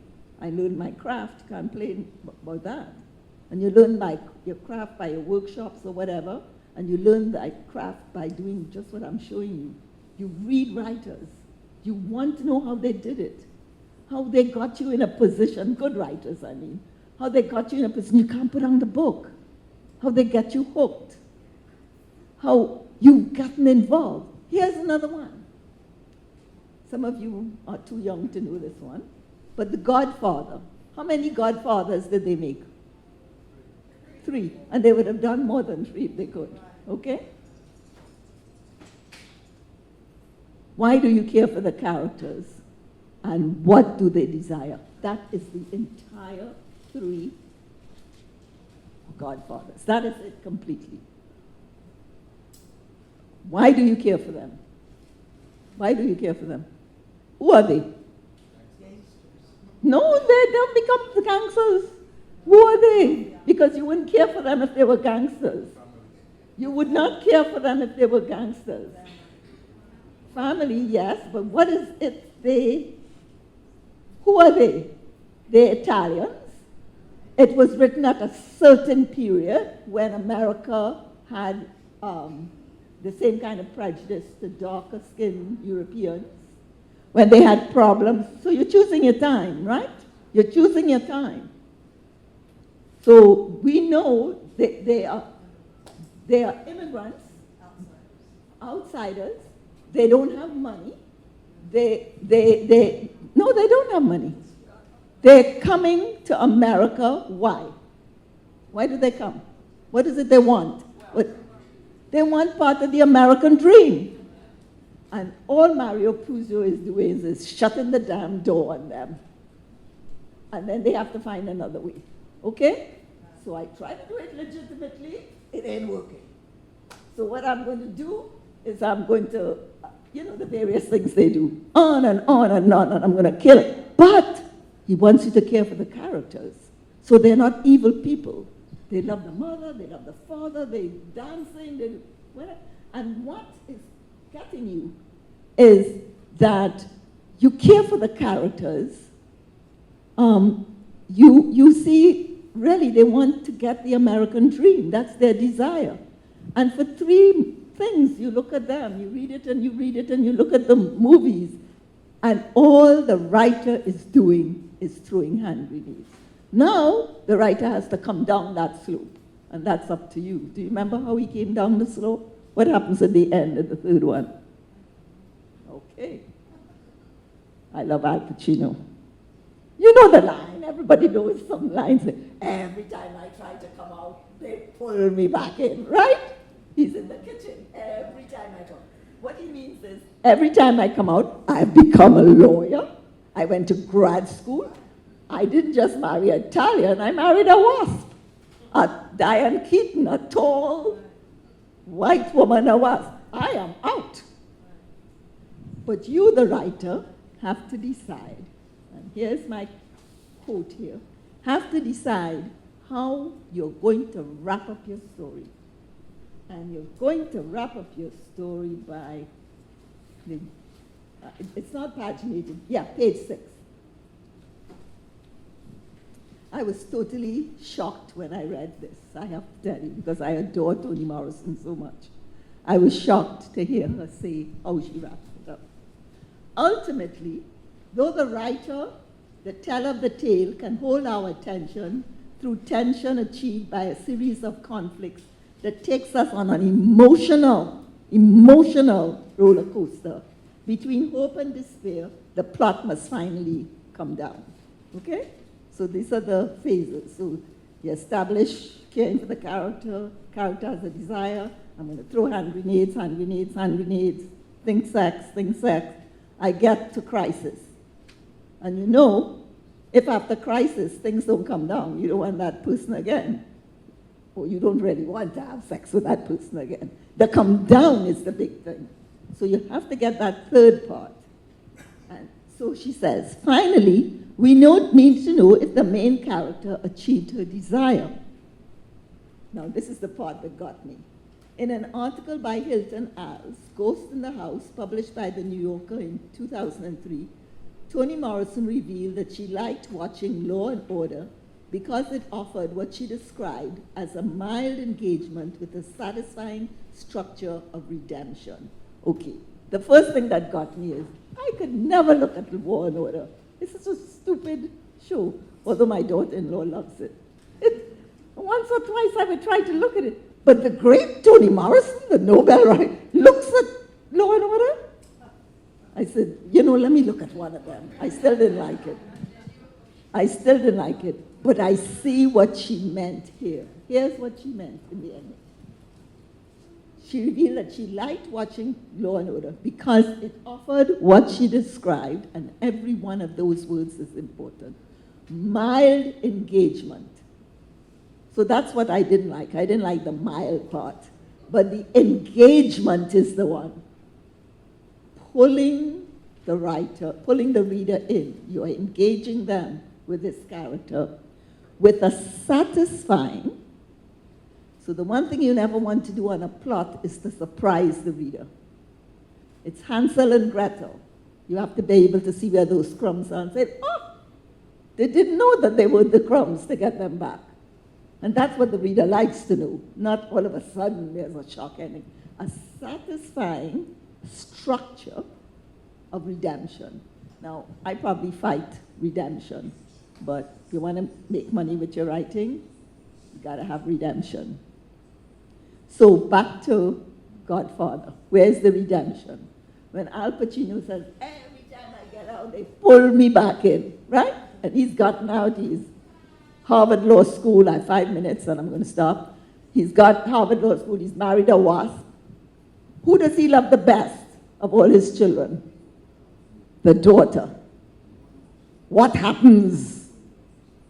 They're having a christening. Don't you all remember that? I've seen it so many times. And all the religious music. And right on the steps of the church, she is shot. And Al Pacino's biggest acting career is when he opened his mouth and no sound came out. He has never acted that well before.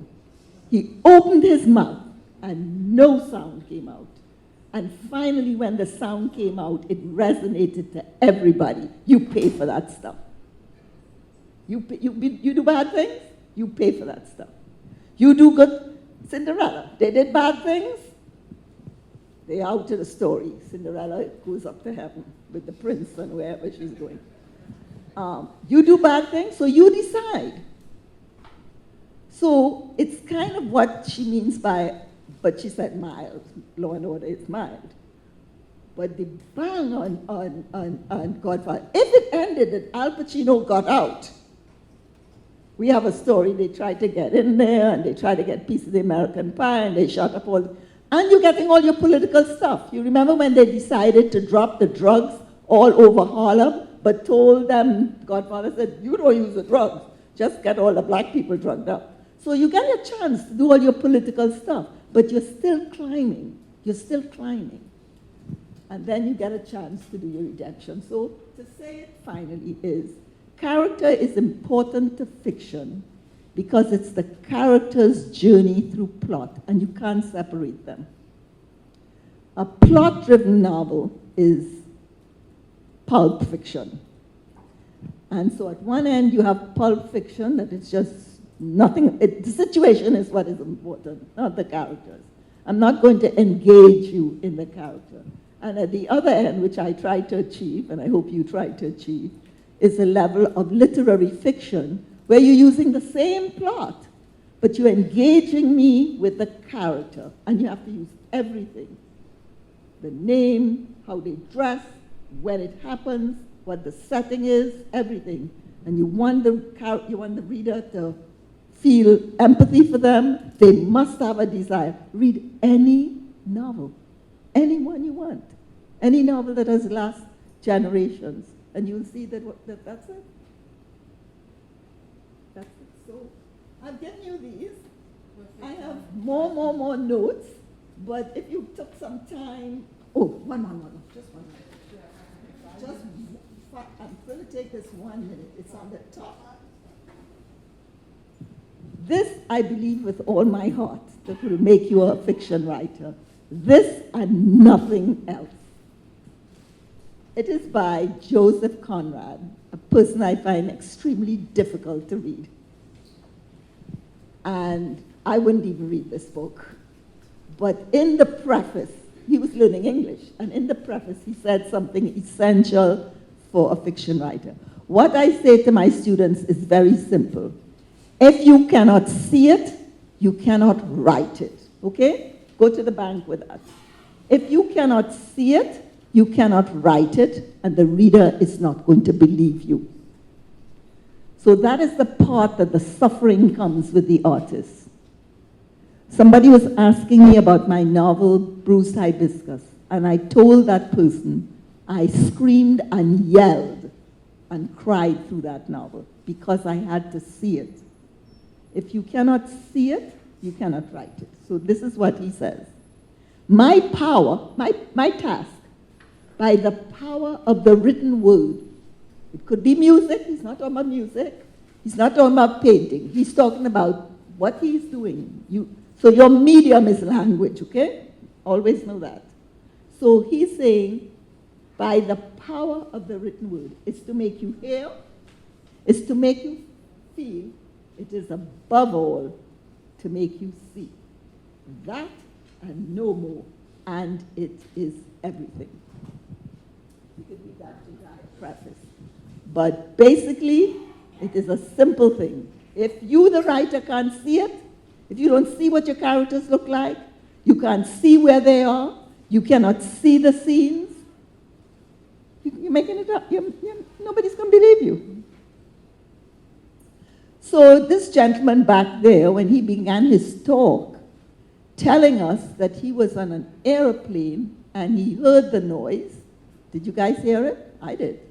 Then he went there and he told us how the people reacted. They were scared. Then he told you how he felt, so you felt it. Then he said, they went and they looked out and they found, I'm remembering him. And they found out the stick, I saw it. And then he gave me a structure of redemption and I went down, the plane went landed. Because I'm terrified of planes, so I was glad that plane landed. That's what you want to do as a writer. And he was able to do that because he saw it. Now, maybe it was so recent that you saw it, but if you want to write something, you better see it the same way and hear it. And I just want to read the lines above to make sure you hear it. My task is by the power of the written word to make you hear, to make you feel. It is above all to make you see. That and no more, and it is everything. I'll remember your story forever because the point of his story was, let's go down. We went this way, we got crisis, go down. What was the point of his story? He said it. He said, I came in touch with his mortality, the meaning of his life, and almost you can guess where he's going to go from there. You got it? He told us the whole damn story with character and plot and everything. He could do what he wanted with the rest of us. So I wasn't prepared to listen to you. But once you got me in a story, you had me. I would listen to everything you wanted. You could do what you want. That's it. Thank you. Let's give a round of applause. If you Thank you, didn't get Dr. this, Nunez. you can have it. I have enough of them. We're out of time right now. Take your time to read them.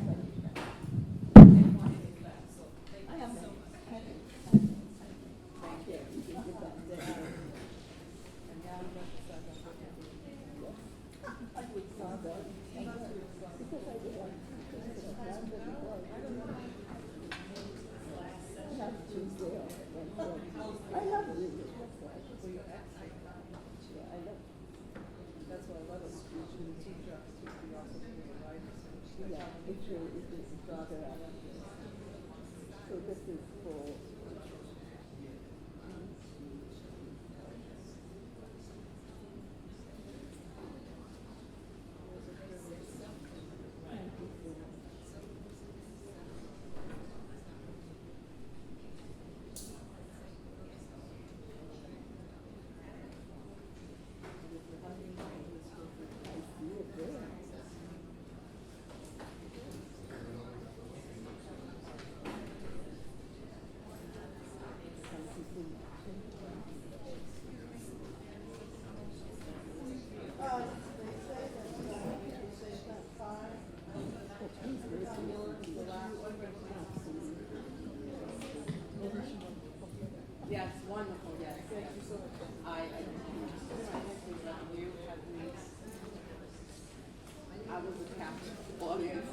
the thing is, you guys know everything I said. Yes. You did not just do it without telling me what you know. And what I did was exactly. He did my whole lecture this morning. But, you know, what you said earlier, particularly about, you know, your experience immigrating to the field and the workforce and what's the workplace and that type of thing. And, So you get my whole lecture this morning. You get my whole lecture this morning. And also with the kids. And the way the detail you gave. And then how publishing was the detail. You said how tall the person was. You said who was in the You said what the little boy saw. The passing of the little boy. It's the detail. It's the scene. So you saw all of those things. When you write, you have to render that into so the reader is there. And this detail that you gave had us holding our breath. I thought somebody was going to take this head. That's what I did.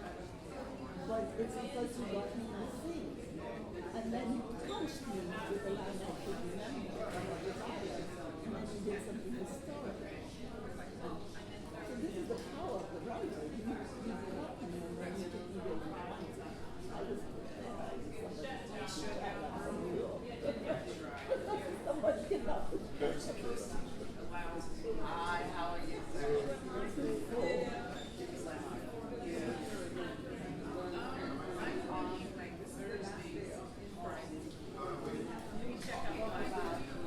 Well, I'm, first of all, I'm going to say that I'm here. I have committed to go back to celebrating 200 years. And that was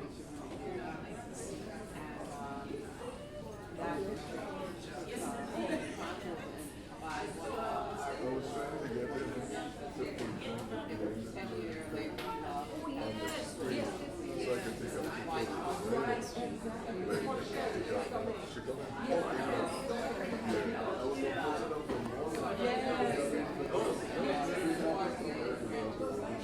What you got?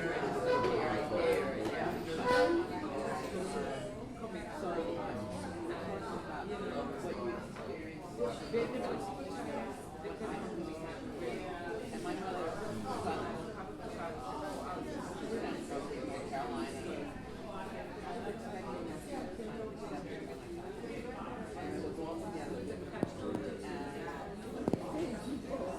yeah. Let me just sign Yeah, this. okay. It's yours. Yeah.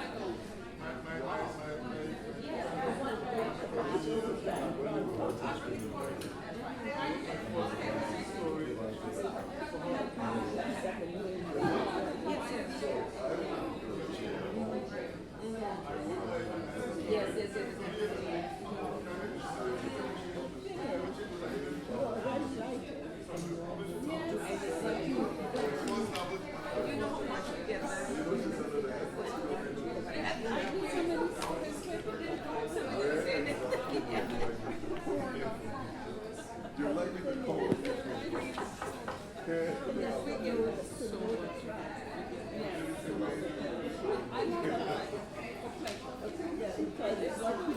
Did you get a t-shirt? This is what I said this morning. Would you call it? What color? We have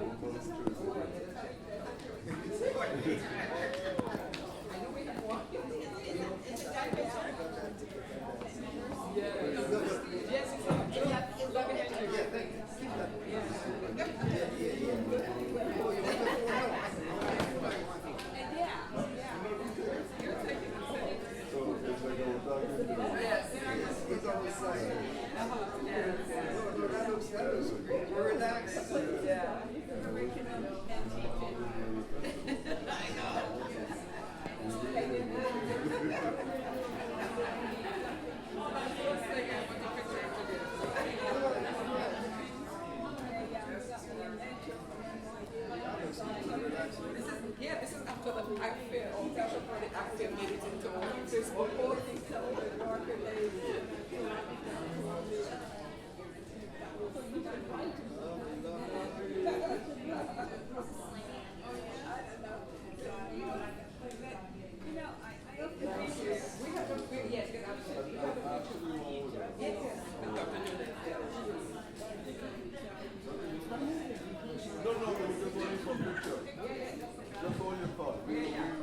So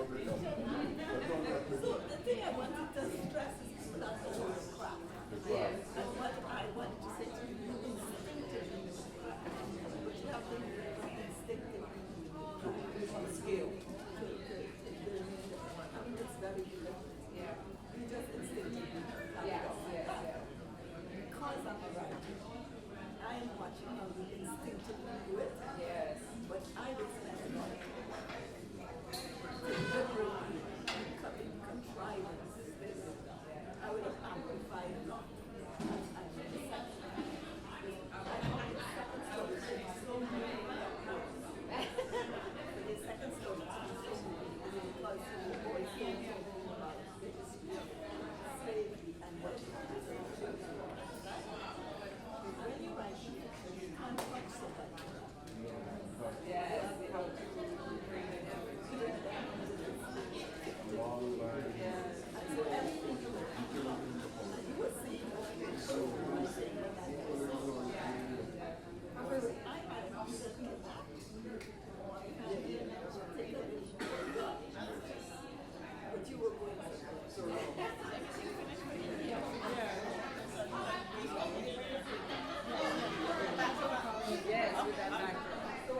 Can I get a copy of that? And then we can do.